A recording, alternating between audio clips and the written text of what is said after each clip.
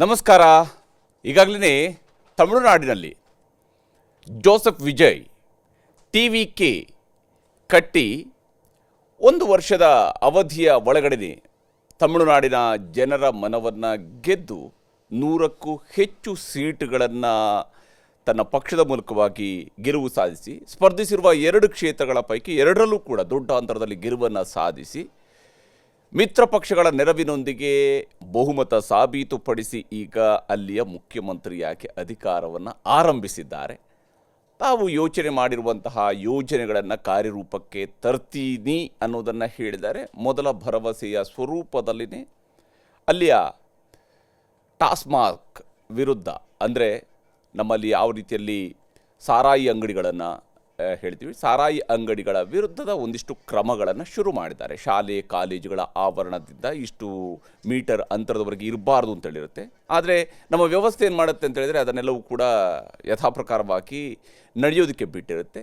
ಆದರೆ ಅವುಗಳನ್ನು ಇಲ್ಲ, ಆ ರೀತಿಯಾಗಿ ಆಗಬಾರ್ದು, ಕಾನೂನಿದೆ, ಕಾನೂನಿನ ಪ್ರಕಾರ ಆಗಬೇಕು ಅಂತ ಹೇಳ್ಕೊಂಡು ಕ್ರಮವನ್ನು ಕೈಗೊಳ್ಳೋದಕ್ಕೆ ಶುರು ಮಾಡಿದ್ದಾರೆ. ಇದರೊಂದಿಗೆ ಇದು ಯುವಕರ ಕೇಂದ್ರಿತವಾದ ಆಡಳಿತ ಅನ್ನುವಂಥದ್ರ ಬಗ್ಗೆ ಚರ್ಚೆ ಆಗ್ತಾ ಇದೆ. ಅದೆಲ್ಲ ಒಂದು ಭಾಗ. ಆದರೆ ಯಾವಾಗ ವಿಜಯ್ ಅಲ್ಲಿ ಗೆದ್ರೋ ಕರ್ನಾಟಕದಲ್ಲಿ ಒಂದು ಪ್ರಶ್ನೆ ಶುರು ಆಯಿತು. ಉಪೇಂದ್ರ ಅವರು ಕೂಡ ಪಕ್ಷ ಕಟ್ಟೋದಕ್ಕೆ ಹೊರಟರು. ಅಲ್ಲಿ ವಿಜಯ್ಗೆ ಗೆಲ್ಲೋಕ್ಕಾಗತ್ತೆ, ಇಲ್ಲಿ ಉಪೇಂದ್ರ ಅವ್ರಿಗೆ ಯಾಕೆ ಗೆಲ್ಲೋಕ್ಕಾಗೋದಿಲ್ಲ? ಈ ಪ್ರಶ್ನೆ ಬಂತು. ರಾಜ್ಯದ ಜನರ ಮುಂದೆ ರಾಜಕೀಯ ಅಲ್ಲ, ಪಾಲಿಟಿಕ್ಸ್ ಅನ್ನುವಂಥದ್ದು ಪ್ರಜಾಕೀಯ, ಪ್ರಜೆಗಳ ಕೇಂದ್ರಿತ, ಪ್ರಜೆಗಳೇ ಪ್ರಭುಗಳಾಗಿರೋದ್ರಿಂದಾಗಿ ಪ್ರಜಾಕೇಂದ್ರಿತವಾಗಿ ಪ್ರಜಾಕೀಯವನ್ನು ಮಾಡಬೇಕು ಮತ್ತು ಅಲ್ಲಿ ಉತ್ತರದಾಯಿತ್ವ, ಜವಾಬ್ದಾರಿ ಮತ್ತು ಪಾರದರ್ಶಕತೆ ಇವುಗಳು ಪ್ರಮುಖವಾಗಿರುವ ಅಂಗಗಳಾಗಿರಬೇಕು ಅಂತ ಹೇಳಿ ಪ್ರಜಾಕೀಯ ಅನ್ನುವ ಕಾನ್ಸೆಪ್ಟನ್ನು ಜನರ ಮುಂದೆ ಇಟ್ಟಂಥವರು ರಿಯಲ್ ಸ್ಟಾರ್ ಉಪೇಂದ್ರ ಅವರು ನಮ್ಮ ಜೊತೆಗಿದ್ದಾರೆ. ಉಪೇಂದ್ರ ಅವರೇ ನಮಸ್ಕಾರ. ನಮಸ್ಕಾರ. ನಮಸ್ಕಾರ. ವಿಜಯ್ ಅವ್ರು ಗೆದ್ದಿದ್ದು ಎಷ್ಟು ಖುಷಿ ಆಯಿತು ನಿಮಗೆ? ಇಲ್ಲ, ನಿಜವಾಗ್ಲು ಒಂದು ಎಲ್ಲದಕ್ಕಿಂತ ನನಗೆ ಏನೋ ಇದನ್ನು ಕೇಳ್ತಾ ಇದ್ರೆ ನನಗೊಂಥರ ಅನಿಸುತ್ತೆ.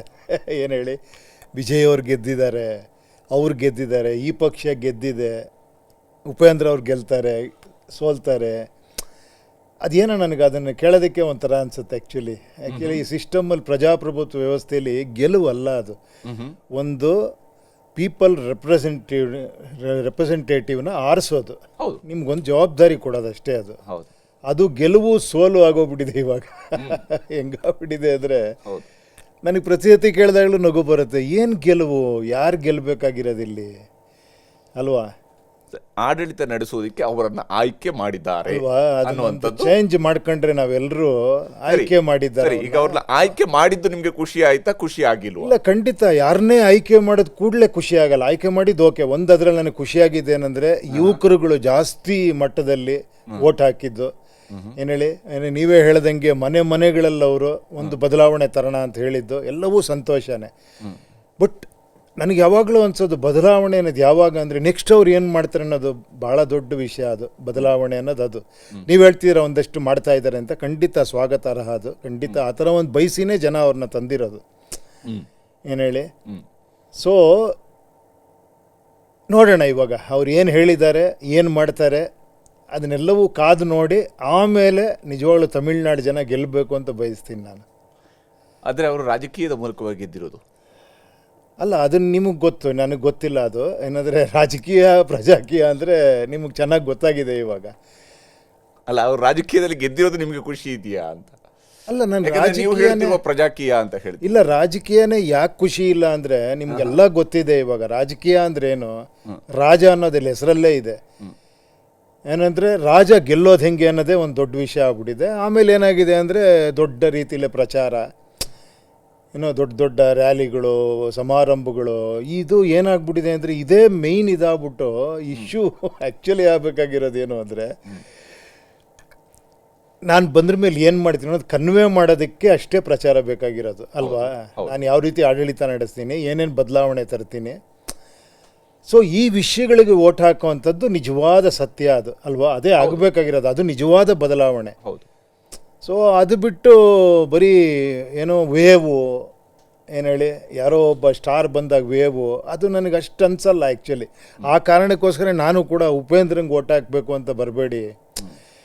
ಉಪೇಂದ್ರ ಬಂದು ಏನೋ ಮಾಡಿಬಿಡ್ತಾನೆ ಅನ್ನೋದು ಬರಬೇಡಿ. ನಾನು ಮಾಡ್ತೀನಿ, ಏನು ಮಾಡ್ತೀನಿ ಅಂತ ಹೇಳ್ತೀನಿ, ಅದನ್ನು ಕೇಳಿ, ಅದು ಭಾಳ ಮುಖ್ಯ. ಅದನ್ನ ಹೇಳ್ತೀರಿ ನೀವು, ಎಲ್ಲಿ ಹೇಳ್ತೀರಿ ಅಂತ ಇವಾಗ ನೋಡಿ ಇಲ್ಲಿ ಕೂತ್ಕೊಂಡು ಹೇಳ್ತಾ ಇದ್ದೀನಲ್ಲ, ಕೇಳಿ ಇನ್ನೂ ಹೇಗಿದೆ ಇನ್ನೂ ಎಲ್ಲಿ ಹೇಳ್ತೀರಿ ಅಲ್ಲ ಕೇಳಿ, ಇನ್ನೊಂದು ಮೈಂಡ್ ಸೆಟ್ ಏನಂದರೆ ಒಬ್ಬೊಬ್ಬರ ಹತ್ರನೂ ಜನ ಹತ್ರ ಹೋಗಿ ಹೇಳಿ ಅಂತ.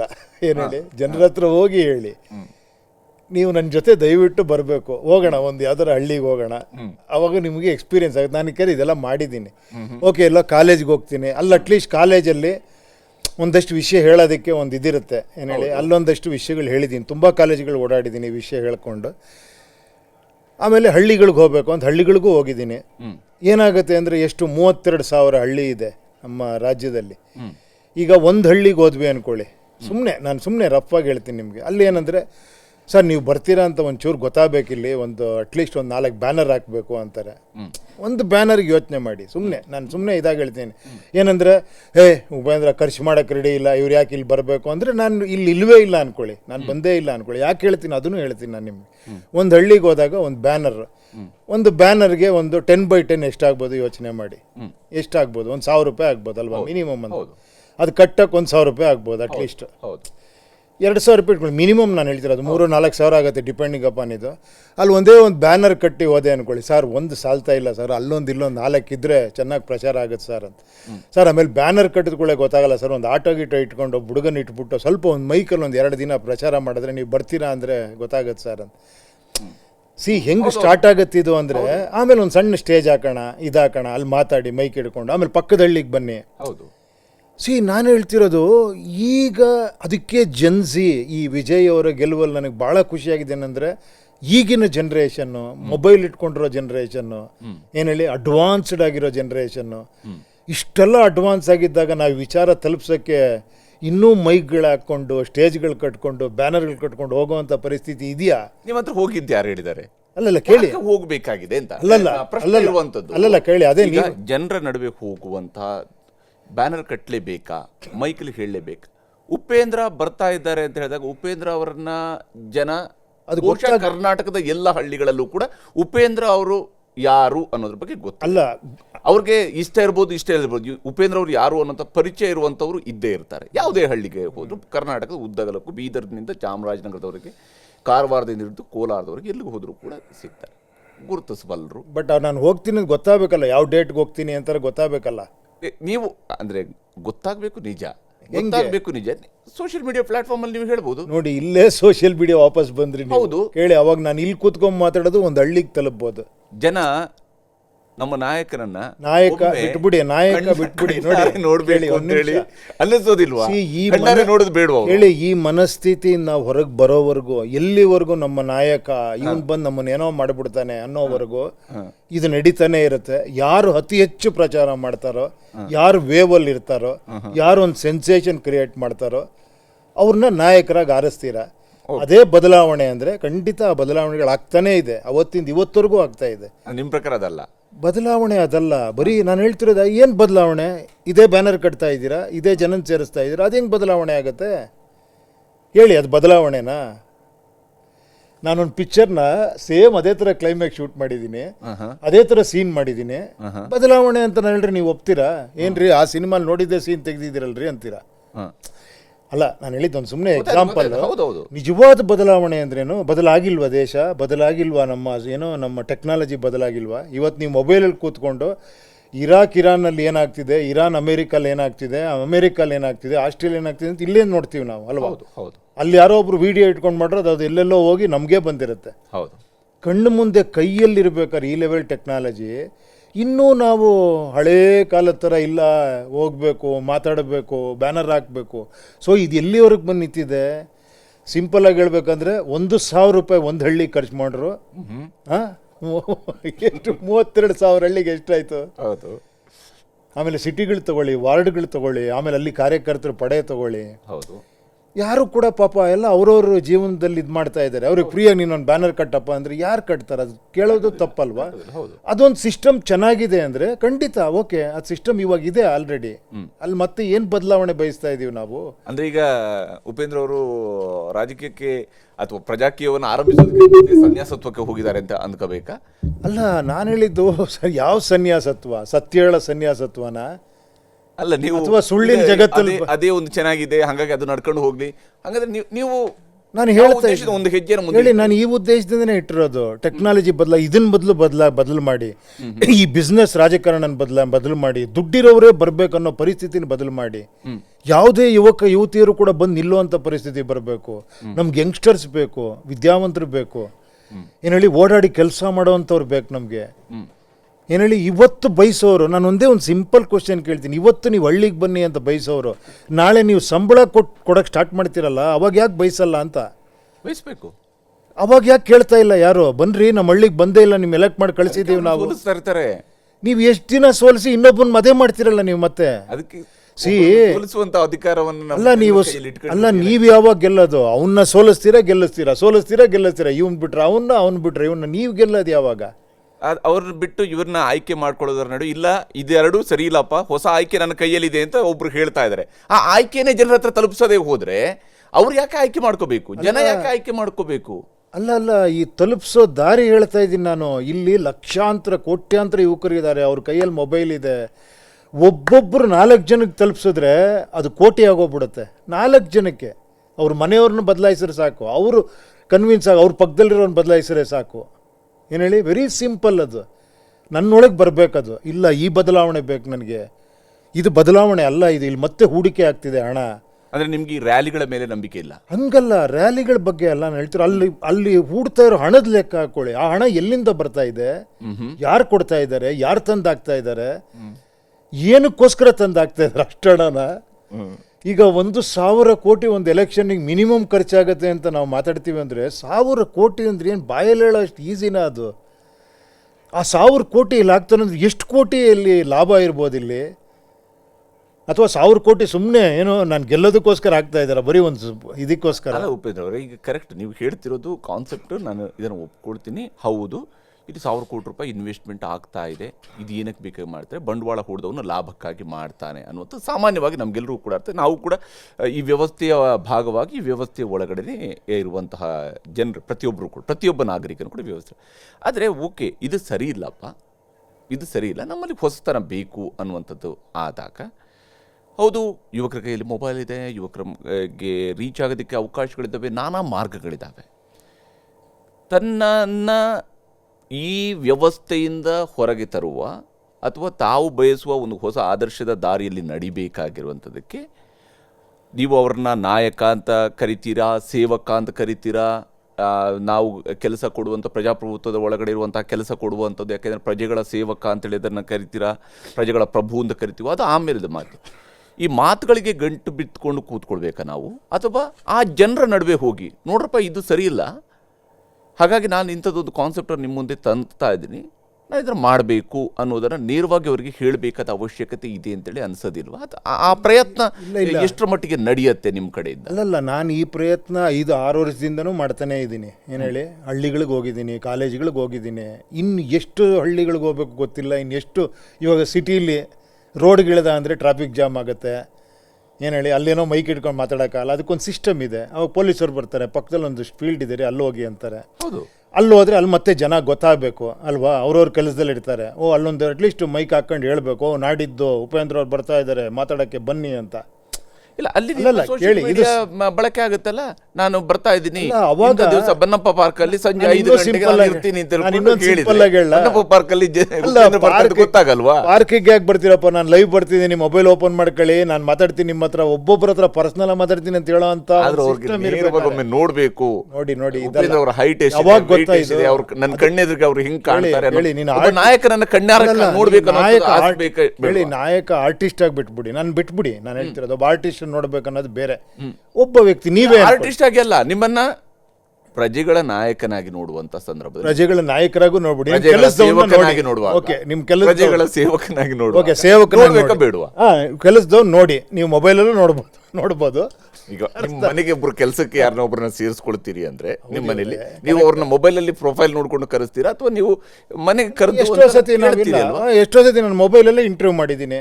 ಏನಪ್ಪ ಇದು, ನೀನು ಯಾರು, ನಿಂದು ಎಲ್ಲ ಇದೆಯಾ, ಡಾಕ್ಯುಮೆಂಟ್ಸ್ ಎಲ್ಲ ಇದೆಯಾ, ಓಕೆ ಈ ದಿನ ಬಾ ಅಂತ. ಓಕೆನಾ, ಬರ್ತಾರೆ. ಆಮೇಲೆ ಒಂದ್ಸತಿ ಪರ್ಸನಲ್ ಮಾತಾಡ್ತೀವಿ. ಅದು ಮನೆ ವಿಷಯಕ್ಕೆ ಹೇಳಿ, ಸಣ್ಣ ಮನೆ ವಿಷಯಕ್ಕೆ. ಇದು ಇಷ್ಟು ದೊಡ್ಡ ಸ್ಟೇಟು ನೇಷನ್ ತಗೊಳ್ಳಿ. ನಾನು ಕೇಳ್ತೀನಿ, ಇದನ್ನೇ ಒಂದು ಕ್ವಶನ್ ಕೇಳ್ತೀನಿ ನಾನು ನಿಮ್ಗೆ, ಅದನ್ನ ಕೇಳ್ತಾ ಇರೋದು. ನೀವು ಯಾವತ್ತಾರ ಇದನ್ನ ಯಾಕೆ ಬಯಸಿಲ್ಲ? ಎಲೆಕ್ಷನ್ ನಿಮ್ಮ ಪ್ರಕಾರ ಗೆದ್ರ ಮೇಲೆ ಎಷ್ಟು ಹಳ್ಳಿಗೆ ಬಂದಿದ್ದೀರಾ ನೀವು? ಎಷ್ಟು ಜನಸಂಪರ್ಕ ಮಾಡಿದ್ದೀರಾ? ಯಾರು ಕೇಳ್ತಾನೆ ಇಲ್ವಲ್ಲ ಅದನ್ನ. ಬೇಡವೇ ಬೇಡವ ಅದು? ಇಲ್ಲ, ಅದನ್ನು ಕೇಳ್ತಾ ಇರುವ ಕಾರಣಕ್ಕಾಗಿ ತಾನೇ ಕರ್ನಾಟಕದಲ್ಲಿ ಈಗ ಜನಸ್ಪಂದನ ಕಾರ್ಯಕ್ರಮಗಳನ್ನು ಮಾಡಬಹುದು, ಅಥವಾ ಗ್ರಾಮ ವಾಸ್ತವ್ಯ ಕಾರ್ಯಕ್ರಮಗಳನ್ನು ಮಾಡಿರುವಂಥವ್ರು ಇರ್ಬೋದು, ಅಥವಾ ಜನತಾ ದರ್ಶನವನ್ನು ಮಾಡಿದಂಥ ಮುಖ್ಯಮಂತ್ರಿಗಳಿರ್ಬೋದು. ಇವರೆಲ್ಲರೂ ಕೂಡ ಇದನ್ನು ಮಾಡಿದ್ದು ಜನರ ಹತ್ರಕ್ಕೆ ನಾವು ತಲುಪಬೇಕು ಅನ್ನೋ ಉದ್ದೇಶದಿಂದಕ್ಕೆ ಹೊರತು ಬೇರೆಯವರು ಬೇರೆ ಬೇರೆ ಕಾನ್ಸೆಪ್ಟ್ಗಳಲ್ಲಿ ಮಾಡಿರ್ಬೋದು. ಆದರೆ ಅಂತಿಮವಾದಂಥ ಉದ್ದೇಶ ಅಂದರೆ ಪ್ರಜೆಗಳ ಹತ್ರ ತಲುಪಬೇಕು, ಪ್ರಜೆಗಳ ಬಗ್ಗೆ ಭಯ ಇರೋ ಕಾರಣಕ್ಕಾಗಿ ತಾನೆ ಪ್ರಜೆಗಳ ಹತ್ರ ತಲುಪಬೇಕು ಅಂತ ಹೇಳಿ ಎಲ್ಲ ಕಾರ್ಯಕ್ರಮಗಳನ್ನು ರೂಪಿಸ್ತಾ ಹೋಗಿದ್ದವರು. ಇವಾಗ ನೀವು ಯಾವ್ಯಾವ ಸರ್ಕಾರಗಳ ಅವಧಿಯಲ್ಲಿ ಯಾವ್ಯಾವ್ದೋ ನೀವು ಜನರ ಹತ್ರನೇ ಹೋಗಿ ನೋಡಿ, ಜನರ ಹತ್ರನೇ ಹೋಗಿ ನೋಡಿ. ಯಾವಾಗ ನೀವು ಕಾಣಿಸ್ತೀರಾ ಅಂದ್ರೆ ಎಲೆಕ್ಷನ್ ಬಂದಾಗ ಒಂದು ರ್ಯಾಲಿಲಿ ಕಾಣಿಸ್ತಾರ ಅವರು, ಯಾವುದೋ ಒಂದು ಫಂಕ್ಷನ್ಗೆ ಕಾಣಿಸ್ತಾರ ಅವರು. ಮನೆಗೆ ಹೋಗಿ ಎಲೆಕ್ಷನ್ ಟೈಮು ನಿಮ್ದೇನಾರ ಸಮಸ್ಯೆ ಇದೆಯಾ, ರಸ್ತೆ ಸಮಸ್ಯೆ ಇದೆಯಾ, ಇದು ಸಮಸ್ಯೆ ಇದೆ ಅಂತ ಕೇಳೋವಂಥವ್ರು ಎಷ್ಟು ಜನ ಇದ್ದಾರೆ? ಇಲ್ಲ ಅಂತ ಹೇಳ್ತಿಲ್ಲ, ಈ ಥರ ಮಾಡಿರೋ ನೀವೇ ಹೇಳಿದ್ರಿ. ಆ ಥರ ಮಾಡಿರೋರು ಇದ್ದಾರೆ, ಇಲ್ಲ ಅಂದರೆ ಅಂಥವ್ರ ಸಂಖ್ಯೆ ಜಾಸ್ತಿ ಆಗಬೇಕಲ್ವಾ? ಅದು ಟಾಕ್ ಆಫ್ ದಿ ಡಿಸ್ಕಷನ್ ಆಗಬೇಕಲ್ವಾ? ಹೌದು. ನೀವು ಎಲೆಕ್ಷನ್ ಮುಂಚೆ ನೀನೀಗ ಬರ್ತೀಯೋ ಇಲ್ವೋ ಗೊತ್ತಿಲ್ಲಪ್ಪ, ನಾನು ನಿನಗೆ ಹಾಕ್ತೀನಿ, ನಿನಗೆ ಇದು ಮಾಡ್ತೀನಿ, ನೀನು ಹೆಂಗೆ ಥರ ಕೆಲಸ ಮಾಡ್ತೀಯಾ, ಟೆಕ್ನಾಲಜಿ ಯೂಸ್ ಮಾಡ್ಕೊಂಡು ನನ್ನ ಹತ್ರ ಹೆಂಗೆ ಬರ್ತೀಯಾ, ನೀನು ಪರ್ಸ್ನಲಾಗಿ ಬರ್ತೀಯಾ, ನನ್ನ ಸಮಸ್ಯೆಗಳು ನೀನು ಆಲಿಸ್ತೀಯಾ, ಪ್ರಾಬ್ಲಮ್ ಆದಾಗ ನೀನಲ್ಲಿ ಬಂದು ನಿಂತ್ಕೊತೀಯಾ, ನನಗೆ ಸಾಲ್ವ್ ಮಾಡಿಕೊಡ್ತೀಯಾ. ಇವತ್ತು ಯಾವುದೋ ಒಂದು ವಿಡಿಯೋ ನೋಡ್ತಾ ಇದ್ದೆ, ಯಾರೋ ಒಬ್ರು ಹಾಕಿದ್ದೆ, ನಾನು ಸರ್ಕಾರಿ ಇದಕ್ಕೆ ಹೋಗಿದ್ದೆ, ನಂದೊಂದು ಏನೋ ಒಂದು ಖಾತಾ ಚೇಂಜ್ ಮಾಡೋಕ್ಕೆ, ಏನೋ ಅವರೊಬ್ಬರು ಫ್ರಸ್ಟ್ರೇಟಾಗಿ ಮಾತಾಡಿದ್ದಾರೆ. ನೋಡಿ, ಈ ಥರ ನಾನು 1 ತಿಂಗಳು ಓಡಾಡಿದ್ದೀನಿ, ನನ್ನ ಕೆಲಸನೇ ಆಗಲಿಲ್ಲ, ಕೊನೆಗೂ ನನಗೆ ಆಗದೇನೆ ಲಂಚ ಕೊಟ್ಟೆ, ನನ್ನ ಕೆಲಸ ಇಮ್ಮಿಡಿಯೇಟಾಗಿ ನೋಡಿ ಬಂದಿದೆ. ಇನ್ಯಾರ ಹೇಳಿದ್ರೆ ಲಂಚ ಕೊಡೋದು ತಪ್ಪು, ತಗೊಳ್ಳೋದು ತಪ್ಪು ಅಂದರೆ ನಾನು ಸರಿ ಇರಲ್ಲ, ಇದು ಓಪನ್ನಾಗಿ ಹೇಳ್ತೀನಿ ಅಂತ ಅಷ್ಟು ಕೋಪದಲ್ಲಿ ಹೇಳಿದ್ರು. ಇದು ಸತ್ಯನೇ ತಾನೇ? ಹೌದು. ಇದೇ ತಾನೇ? ಹೌದು. ಇದು ಬದಲಾವಣೆ ಆಗ್ಬೇಕು ತಾನೆ? ಹಿಂಗೆ ಕೇಳಿ ಹೆಂಗೆ ಅಂತ ಮತ್ತೆ ಹೇಳ್ತೀನಿ. ಮತ್ತೆ ನಾನೇ ಅದಕ್ಕೆ ವೋಟರ್ ಡಿಸೈಡ್ ಮಾಡ್ಬೇಕು ಅದನ್ನು. ನನಗೆ ಇದು ಬದಲಾವಣೆ ಆಗಬೇಕು, ಲಂಚ ಮುಕ್ತ ಕರ್ನಾಟಕ ಆಗಬೇಕು, ಲಂಚ ಇಲ್ದಿರೋ ಕರ್ನಾಟಕ, ಏನೋ ಸರ್ಕಾರಿ ಆಸ್ಪತ್ರೆ ಏನೋ ಇದಿರಬೇಕು, ಏನೋ ಕಚೇರಿಗಳು, ಸರ್ಕಾರಿ ಆಸ್ಪತ್ರೆ ನನಗೆಲ್ಲ ಒಳ್ಳೆ ಇದು ಸಿಗಬೇಕು, ಸೌಲಭ್ಯ, ಇವೆಲ್ಲ ಬದಲಾವಣೆ ಬಯಸ್ಬೇಕು ಅಷ್ಟೇ ಹೊರತು ನಾನು ಎಲೆಕ್ಷನಲ್ಲಿ ಸೇಮ್ ಓಲ್ಡ್ ನಾನು ಅದನ್ನೇ ಬಯಸ್ತೀನಿ. ಬನ್ನಿ, ಖರ್ಚು ಮಾಡಿ, ನೀವು ಕಾಣಿಸಲ್ಲ, ಮನೆಗೆ ಹೋಗಿ ಪ್ರೊಸೆಷನ್ಗಳು ಮಾಡಿ, ರ್ಯಾಲಿಗಳು ಮಾಡಿ. ನಾನು ಹೇಳ್ತಾ ಇದ್ದೀನಿ, ಅಲ್ಲಿ ದುಡ್ಡಿದೆ, ಎಷ್ಟು ದುಡ್ಡು ಖರ್ಚಾಗುತ್ತೆ. ಈಗ ಎಲ್ಲರೂ ಮಾತಾಡ್ತಿದ್ದಾರೆ 1000 ಕೋಟಿ ಖರ್ಚಾಗ್ತಿದೆ ಅಂತ. ಈ 1000 ಕೋಟಿ ಖರ್ಚು ಮಾಡಿ ನೀವು ಬಂದು ಹೆಂಗೆ ಬಯಸ್ತೀರ? ನೀವು ಅದನ್ನು ಮಾತ್ರ ಚೇಂಜ್ ಕೇಳ್ತಾ ಇಲ್ಲ, ಇಲ್ಲಿ ಮಾತ್ರ ಬದಲಾವಣೆ ಕೇಳ್ತೀರ. ಈಗ ಈ ರಾಜ್ಯದಲ್ಲಿ ಎಲ್ಲರೂ ಕೂಡ ಎಲ್ಲ ದುಡ್ಡು ಬಳಕೆ ಆಗ್ತಾ ಇಲ್ವಾ ಅಂತ ಕೇಳಿದರೆ ಇಲ್ಲ ಅಂತ ಯಾರಾದ್ರೂ ಹೇಳಿದ್ರೆ ಅಥವಾ ಮೂರ್ಖ ಅಂತ ಹೇಳಿದ್ರೆ ದುಡ್ಡು ಬಳಕೆ ಆಗ್ತಾ ಇದೆ, ಅದು ವಾಸ್ತವ ಒಂದು ಭಾಗ. ಎರಡನೇದು, ಕರ್ನಾಟಕದ ನಮ್ಮ ರಾಜ್ಯದ ಉದಾಹರಣೆಯಲ್ಲಿ ಬಂದಾಗಲೂ ಕೂಡ ನಮ್ಮ ಇದೇ ರಾಜ್ಯದಲ್ಲಿ ದುಡ್ಡು ಖರ್ಚು ಮಾಡದೇ ಗೆದ್ದಂಥವರ ಉದಾಹರಣೆಯೂ ಕೂಡ ನಮ್ಮ ಮುಂದೆ ಇದೆ. ಅದು ಇಂಡಿವಿಜುವಲ್ ಇರಬಹುದು, ಒಬ್ಬೊಬ್ಬ ವ್ಯಕ್ತಿಗಳಿರ್ಬೋದು, ಅಥವಾ ಸೋತಿರಲೂಬಹುದು. ಅವರು ಕೇಳಿ ಇನ್ನೊಂದು, ಆದರೆ ಜನರ ಜೊತೆಗೇನೆ ಇರುವಂತಹ ಶಾಸಕರುಗಳು ಕೂಡ ಇದ್ದಾರೆ, ಅಥವಾ ವಾರ್ಡ್ ಮೆಂಬರ್ಗಳು ಕೂಡ ಇದ್ದಾರೆ, ಕಾರ್ಪೊರೇಟರ್ಗಳು ಕೂಡ ಇದ್ದಾರೆ, ಇಂಥವ್ರು ಅನೇಕರಿದ್ದಾರೆ ನಮ್ಮಲ್ಲಿ. ಹಾಗಿರುವಾಗ ಇಡೀ ವ್ಯವಸ್ಥೆನೇ ಕೊಲಗಿಟ್ಟು ಹೋಗಿದೆ ಅಂತ ಹೇಳೋದಕ್ಕೆ ಇಲ್ಲ ನಾನು ಆ ಥರ ಹೇಳ್ತಾ ಇಲ್ಲ. ಹಣ ಬಳಕೆ ಆಗ್ತಿದೆ, ಹಣ ಬಳಕೆ ಹೌದು, ಹಣ ಬಳಕೆ ಆಗ್ತಾ ಇದೆ, ಇದೆ, ಕರೆಕ್ಟ್ ಇದೆ, ಹಣ ಬಳಕೆ ಆಗ್ತಾ ಇದೆ. ಹಣ ಬಳಕೆ ಆಗದ ರಾಜಕಾರಣ ಬೇಕಾ ಅಂತ ನಮ್ಮ ಜನರಿಗೆ ಕೇಳಿದ್ರೆ ಹೌದು ಬೇಕು ಅಂತಲೇ ಕೇಳ್ತಾರೆ. ಯಾರು ಕೂಡ ಇಲ್ಲೆಲ್ಲ ಹಣ ಕಟ್ಟಿದ್ರೆ ಮಾತ್ರ ನಾವು ವೋಟ್ ಹಾಕ್ತೀವಿ ಅಂತ ಹೇಳುತ್ತವರೇ ಇದ್ದಾರೆ ಅಂತೇಳಿ ಅಲ್ಲ. ಇಲ್ಲ, ಕರೆಕ್ಟ್ ಅಲ್ವಾ? ನಾನು ಇದನ್ನೊಂದು ಎಕ್ಸಾಂಪಲ್ ಕೊಡ್ತೀನಿ. ಇದು ಇಲ್ಲಿ ಜಾಸ್ತಿ ಹಣ ಬಳಕೆ ಆಗುತ್ತೆ, ಏನು ಹೇಳಿ, ಸಿಕ್ಕಾಪಟ್ಟೆ ಬೇಕು. ನಾನು ಅದಕ್ಕೆ ಒಂದು ಪೋಸ್ಟ್ರಿಂದ ಲೆಕ್ಕ ಕೊಟ್ಟಿದ್ದು ನಿಮಗೆ. ಹೌದು, ಏನು ಹೇಳಿ, 32,000 ಹಳ್ಳಿಗೆ, ಪ್ರತಿ ನಗರದಲ್ಲಿರೋ ಪಟ್ಟಣಗಳಿಗೆ, ಸಿಟಿಗಳಿಗೆ ಹೋರ್ಡಿಂಗ್ಸು, ಪೋಸ್ಟರ್ಸು, ಬ್ಯಾನರ್ಸು, ಪ್ರೊಸೆಷನ್ಸು, ಇದೆಲ್ಲ ಸೇರಿ ಇವತ್ತು ಎಲ್ಲಿಗೆ ಬಂದಿದೆ? ಮಿನಿಮಮ್ 1000 ಕೋಟಿ ಬೇಕ್ರಿ ಅಂತ ಓಪನ್ ಆಗಿ ಪೊಲಿಟಿಷಿಯನ್ಸೇ ಮಾತಾಡೋ ಲೆವೆಲಿಗೆ ಬಂದ್ಬಿಟ್ಟಿದೆ. ಏನು ಹೇಳಿ? ಹೌದು. ಈಗ ಅವಾಗ ನೀವು ಬದಲು ಮಾಡಬೇಕಾದ ಯಾವ್ದು? ಅವಾಗ ನಾನು ವೋಟ್ರಾಗಿ ನಾನು ಫಸ್ಟ್ ಹೇಳಬೇಕು, ನೀನು ಅದೆಲ್ಲ ಮಾಡಬೇಡಪ್ಪ, ಫಸ್ಟ್ ಆಫ್ ಆಲು ನನಗೆ ಇದನ್ನು ಮಾಡ್ತೀಯ ಹೇಳು. ಏನು ಈಗ ನೀನು ಬರಬೇಡ ನನ್ನ ಹತ್ರ, ನೀನು ವಿಡಿಯೋ ಕಾಲಲ್ಲೇ ಮಾತಾಡಿ ನನಗೆ, ನೀನು ಇದನ್ನು ಹೇಳಿ ಟಿ ವಿಲಿ ಕೂತ್ಕೊಂಡು ಹೇಳಿ, ನನಗೆ ಗೊತ್ತಾಗುತ್ತೆ. ಯಾಕಂದರೆ ಈಗ ನಿಮ್ಮ ಮಾಧ್ಯಮದಲ್ಲಿ ಎಷ್ಟೋ ಜನ ಬಂದು ಮಾತಾಡ್ತಾರೆ, ಅಲ್ಲಿ ಮಾತಾಡಿ, ನಾನು ಕೇಳ್ತೀನಿ, ಮನೆ ಹಳ್ಳಿಲಿ ಕೂತ್ಕೊಂಡು ಕೇಳ್ತೀನಿ ನಾನು, ಓಕೆನಾ? ನೆಕ್ಸ್ಟ್ ನೀನು ನನ್ನ ಹತ್ರ ಬರ್ತೀಯ ಅನ್ನೋದು ವಿಶ್ವಾಸ ಕೊಡು ನನಗೆ. ಯು ಪ್ರಾಮಿಸ್ ಮೀ, ನಾನು ನಿನ್ನ ಕ್ಷೇತ್ರದಲ್ಲಿ ಬಂದು ವರ್ಕ್ ಮಾಡ್ತೀನಿ, ನಿಮ್ಮ ಸಮಸ್ಯೆಗಳಿಗೋಸ್ಕರ ನಾನು ಬರ್ತೀನಿ. ಅವಾಗ ನಿಮ್ಗೆ ಸ್ಟ್ರಕ್ಚರ್ ಇರುತ್ತೆ, ಗೌರ್ಮೆಂಟ್ ಸ್ಟ್ರಕ್ಚರ್ ಇರುತ್ತೆ. ನಿಮಗೆ ಕಾರ್ ಕೊಡ್ತೀನಿ, ನಿಮಗೆ ಪಿ ಎಗಳು ಕೊಡ್ತೀನಿ, ನಿಮಗೆ ಟೆಕ್ನಾಲಜಿ ಕೊಡ್ತೀನಿ, 40,000 ರೂಪಾಯಿ ತಿಂಗಳಿಗೆ ಕಟ್ಟುವಂಥ ಮೊಬೈಲ್ ಕೊಡ್ತೀನಿ, ಓಕೆನಾ? ಅಲ್ವಾ? ಟೆಕ್ನಾಲಜಿ ಇರುವಂಥ ಸ್ಟ್ರಕ್ಚರ್ ಇದೆ ನಮ್ಮ ಕರ್ನಾಟಕದಲ್ಲಿ, ಎಲ್ಲ ಸ್ಟೇಟ್ ಗೌರ್ಮೆಂಟಲ್ಲೂ ಇದೆ. ನಾನು ನಿಮ್ಮ ಹತ್ರ ಬಂದು ಹೆಂಗೆ ತಗೊಂಡು ನಿಮ್ಗೆ ಹೆಂಗೆ ವರದಿ ಒಪ್ಪಿಸ್ತೀನಿ, ಈ ಕೆಲಸ ಹೆಂಗೆ ಮಾಡ್ತೀನಿ ಅನ್ನೋದು ತಾನೇ ಮೇಯ್ನ್ ಟಾಪಿಕ್ ಆಗಬೇಕಾಗಿರೋದು. ಟಾಪಿಕ್ ಆಫ್ ಡಿಸ್ಕಷನ್ನು ಎಲೆಕ್ಷನ್ ಟೈಮಲ್ಲಿ ಆಗಬೇಕಾದ್ರೆ ಇದು ತಾನೇ. ಹೌದು. ಆದರೆ ಈಗ ಉಪೇಂದ್ರ ಅವರೇ, ನೀವು ಇದನ್ನು ಒಪ್ಕೊಳ್ಬೋದು, ಒಪ್ಕೊಳ್ಳೋದೆಯೂ ಇರಬಹುದು. ಆದರೆ ವಿಜಯ್ ಅವರು ಈಗಾಗಲೇ ವಿಜಯ್ ಅವರು ಉದಾಹರಣೆ ಯಾಕೆ ಕೊಡ್ತೀನಿ, ನಮ್ಮ ಹತ್ರ ಇವಾಗಿನ ಲೇಟೆಸ್ಟ್ ಒಂದು ಎಕ್ಸಾಂಪಲ್ ಇದೆ. ಒಬ್ಬರು ಸಿನಿಮಾ ಫೀಲ್ಡಿಂದ ಬಂದಂಥವ್ರು ಅನ್ನೋ ಕಾರಣಕ್ಕಾಗೂ ಕೂಡ ಹೌದು. ಅದರ ಹೊರತಾಗಿ ಅವರೊಬ್ಬ ಇವತ್ತು ರಾಜಕಾರಣಿಯಾಗಿ ಇದ್ದಾರೆ. ಅವರು ಸಿನಿಮಾ ಫೀಲ್ಡಿಂದ ಬಂದರು, ಅವರು ಜನರ ಹತ್ರ ಹೋಗುವ ಪ್ರಯತ್ನವನ್ನು ಮಾಡಿದರು, ದೊಡ್ಡ ದೊಡ್ಡ ರ್ಯಾಲಿಗಳನ್ನು ಮಾಡಿದರು, ಬೇರೆ ಬೇರೆ ನಗರಗಳಿಗೆ ಹೋದರು, ಬೇರೆ ಬೇರೆ ಜಿಲ್ಲೆಗಳಿಗೆ ಹೋದರು. ಆರಂಭಿಕ ಹಂತದಲ್ಲಿ ಆ ಸ್ಟ್ಯಾಂಪೀಡ್ ಆಗೋವರೆಗೂ, ಕರೂರಿನಲ್ಲಿ ಸ್ಟ್ಯಾಂಪೀಡ್ ಆಗೋವರೆಗೂ ಕೂಡ ಅವರು ಬೇರೆ ಬೇರೆ ಕಡೆಗಳಲ್ಲಿ ರ್ಯಾಲಿ ಮಾಡಿದರು. ಸೊ ಜನರಿಗೆ ವಿಜಯ್ ಅವರನ್ನು ನೋಡುವ ಅವಕಾಶ ಸಿಕ್ತು ನೇರವಾಗಿ. ಆ ಜಿಲ್ಲಾ ಕೇಂದ್ರಗಳಿಗೆ ಅವರು ಬರ್ತಾರೆ ಅನ್ನೋಂಥವ್ರು ಮೊದಲಿಗೆ ಅವರು ಕೂಡ ಸೋಷಿಯಲ್ ಮೀಡಿಯಾದ ಮೂಲಕವಾಗಿ ಅವರು ಹೇಳ್ತಾ ಹೋದರು, ನಾನು ಇಂಥ ದಿವಸ ಇಷ್ಟು ಗಂಟೆಗೆ ಬರ್ತೀನಿ ಅಂತ ಹೇಳ್ಕೊಂಡು. ಅದ್ರ ಪ್ರಕಾರ ಅವರಲ್ಲಿ ಬಂದರು, ಅಲ್ಲಿ ಪ್ರೋಗ್ರಾಮ್ಗಳನ್ನು ಮಾಡಿದರು. ಜನರಲ್ಲಿ ಹೌದು ವಿಜಯ್ ಭಾಳ ಸೀರಿಯಸ್ ಆಗಿ ನಮ್ಮ ಹತ್ರ ಬರ್ತಾ ಇದ್ದಾರೆ ಅನ್ನೋಂಥದ್ದು ಅವ್ರು ಕಾಣಿಸ್ತು, ಅವರ ಕಣ್ಣೆದುರಿಗೆ ಕಾಣಿಸ್ತು.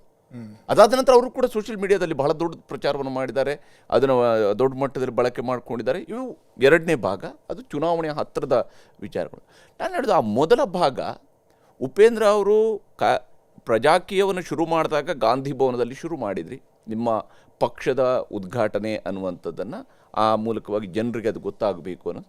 ನೀವು ಆಟೋ, ನಿಮ್ಮ ನೀವು ಹಾಕ್ಕೊಂಡಿದ್ದಂತಹ ಯಾವ ಜನರನ್ನು ನಾವು ಸಿಂಬಲೈಸ್ ಮಾಡಬೇಕು ಅನ್ನೋದು ಕಾರಣಕ್ಕೆ ಹಾಕ್ಕೊಂಡಂಥ ಖಾಕಿ ಬಟ್ಟೆ, ಇವೆಲ್ಲವೂ ಕೂಡ ಜನರಿಗೆ ಹೌದು ನಮ್ಮ ಪ್ರಜಾಸೇವಕ ಒಬ್ಬರು ಬರ್ತಿದ್ದಾರೆ ಅನ್ನೋ ಥರ ನೀವು ತೋರಿಸೋಕ್ಕೆ ನೀವು ಕೂಡ ಗಾಂಧಿ ಭವನದವರೆಗೆ ಹೋದ್ರಿ. ಗಾಂಧಿ ಭವನದಲ್ಲಿ ಆಯಿತು, ನೀವು ಹೇಳ್ತಿದ್ರಿ ನಾವು ಹಳ್ಳಿಗಳಿಗೆ ಹೋಗಿದ್ವಿ, ಕಾಲೇಜುಗಳಿಗೆ ಹೋಗಿದ್ವಿ ಅಂದ್ಕೊಂಡು. ಆದರೆ ನಿಮಗೆ ಯಾವತ್ತೂ ಕೂಡ ಜಿಲ್ಲಾ ಕೇಂದ್ರಗಳಲ್ಲಿ ಒಂದು ದೊಡ್ಡ ರ್ಯಾಲಿಯನ್ನು ಮಾಡಬೇಕು, ಸೊ ದ್ಯಾಟ್ ಅಂದರೆ ನಾನು ಅಲ್ಲಿ ಬರ್ತಾ ಇದ್ದೀನಿ ಅನ್ನೋದನ್ನು ಹೇಳಿ ಜನ ಅಲ್ಲಿ ಅವರಾಗಿ ಬರ್ತಾರೆ, ಸೊ ದ್ಯಾಟ್ ನಾನು ಅಲ್ಲಿ ಹೋಗಿ ಜನರನ್ನು ಅಡ್ರೆಸ್ ಮಾಡಬೇಕು, ಅವ್ರಿಗೆ ನನ್ನ ಐಡಿಯಾವನ್ನು ಅವ್ರಿಗೆ ನೇರವಾಗಿ ಒಂದ್ಸಲ ಹೇಳಬೇಕು ಅನ್ನುವಂಥದ್ದು ಯೋಚನೆ ಬಂದಿತ್ತ, ಅಥವಾ ಅದು ಬಂದಿದ್ದರೆ ಯಾವ ಕಾರಣಕ್ಕೆ ಅದನ್ನು ಬೇಡ ಅಂತ ಹೇಳ್ಕೊಂಡು ಡಿಸೈಡ್ ಮಾಡಿದ್ರಿ? ಇಲ್ಲ, ಒಂದು ಸಿಂಪಲ್ಲಾಗಿ ಟ್ರೂತ್ ಹೇಳ್ಬಿಡ್ತೀನಿ ನಿಮಗೆ, ಓಕೆನಾ? ಇದ್ರ ಮೇಲೆ ಇನ್ನೇನು ಹೇಳೋಕ್ಕಲ್ಲ. ನಾನು ಗೆಲ್ಲಬೇಕು ಅಂದ್ಕೊಂಡ್ರೆ ನಾನು ಚೀಫ್ ಮಿನಿಸ್ಟರ್ ಆಗಬೇಕು, ನಾನು ಎಲ್ಲವನ್ನೂ ಬದಲು ಮಾಡ್ತೀನಿ ಅನ್ನೋ ನನ್ನೊಳಗೆ ಒಂದು ಇದ್ದಿದ್ರೆ ನಾನು ನೀವು ಹೇಳೋದೆಲ್ಲ ಮಾಡ್ತಿದ್ದೆ, ಅದು ರಾಜಕೀಯ. ಓಕೆ, ನಾನು ಪ್ರಜಾಕ್ಕೆ ಏನು ಹೇಳ್ತಿದ್ದೀನಿ, ನನ್ನ ಕೆಲಸ ನಾನು ಮಾಡ್ತೀನಿ, ನಿಮ್ಮ ಜವಾಬ್ದಾರಿನೂ ಇದೆ ವೋಟ್ರಾಗಿ. ಅಟ್ಲೀಸ್ಟ್ ನೀವು ಹೇಳ್ಬೋದು, ಆ ಥರ ಯಾರು ನಮ್ಮಲ್ಲಿ ಇಂಟೆಲಿಜೆನ್ಸೇ ಇಲ್ಲ, ಏನು ಜನ ಯಾರು ಸರಿ ಇಲ್ಲ, ಜನ ಬುದ್ಧಿವಂತರೇ ಇದ್ದಾರೆ, ಜನ ತುಂಬ ಇದ್ದಾರೆ, ನಾನು ನಂಬಿಕೆ ಇದೆ, ಯಂಗ್ಸ್ಟರ್ಸ್ ಇದ್ದಾರೆ. ನಾನು ಅಂಥವ್ರಲ್ಲಿ ಕಳ್ಕಳಿಯಾಗಿ ಕೇಳ್ತೀನಿ, ನಿಮ್ಮ ಜವಾಬ್ದಾರಿ ತುಂಬ ಇದೆ. ನಾನು ಹೇಳಿ ನೀವು ಖರ್ಚು ಮಾಡಿಬಿಡಿ ಅಂತ ಹೇಳ್ತಾ ಇಲ್ಲ, ನಿಮ್ಮ ಟೈಮ್ ವೇಸ್ಟ್ ಮಾಡ್ಕೊಂಡು ಮಾಡಿಬಿಡಿ ಅಂತ ಹೇಳ್ತಿಲ್ಲ. ದಿನಕ್ಕೊಂದು 5 ನಿಮಿಷ ಅಥವಾ ವಾರಕ್ಕೊಂದು 10 ನಿಮಿಷ ಒಂದು ವಿಡಿಯೋ ಮಾಡಿ, ನಿಮ್ಮ ಪಕ್ಕದಲ್ಲಿರೋರಿಗೆ ಹೇಳಿ ಈ ವಿಚಾರನ ಚರ್ಚೆ ಮಾಡಿ, ಪೊಲಿಟಿಕಲ್ ಅವೇರ್ನೆಸ್ ಬೆಳೆಸ್ಕೊಳ್ಳಿ. ನಿಮ್ಮಿಂದ ಮಾತ್ರ ಬದಲಾವಣೆ ಸಾಧ್ಯ, ನನ್ನಿಂದ ಸಾಧ್ಯ ಇಲ್ಲ ಅಂತಲೇ ಹೇಳ್ತೀನಿ. ಆ ಬದಲಾವಣೆ ತಂದರೆ, ಅವ್ರೇನರ ಆ ಬದಲಾವಣೆ ತಂದರೆ, ನನಗೊಂದು ಕೆಲಸ ಕೊಟ್ಟರೆ ನೀವು ಏನೇನು ಕೇಳ್ತೀರಿ ಎಲ್ಲವನ್ನೂ ಮಾಡ್ತೀನಿ ನಾನು. ಏನು ಹೇಳಿ, ನೀವೇನೇನು ಬಯಸ್ತಿದ್ದೀರಾ, ಕ್ಷೇತ್ರದಲ್ಲೇ ವರ್ಕ್ ಮಾಡಬೇಕು, ಟೆಕ್ನಾಲಜಿ ಯೂಸ್ ಮಾಡಿ ಪ್ರತಿಯೊಬ್ಬರನ್ನೂ ಕಾಂಟ್ಯಾಕ್ಟಲ್ಲಿರಬೇಕು, ಏನೇ ಪ್ರಾಬ್ಲಮ್ ಆದರೂ ಕೂಡ ಅಲ್ಲ ಏನೋ ಜನಪ್ರತಿನಿಧಿ ಅಲ್ಲಿ ಇರಬೇಕು, ಡೈರೆಕ್ಟಾಗಿ ಅವ್ನು ಬೆಂಗಳೂರಿಗೆ ಕನೆಕ್ಟ್ ಆಗಬೇಕು, ಅಲ್ಲಿ ಟೆಕ್ನಾಲಜಿ ಯೂಸ್ ಮಾಡ್ಕೊಂಡು ಮಾಡ್ಬೋದು, ಬೆಂಗಳೂರಿಗೆ ಬರಬೇಕು ಅಂತೇನಿಲ್ಲ. ಕರೆಕ್ಟ್ ಅಲ್ವಾ? ಬೇಕಾ? ನಿಜ ಅಲ್ವಾ? ನಿಜ. ಅಲ್ಲಿ ಕೂತ್ಕೊಂಡೇ ಸಮಸ್ಯೆಗಳು ಪರಿಹರಿಸ್ಬೋದು, ಅಲ್ಲಿ ಜನರ ಮುಂದೆನೇ ಪರಿಹರಿಸ್ಬೋದು. ಏನು ಬೇಕು ನಿಮಗೆ? ನಿಮ್ಗೆ ಇದಿಲ್ವಾ, ಪ್ರಾಬ್ಲಮ್ ಇದೆಯಾ, ವಸತಿ ಇಲ್ವಾ, ರೋಡ್ ಸರಿ ಇಲ್ವಾ, ಅಥವಾ ಉದ್ಯೋಗ ಇಲ್ವಾ, ಅಥವಾ ಹೆಲ್ತ್ ಸಿಸ್ಟಮ್ ಸರಿ ಇಲ್ವಾ, ಎಜುಕೇಷನ್ ಏನಾರ ಪ್ರಾಬ್ಲಮ್ ಇದೆಯಾ, ಚಾವಣಿ ಕಿತ್ತು ಬೀಳ್ತಾ ಇದೆಯಾ ಮಕ್ಳು ಕೂತ್ಕೊಳ್ಳೋ ಕಡೆ, ಇಮಿಡಿಯೇಟಾಗಿ ಅಲ್ಲಿ ಒಬ್ರು ಹೋದ್ರು ಅಂದ್ಕೊಳ್ಳಿ, ಇಮಿಡಿಯೇಟಾಗಿ ಏನೋ ಎಜುಕೇಷನ್ ಮಿನಿಸ್ಟರ್ ಕನೆಕ್ಟ್ ಆದರು ಅಂದ್ಕೊಳ್ಳಿ, ಆ ಕ್ಷೇತ್ರದ ಇವರು ಕರೆಸ್ರಿ, ಇಲ್ಲಿ ಎಷ್ಟು ಫಂಡ್ ಆಗಿದೆ ಕರೆಸ್ರಿ, ಅವ್ರು ಯಾರು ಕನ್ಸರ್ನ್ ಡಿಪಾರ್ಟ್ಮೆಂಟಲ್ಲಿ ಯಾರು ಇದ್ದಾರೆ ಎಲ್ಲರೂ ಕರೆಸ್ರಿ, ಅಲ್ಲೇ ಮಾತಾಡ್ರಿ, ಜನ ಏನು ಹೇಳ್ತೀಯಾರು ಕೇಳ್ರಿ. ಇದು ಮಾಡ್ಬೋದಲ್ವಾ? ಜನರ ಸೇವಕ, ಜನರ ನಾಯಕ, ಜನರ ನಡುವೆ ಬರಬೇಕಾದ ಅವಶ್ಯಕತೆನೇ ಇಲ್ವಾ ಹಾಗಾದರೆ? ಅಲ್ಲ, ಇಲ್ಲಿದೆಯೋ ಇಲ್ವೋ? ಈಗ ನಾನು ಹೇಳ್ತಿರೋ ಕಡೆ ಅವಶ್ಯಕತೆ ತುಂಬ ಇದೆ, ಕರೆಕ್ಟ್ ಅಲ್ವಾ? ಕರೆಕ್ಟಾ ಇಲ್ವಾ? ಅಲ್ಲ, ನಾನು ಹೇಳ್ತಿರೋದು ಕರೆಕ್ಟಾ ಇಲ್ವಾ? ಇವಾಗ ಒಂದೆಲ್ಲೋ ನಾವು ಎಷ್ಟೋ ಕಡೆ ನೋಡಿದ್ದೀವಿ, ಎಲ್ಲೋ ಚಾವಡಿ ಎಲ್ಲ ಕಿತ್ಕೊಂಡ್ಬೀಳ್ತಿದೆ, ಮಕ್ಕಳೆಲ್ಲ ಹೊರಗೆ ಕೂರಿಸಿದ್ದಾರೆ ಸರ್ಕಾರಿ ಶಾಲೆಗಳಲ್ಲಿ ಅಂತ. ಹಂಗಂತ ಚೆನ್ನಾಗಿಲ್ಲ ಅಂತಲ್ಲ, ಅದ್ಭುತವಾದ ಶಾಲೆಗಳು ಇದೆ ನಮ್ಮ ಕರ್ನಾಟಕದಲ್ಲಿ, ಚೆನ್ನಾಗೂ ಮಾಡಿದ್ದಾರೆ. ಎಲ್ಲೋ ಒಂದು ಕಡೆ ಚೆನ್ನಾಗಿ ಇಲ್ದಿರೋ ಕಡೆ, ಯಾಕಂದರೆ ಎಲ್ಲವೂ ಚೆನ್ನಾಗಿದ್ದ ಬದಲಾವಣೆ ಬಯಸೋದೇ ಇಲ್ಲ ನನ್ನ ಪ್ರಕಾರ ಜನ. ಹೌದು ಹೌದು. ಸ್ವರ್ಗದ ಮೇಲೆ ಒಂದು ಸ್ವರ್ಗ ಕಟ್ಟಕ್ಕಾಗಲ್ಲ, ಸ್ವರ್ಗದ ಮೇಲೆ ಸ್ವರ್ಗ ಕಟ್ಟಕ್ಕಾಗಲ್ಲ. ಒಂದೇ ಇಲ್ಲಪ್ಪ ಎಲ್ಲ ಚೆನ್ನಾಗಿದೆ, ಏನಯ್ಯ ಬಂದು ನಾನು ಬದಲಾವಣೆ ಮಾಡ್ತೀನಿ ಅಂತೀರಾ ಅಂದರೆ ಇಲ್ಲ. ಹೌದು, ನಿಜವಾಗ್ಲೂ ಉದ್ಯೋಗ ಸಮಸ್ಯೆ ಇದೆ. ಏನು ಹೇಳಿ, ಬದುಕೆಲ್ಲವೂ ಕಾಸ್ಟ್ ರೈಸ್ ಆಗ್ತಾ ಇದೆ. ಹೌದು, ಏನು ಹೇಳಿ ಅಲ್ವಾ? ಹೌದು. ಇದಕ್ಕೆ ಏನು ಮಾಡಬೇಕು, ಹೆಂಗೆ ಉದ್ಯೋಗ ಸೃಷ್ಟಿ ಮಾಡಬೇಕು? ಈಗ ನೀವು ಹೇಳ್ದಂಗೆ ಈಗ ಫ್ರೀ ಬೀಸ್ ಅಂತಾರೆ, 3,000 ಕೊಡೋದು, 5,000 ಕೊಡೋದು ತಪ್ಪು ಅಂತ. ನಾನು ಹೇಳಿದ್ದು ಅದನ್ನೇ ಕೊಡೋದು ತಪ್ಪಲ್ಲ ನನ್ನ ಪ್ರಕಾರ. ಹೌದು, ಹೋಗಬೇಕು, ಜನಗಳಿಗೆ ದುಡ್ಡು ಸೇರಬೇಕು, ಅದಕ್ಕೊಂದು ಎಕ್ಸ್ಟ್ರಾ ಒಂದು ಸೇರಿಸಿ ಅವ್ರಿಗೊಂದು ಸಣ್ಣ ಉದ್ಯೋಗ ಕೊಡಿ, ಒಂದು ವಾಲಂಟ್ರಿ ಥರ ಒಂದೇನೋ ಒಂದು ಕೆಲಸ ಕೊಡಿ, ಒಂದು ಸಣ್ಣದು ಒಂದು ಸ್ಟೈಪಂಡ್ ಥರ ಕೊಡಿ. ಸಾಟರ್ಡೆ ಸಂಡೇ ಒಂದು ಟ್ರಾಫಿಕ್ ಪೊಲೀಸ್ ಥರ ಮಾಡಪ್ಪ, ಒಂದು ಸಣ್ಣ ಟ್ರೈನಿಂಗ್ ಕೊಟ್ಬಿಟ್ಟು ಒಂದು ಟ್ರಾಫಿಕ್ ಪೊಲೀಸ್, ಯಾಕಂದರೆ ಪೊಲೀಸವ್ರಿಗೂ ಒಂದು ಇದು ಸಿಗುತ್ತೆ. ಹೌದು, ಆ ಥರ ಸಾವಿರಾರು ಉದ್ಯೋಗ ಇದೆ. ಆದರೆ ಯಾಕೆ ಇಲ್ಲಿ ಉಪೇಂದ್ರ ಅವರ ಮೇಲಿನ ಪ್ರಶ್ನೆಗಳು ಯಾಕೆ ಪದೇ ಪದೇ ಉದ್ಭವ ಆಗುತ್ತಾ ಹೋಗುತ್ತೆ ಅಂತ ನಾವು ಅರ್ಥ ಮಾಡ್ಕೊಳ್ಳುವಂಥ ರೀತಿಯಲ್ಲಿ ಅದನ್ನು ನೀವು ಯಾವ ರೀತಿಯಾಗಿ ಸ್ವೀಕರಿಸ್ತೀರಿ ಅನ್ನೋಂಥದ್ದು ನನಗೂ ಕೊಡಬಹುದು. ಉಪೇಂದ್ರ ಅವ್ರ ಹತ್ರ ಎಲ್ಲ ಒಳ್ಳೆಯ ಕಾನ್ಸೆಪ್ಟ್ ಇದೆ. ಹೌದು, ಅವ್ರು ಹೇಳ್ತಿರೋದೆಲ್ಲ ಕರೆಕ್ಟಾಗೇ ಇದೆ. ಹೌದು, ಅವ್ರು ಭಾಳ ಸಿಂಪಲ್ಲಾಗಿ ಅವ್ರು ಹೇಳ್ತಾ ಇದ್ದಾರೆ ಇದನ್ನು. ಹೌದು, ಅದು ಜನರಿಗೆ ಟೆಕ್ನಾಲಜಿನ ಬಳಸ್ಕೊಂಡು ಈ ರೀತಿಯಂಥ ಆಡಳಿತ ಸಿಗಬೇಕು, ಇದೆಲ್ಲವೂ ಹೌದು. ಆದರೆ ಉಪೇಂದ್ರ ಅವರು ಸೀರಿಯಸ್ ಆಗಿಲ್ಲ, ಈ ವಿಚಾರದಲ್ಲಿ ಗಂಭೀರವಾಗಿ ಯೋಚನೆ ಮಾಡ್ತಾ ಇಲ್ಲ. ಅವರ ಒಟ್ಟು ನಡವಳಿಕೆ ಗಂಭೀರವಾಗಿಲ್ಲ, ಅದು ಕೇವಲ ಚರ್ಚೆಗೆ ಮಾತ್ರ ಇದೆ ಹೊರತು ಇಲ್ಲ. ಕೇಳಿ, ಎಲೆಕ್ಷನ್ ನಿಂತ್ಕೊತಾ ಇದ್ದೀವಿ, ಇನ್ಮೇಲೆ ನಾನು ನಿಂತ್ಕೊಂತೀನಿ ಎಲೆಕ್ಷನ್ಗೆ. ನೀವು ಸೀರಿಯಸ್ನೆಸ್ ಬೇಕು ಅಂದರೆ ನೀವು ನಿಲ್ತೀರಿ, ನಾನು ನಿಲ್ತೀನಿ. ಯಾವ ಥರ ಸೀರಿಯಸ್ನೆಸ್ಸು? ನೀವು ನಿಲ್ತೀರಿ ಅನ್ನುವಂಥದ್ದೇ ಮೊದಲ ಸೀರಿಯಸ್ ಆಗಿರ್ಬೇಕಾಗಿತ್ತು. ಯಾಕಂದ್ರೆ ಉಪೇಂದ್ರ ನೀವು ಹೇಳಿದ್ದೇನು, ಹೌದು, ನೀವಾಗಿನೇ ಆಯ್ಕೆ ಮಾಡ್ಕೊಳ್ತೀರಿ, ಆವಾಗ ಹಿಂಗ ಇಲ್ಲ ಅದನ್ನು ತಪ್ಪಾಗಿ ಅರ್ಥೈಸ್ಕೊಳ್ಳಾಯ್ತು. ಏನು ಗೊತ್ತಾ, ನಾನು ಏನಕ್ಕೆ ಗೊತ್ತಾ, ಫಸ್ಟ್ ಆಫ್ ಆಲ್ 5 ವರ್ಷ 6 ವರ್ಷ ನಾನು ಯಾಕೆ ನಿಂತ್ಕೊಳ್ಳಲ್ಲ ಅಂತಿದ್ದೆ ಅಂದರೆ, ಮತ್ತೆ ಉಪೇಂದ್ರ ಬಂದಿದ್ದಾರೆ, ಉಪೇಂದ್ರಂಗೆ ಓಟ್ ಹಾಕ್ಬಿಟ್ರೆ ಏನೋ ಆಗೋಗ್ಬಿಡುತ್ತೆ, ಅದು ಬೇಡ. ಮತ್ತೆ ಉಪೇಂದ್ರ ಒಬ್ಬ ಫೆಮಿಲಿಯರ್ ಪರ್ಸನ್ನು, ನೋಟೆಡ್ ಪರ್ಸನ್, ಒಬ್ಬ ಸೆಲೆಬ್ರಿಟಿ, ಬೇಡ, ನೋಡೋಣ ಜನರಲ್ಲಿ ಅದು ಬರುತ್ತಾ ಅಂತ ಒಂದು ಪ್ರಯತ್ನ ಪಟ್ಟೆ ಅಷ್ಟೇ ನಾನು. ಓಕೆ, ನೀವು ಅವಾಗ ಕೆಲವರು ಅದನ್ನೇ ಕೇಳಿದ್ರು, ಅಲ್ಲಪ್ಪ ನಿಮ್ಗೆಲ್ಲ ದೇವ್ರು ಕೊಟ್ಟಿದ್ದಾನೆ, ಅಟ್ಲೀಸ್ಟ್ ಈಗ ನೀನು ಸೇವೆ ಮಾಡೋಕ್ಕೆ ಬಂದಿದ್ಯಾ, ನೀನು ಮಾಡಿ ಸ್ಟಾರ್ಟ್ ಮಾಡಿ ಮೊದಲೇ ಅಂತ. ನಾನು ರೆಡಿ ಇದ್ದೀನಿ ಖಂಡಿತ, ಬಟ್ ನನಗೆ ಒಂದು ಸಣ್ಣ ವಿಶ್ವಾಸ ಬರಬೇಕು. ಏನು ಹೇಳಿ, ನಾನು ಬರೋದಕ್ಕೂ ಕೂಡ ಜನ ಗೆಲ್ತಾರೆ ಅನ್ನೋ ವಿಶ್ವಾಸ ಬಂದ್ಬಿಡ್ತು ಅನ್ಕೊಳ್ಳಿ, ನನಗೆ ಖಂಡಿತ ಬರ್ತೀನಿ ನಾನು ಕೆಲಸ ಮಾಡೋದಕ್ಕೆ. ನನಗೆ ಜನರು ಗೆಲ್ತಾರೆ ಅನ್ನೋ ವಿಶ್ವಾಸನೇ ಬರಲಿಲ್ಲ ಅನ್ಕೊಳ್ಳಿ. ಇವತ್ತಿಗೂ ಜನರು ಏನೋ ಒಂದು ದೊಡ್ಡ ಕ್ರೇಜ್ನ ನೋಡೋದು, ಒಂದು ದೊಡ್ಡ ಪ್ರೊಸೆಷನ್ ನೋಡೋದು, ಅವಾಗ ನನಗೇನು ಅನ್ಸುತ್ತೆ, ಇಲ್ಲ ಅದೇ ಕರೆಕ್ಟ್ ಇರಬೇಕು, ಮೋಸ್ಟ್ಲಿ ಅದು ಚೆನ್ನಾಗಿದೆ, ಈ ಬದಲಾವಣೆ ಅಷ್ಟೇ ಬಯಸ್ತಿರೋ ಜನ. ನಾನು ಹೇಳ್ತಿರೋದು, ಯಾಕಂದರೆ ಯಾಕೆ ನಾನು ಹೇಳ್ತಿರೋದು ಸ್ಪ್ರೆಡ್ ಆಗ್ತಿಲ್ಲ ಅಂದರೆ ಮೋಸ್ಟ್ಲಿ ಅದು ಬೇಕಾಗಿಲ್ಲೇನೋ ಜನಕ್ಕೆ. ಈಗ ಒಂದು ಸಿನಿಮಾ ತುಂಬ ಚೆನ್ನಾಗಿದೆ, ಜನ ಅದಕ್ಕೆ ಹೋಗ್ತಿದೆ ಅಂತ ತಗೊಂಡು ಇನ್ನೊಬ್ರು ಸಿನಿಮಾ ಮಾಡಿದ್ರೆ ನಿಲ್ಲಿಸಿಲ್ಲಲ್ಲ ಉಪೇಂದ್ರ ಅವರು. ಅಲ್ಲ, ಹಂಗಲ್ಲ. ನಿಮಗೆ ಕೇಳಿ, ಒಂದು ಸಿನಿಮಾ ಮಾಡಿದ್ದೀನಿ ನಾನು, ಅದು ಮೌತ್ ಪಬ್ಲಿಸಿಟಿ ಆಗಬೇಕು, ನನ್ನ ಕೈಲಾಗಿರೋಷ್ಟು ಪಬ್ಲಿಸಿಟಿ ಮಾಡಿದ್ದೀನಿ ನಾನು. ಹೌದು, ಮೌತ್ ಟು ಮೌತ್ ಪಬ್ಲಿಸಿಟಿನೇ ಸಿನಿಮಾಗಳನ್ನ ಕಾಪಾಡೋದು. ನೀವು ಎಷ್ಟೇ ಪಬ್ಲಿಸಿಟಿ ಮಾಡೋದು, ಹೌದು, ಇಲ್ಲಪ್ಪ ಆ ಸಿನಿಮಾ ತುಂಬಾ ಚೆನ್ನಾಗಿದೆ ಅಂತ ನಿಮ್ಮ ವಿಚಾರಗಳು ನಿಮಗೆ ಬೇಕು ಅನ್ಸಿದ್ರೆ, ಯಾಕಂದ್ರೆ ಅಲ್ಲೊಂದು ಸಿನಿಮಾ ಇದೆಯಲ್ಲ, ಮೌತ್ ಪಬ್ಲಿಸಿಟಿ ಯಾವಾಗ ಶುರು ಆಗುತ್ತೆ? ಅಲ್ಲ, ಹೌದು, ಸಿನಿಮಾ ಬಂದು ಒಂದು 10 ಜನ ನೋಡಿದಾಗ. ಅಲ್ಲ, ಅದಕ್ಕೆ ನಾನು ಗಾಂಧಿ ಭವನದಲ್ಲಿ ನಾನು ಪಕ್ಷ ಸ್ಟಾರ್ಟ್ ಮಾಡಿದ್ದು. ನಾನು ಸೀರಿಯಸ್ ಇಲ್ಲ ಅಂದ್ರೆ ಪಕ್ಷ ಮಾಡ್ತಿರ್ಲಿಲ್ಲ, ಸುಮ್ಮನೆ ಕೂತ್ಕೊಂಡು ನಿಮ್ಮ ಹತ್ರ ನಾನು ವಿಚಾರಗಳು ಹೇಳ್ತೀನಿ, ಈ ಥರ ಒಂದು ಪಕ್ಷ ಬಂದರೆ ಚೆನ್ನಾಗಿರುತ್ತೆ. ಇಲ್ಲ, ನಾನು ಪಕ್ಷನ ಹೋಗಿದ್ದೀನಿ, ಡೆಲ್ಲಿಗೆ ಹೋಗಿ ರಿಜಿಸ್ಟರ್ ಮಾಡ್ಕೊಂಡು ಬಂದಿದ್ದೀನಿ. ಹೌದು, ಮುಂಚೆ ನಾನೊಂದು ಪಕ್ಷ ಮಾಡಿದೆ, ಆ ಟೈಮಲ್ಲಿ ಯಾಕಾಗಲಿಲ್ಲ ಅಂದರೆ 224 ಜನ ನಿಲ್ಸಿದ್ವಿ, ನಿಮ್ಗೆಲ್ಲ ಗೊತ್ತಿದೆ. ಅವರು ನಾನು ಟಿಕೆಟ್ ನಾನೇ ಕೊಡ್ತೀನಿ ಅನ್ನೋಕೆ ಶುರು ಮಾಡಿದ್ರು. ಇವರೆಲ್ಲ ಆಗಲ್ಲ, ನಾನು ಇಂಟರ್ವ್ಯೂ ಮಾಡಿ ಎಲ್ಲಾನು ರೆಡಿ ಮಾಡಿರೋನೆಲ್ಲ ಬಿಟ್ಬಿಟ್ರು ಅವರು, ಬೇರೆಯವ್ರಿಗೆ ಕೊಡ್ತೀನಿ ಅಂದರು. ನನಗೆ ಬೇಡಪ್ಪ, ನಿಮ್ಮ ಇಷ್ಟ, ನೀವು ಇಷ್ಟು ದಿನ ನನಗೆ ಯಾಕೆ ಮುಂಚೆನೇ ಹೇಳ್ಬೋದಾಗಿತ್ತು ಅಂತ ಹೊರಗೆ ಬಂದೆ. ಯಾಕಂದ್ರೆ ತಪ್ಪಾಗ್ತಿದೆ ಅಂತ ಗೊತ್ತಿದ್ದು ಹೊರಗೆ ಬಂದೆ. ಹೌದು, ನೀವು ಬಂದ ಕೂಡಲೇ ಯಾಕೊಂದು ವೇವ್ ಕ್ರಿಯೇಟ್ ಆಗಿಲ್ಲ, ಪ್ರಾಬ್ಲಮ್ ಆಯಿತು. ಮೋಸ್ಟ್ಲಿ ನನ್ನ ನಂಬಿಕೆನೇ ನನ್ನ ತಪ್ಪಾಯಿತು. ನಾನು ಕೊನೆಗೆ ನನಗೆ ಆ ಭ್ರಮನಿರಸನ ಆಗಬಾರ್ದಲ್ವಾ, ಏನಂದರೆ ನಾನು ಜನರು ನಂಬಿದ್ದೆ ತಪ್ಪಾಯ್ತಪ್ಪ ಅನ್ನಿಸ್ಬಾರ್ದಲ್ವ ನನಗೆ. ಇನ್ನೊಬ್ರು ಬರಲ್ಲ ಅವಾಗ ಅಲ್ವಾ. ನನಗೇನಕ್ಕೆ ಗೊತ್ತಾ, ನನಗೇನು ಬೇಡ ಅಂತ ತಿಳ್ಕೊಳ್ಳಿ, ಮತ್ತೇನೋ ಇವನು ಸ್ವಾರ್ಥಕ್ಕೆ ಬಂದಿಯಾನೆ. ಏನು ಹೇಳಿ, ಫಸ್ಟ್ ಮಾತಾಡೋದೇ ಅದು, ಎಲ್ಲ ಆಯ್ತು ರೀ, ನೆಕ್ಸ್ಟ್ ಇಲ್ಲಿ ಬಂದು ಇವಾಗ ಏನೋ ಒಂದು ಅಧಿಕಾರ ಹಿಡಿಬೇಕು ಅಂತ, ಅದಕ್ಕೆ ನಾನು ಎಲೆಕ್ಷನ್ ಇತ್ಕೊಳ್ಳಲ್ಲ ಅಂತ ಹೇಳಿದೆ. ಯಾಕಂದರೆ ಅದು ಅದಾರ ಅರ್ಥ ಆಗಲಿ, ನಾನು ಹೇಳ್ತಿರೋದಷ್ಟೇ ವಿಷಯ ತೊಗೊಳ್ಳಿ. ಮತ್ತೆ ನಾನು CM ಆಗಬೇಕು, ನಾನು ಇದಾಗಬೇಕು ಅನ್ನೋದಲ್ಲ ಇಲ್ಲಿ. ನಿಮಗೆ ಬೇಕು ಅಂದರೆ ನಾನು ಕೆಲಸ ಮಾಡೋಕ್ಕೆ ರೆಡಿ, ಏನು ಹೇಳಿ. ಬಟ್ ನಿಮಗೇನು ಬೇಕು ಅನ್ನೋದು ಕರೆಕ್ಟಾಗಿ ತಿಳ್ಕೊಳ್ಳಿ. ನಿಮಗೆ ಒಬ್ಬನಿಗೆ ಕೆಲಸ ಕೊಟ್ಟರೆ ಮೇಲೆ ಅವ್ನು ನನ್ನ ಮನೆ ಹತ್ರ ಬರಬೇಕು, ನಮ್ಮ ಏರಿಯಾಗೆ ಬರಬೇಕು, ಮಾತಾಡಬೇಕು, ವರದಿ ಒಪ್ಪಿಸ್ಬೇಕು. ಇದೆಲ್ಲ ಬದಲಾವಣೆಗಳು ಬೇಕಾಗಿರೋದಲ್ವಾ? ಹೌದು. ನೀವು ಮಾಧ್ಯಮದವರು ಅಲ್ಲಿ ಹೋಗ್ಬೇಕು, ಅವ್ರನ್ನ ಅಲ್ಲೇ ಇಂಟರ್ವ್ಯೂ ಮಾಡ್ಬೇಕು. ನೀವು ಪ್ರಾಬ್ಲಮ್ ಜೊತೆ ಸೊಲ್ಯೂಷನ್ ಪಕ್ಕದಲ್ಲೇ ಇಟ್ಕೊಂಡು ನೀವು ಮಾಡಿಲ್ಲ ಅಂತ ಹೇಳ್ತಿಲ್ಲ, ಇದು ದೊಡ್ಡ ಮಟ್ಟದಲ್ಲಿ ಆಗ್ಬೇಕು. ನಿಜ ನಿಜ ಅಲ್ವಾ? ಹೌದು. ಎಜುಕೇಶನ್ ಮಿನಿಸ್ಟರ್ ನೀವು ಡೈರೆಕ್ಟ್ ಕನೆಕ್ಟ್ ಮಾಡೋ ಥರ ಬರ್ಬೇಕು ನಿಮ್ಮ ಮಾಧ್ಯಮದಲ್ಲಿ. ಹೌದು. ಅಲ್ಲಿ ಯಾರೋ ಒಬ್ಬ MLA ಇದೆ, ನಿಮ್ಮನ್ನು ಕರೆಸ್ತಾನೆ, ಬನ್ರಿ TV 18 ಅವ್ರು ಬನ್ರಿ, ಇಲ್ಲಿ ನೋಡ್ರಿ, ಇಲ್ಲಿ ಜನ ಕೇಳ್ತಿದ್ದಾರೆ ನೋಡಿ, ಇಲ್ಲಿ ಹಿಂಗಾಗಿದೆ. ಎಜುಕೇಷನ್ ಮಿನಿಸ್ಟರ್ ತಗೊಳ್ರಿ ಅಲ್ಲಿ, ಅಥವಾ ಇದು ಕನ್ಸರ್ನ್ ಆಫೀಸರ್ ತಗೊಳ್ರಿ, ವಿಡಿಯೋ ಕಾಲ್ ಮೂಲಕ ಕನೆಕ್ಟ್ ಆಗೋ ಥರ ಸಿಸ್ಟಮ್ ಬರಬೇಕು. ಎಷ್ಟು ಅದ್ಭುತವಾಗಿರುತ್ತಲ್ಲ ಅವಾಗ. ಹೌದು. ಈ ಬದಲಾವಣೆಗಳು ತಾನೇ ನಮಗೆ ಬೇಕಾಗಿರೋದು. ಹೌದು. ಸುಮ್ಮನೆ ನಾವೇನಂದ್ರೆ ಆ CM ಆ ಪಕ್ಷ ಬಂತು, ನೆಕ್ಸ್ಟ್ ಈ ಪಕ್ಷ ಬಂತು, ಒಂದು ವೇವ್ ಕ್ರಿಯೇಟ್ ಆಯ್ತು ರೀ. ಅಲ್ಲ, ನೀವೀಗ ಪ್ರಜಾಕೀಯದ ಮೂಲಕವಾಗಿ ಉತ್ತಮ ಪ್ರಜಾಕೀಯ ಪಾರ್ಟಿನೇ ಬಂತು, ಅಧಿಕಾರಕ್ಕೆ ಬಂತು ಅಂದ್ರೂ ಕೂಡ ಇದು ಈ ರಾಜಕೀಯದಲ್ಲಿ ಬರುವಂಥ ಮತ್ತೊಂದು ಪಕ್ಷದ ರೀತಿಯಲ್ಲಿ ಇದರ ಬಗ್ಗೆ ಜನ ಮಾತಾಡ್ತಾರೆ ಹೊರತು ಅವರು ಇಲ್ಲ ಇದು ಪ್ರಜಾಕೀಯದ ಕಾರಣಕ್ಕಾಗಿ ಬಂತು ಅನ್ನೋ ರೀತಿಯಲ್ಲಿ ಮಾತಾಡ್ತಾರೆ ಅಂತ ನಿಮ್ಗೆ ಅನ್ಸುತ್ತಾ? ಅಲ್ಲ, ಅದಕ್ಕೋಸ್ಕರ ನಾನು ಅದನ್ನೇ 10 ಸತಿ ಹೇಳ್ತಿರೋದು, 8 ರೀತಿಯಿಂದ ಇದನ್ನೇ ಹೇಳ್ತಿರೋದು. ಈ ಬದಲಾವಣೆ ಬೇಕಿರೋದು ನಮಗೆ. ಒಬ್ಬ ವ್ಯಕ್ತಿ ಚೇಂಜ್ ಆಗೋದಲ್ಲ, ಒಂದು ಪಕ್ಷ ಚೇಂಜ್ ಆಗೋದಲ್ಲ, ನಮಗೆ ಈ ವಿಚಾರಗಳು ಗೊತ್ತಾಗಬೇಕು. ಇದನ್ನ ನೀವು ಡಿಮ್ಯಾಂಡ್ ಮಾಡಬೇಕು. ಈಗ ನಮ್ಮ ಮನೆ ಹತ್ರ ಯಾಕ್ರಿ ಬಂದಿಲ್ಲ, ನಮ್ಮ ಹಳ್ಳಿಗೆ ಬಂದಿಲ್ಲ, ನಿಮ್ಗೆ ಓಟ್ ಹಾಕಲ್ಲ ಅನ್ನೋ ಬದಲು, ನೀನು ಅಲ್ಲೇ ಕೂತ್ಕೋ, ಈಗ ಬರಬೇಡ, ನೀನು ಅಲ್ಲಿಂದ ವಿಡಿಯೋ ಕಾಲ್ ಮಾಡು, ಇಲ್ಲ ಹೇಳು, ನಾವು ಕೇಳಿಸ್ಕೊಂತೀವಿ, TV 18 ಮಾತಾಡ್ತೀವಿ, ಕೇಳಿಸ್ಕೊಂತೀವಿ. ಎಲೆಕ್ಷನ್ ನೀನು ಓಟ್ ಹಾಕಿದ ಮೇಲೆ ನೀನು ಬರಲೇಬೇಕು. ಅದು ಆದರೆ ನಮ್ಮ ಜನರಿಗೆ ಇರುವಂತಹ ನಂಬಿಕೆ ಏನಂತ ಹೇಳಿದ್ರೆ, ಎಲೆಕ್ಷನ್ಗೆ ಆದಾಗ ಆದರೂ ಇವರು ಕೈ ಮುಕ್ಕೊಂಡು ಬರ್ತಾರೆ ಇವರು, ಅದಾದ್ಮೇಲೆ ಆವಾಗಲೇ ಬಂದಿಲ್ಲ ಅಂದರೆ ಇವ್ರು ಯಾವತ್ತೂ ಬರಲ್ಲ ಅಂತ. ಅಲ್ಲ, ನಾನು ಅದಕ್ಕೂ ಹೇಳ್ತಾ ಇದು ಒಂದು ನಿಮಿಷ ಲಾಜಿಕಲಿ ಹೇಳ್ತೀನಿ. ಅದಕ್ಕೆ ಇವತ್ತು ನಾನು ಬಂದರೆ ನಾಳೆ ನನಗೆ ಬರೋಕ್ಕೆ ಆಗದಿರೋ ಪರಿಸ್ಥಿತಿ ನೀವೇ ಮಾಡಿಕೊಡ್ತೀರಾ? ಯಾಕೆ ಹೇಳಿ?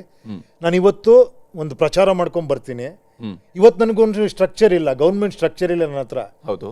ನೆಕ್ಸ್ಟ್ ನೀವು ಕೊಡೋ ಕಾರಲ್ಲಿ ಬರ್ತೀನಿ, ನಾನು ಖರ್ಚು ಮಾಡಲ್ಲ. ಎಲೆಕ್ಷನ್ ಮುಂಚೆ ನಾನು ಖರ್ಚು ಮಾಡ್ಕೊಂಡ್ ಬರ್ತೀನಿ, ನಾನು ಬ್ಯಾನರ್ಗಳು ಹಾಕ್ತೀನಿ, ನಾನೆಲ್ಲವನ್ನೂ ಮಾಡ್ತೀನಿ. ಏನ್ ಹೇಳಿ? ಗೊತ್ತಾಯ್ತು. ಅರ್ಥ ಆಯ್ತಾ? ನೀವು ಕೆಲಸ ಕೊಟ್ರ ಮೇಲೆ ನೀವು ಸಂಬಳ ಕೊಡೋ ಡ್ರೈವರ್ ಇಟ್ಕೊಂಡಿದ್ದೀನಿ ನಾನು, ನೀವು ನನಗೆ ಕೊಡಿಸಿರೋ ಕಾರ್ ಇಟ್ಕೊಂಡಿದ್ದೀನಿ, ಆ ಕಾರಲ್ಲಿ ಬರ್ತೀನಿ ನಾನು ನಿಮಗೆ. ನೀವು ಅದನ್ನ ಕೇಳಬೇಕು, ನನ್ನ ಕಾರಲ್ಲಿ ಬಾರಪ್ಪ ಇಲ್ಲಿ, ನೀನೇನು ಖರ್ಚು ಮಾಡ್ಕೊಂಡು ನಮ್ಮ ಮನೆ ಹತ್ರ ಬರಬೇಡ, ನಾನು ಕೊಟ್ಟಿದ್ದೀನಿ ಗೊತ್ತಾ ನಿಂಗೆ ಸರ್ಕಾರಿ ಕಾರು, ಅದ್ರಲ್ಲಿ ಬಾ. ನಿನಗೊಬ್ಬ PA ಕೊಟ್ಟಿದ್ದೀನಿ ಗೊತ್ತಾ, ಅವ್ನು ಹಿಡ್ಕೊ ನೋಟ್ಬುಕ್ಕು ಬರ್ಕೋ, ಅಲ್ಲೊಬ್ಬನ ನಾನು ರೆಡಿ ಮಾಡಿ ಕಳಿಸಿದ್ದೀನಿ, ಅಲ್ಲಿ ವಿಡಿಯೋ ಕಾಲ್ ತಗೋ ಮಾತಾಡಲ್ಲಿ. ಇದಕ್ಕೇನು ಸೊಲ್ಯೂಷನ್ ಹೇಳಿ? ಇವಾಗ ಮಕ್ಕಳಿಗೆ ಹೊರಗೆ ಕೂತ್ಕೊಳ್ಳೋಕ್ಕಾಗಲ್ಲ, ಈಗ ಬೇಗ ಆಗಬೇಕು. ಅಥವಾ ಇದು ಹಾಸ್ಪಿಟಲ್ಲು ನೋಡಿ, ಇಲ್ಲಿ ಬೆಡ್ಗಳಿಲ್ಲ, ನೋಡಿ ಇಲ್ಲಿ ಪೇಷಂಟ್ಗಳು ಎಲ್ಲಿ ಮಲಗಿಸಿದೀವಿ ನೋಡು, ಇದಕ್ಕೇನು ಮಾಡ್ತೀವಿ ವ್ಯವಸ್ಥೆ? ಆಗುತ್ತಾ ಇಲ್ವಾ? ಯಾವಾಗ ಆಗುತ್ತೆ? ಆನ್ಸರಬಲ್ ಇರಬೇಕಲ್ವ ಪ್ರತಿಯೊಂದಕ್ಕೂ. ಈಗ ನಾನೇ ಎಲೆಕ್ಟ್ ಆದರೂ ಕೂಡ, ನನ್ನ ಜೊತೆಲಿರೋ ಎಲೆಕ್ಟ್ ಆದರೂ ಕೂಡ, ನಾನು ಹೇಳ್ತಿರೋದು ಇದು ಬರಬೇಕು. ಆವಾಗ ನನ್ನ ಕೇಳಿ, ಯಾಕಯ್ಯ ಬರ್ತಿಲ್ಲ ಅಂತ ಮನೆ ಮುಂದೆ ಬಂದು ಕೇಳಿ. ಅವಾಗ ಇದೇ TV ಚಾನಲ್ ನಾನು ಮಾತಾಡಿದ್ರೆ ಇಟ್ಕೊಂಡು ಕೇಳಿ, ಇದನ್ನ ವಿಡಿಯೋ ಕಟಿಂಗ್ ಹಾಕ್ಕೊಂಡು ಬಂದು ಕೇಳಿ, ಏನಪ್ಪ ಮಾತಾಡಿದ್ಯಲ್ಲ TV 18 ಕೂತ್ಕೊಂಡು, ಎಲ್ಲಿದ್ಯಾ ಇವಾಗ ನೋಡಿಲ್ಲ, ಕರಿತಾ ಇದ್ದೀನಿ, ಎಲ್ಲಿ ನಿನ್ನ ಟೆಕ್ನಾಲಜಿ ಅಂತ ಕೇಳಿ. ಆವಾಗ ಈಗ ಸರಿ, ನೀವು ಹೇಳಿದ್ದು ಕರೆಕ್ಟ್. ಈಗ ನಿಮ್ಮನ್ನು ಒಪ್ಕೊಂಡಿದ್ವಿ, ಒಂದು ನಿಮ್ಮನ್ನು ಆಯ್ಕೆ ಮಾಡಿದ್ವಿ, ಅದಾದಮೇಲೆ ನೀವು ಯಾವುದೋ ಕೆಲಸ ಮಾಡಿಲ್ಲ, ಆವಾಗ ನಾನು ವಿಡಿಯೋ ಮಾಡಿಕೊಂಡು ಕೇಳ್ತೀನಿ, ನೀವು ಮತ್ತೊಂದು ಯಾವುದೋ ವಿಡಿಯೋ ಮಾಡಿ ಉತ್ತರ ಕೊಡಲ್ಲ ಅಂತೇಳಿ ನಾನು ನಿಮ್ಮನ್ನು ಹೇಗೆ ನಂಬಬೇಕು? ಈಗ ನಿಮ್ಮನ್ನು ನಾನು ನಂಬಬೇಕು, ಈಗ ಅಂತಿಮವಾಗಿ ನಾನು ನಿಮ್ಮನ್ನು ನಂಬಬೇಕು. ಈಗ ಹೆಂಗೆ ನಂಬ್ತಾ ಇದ್ದಾರೆ?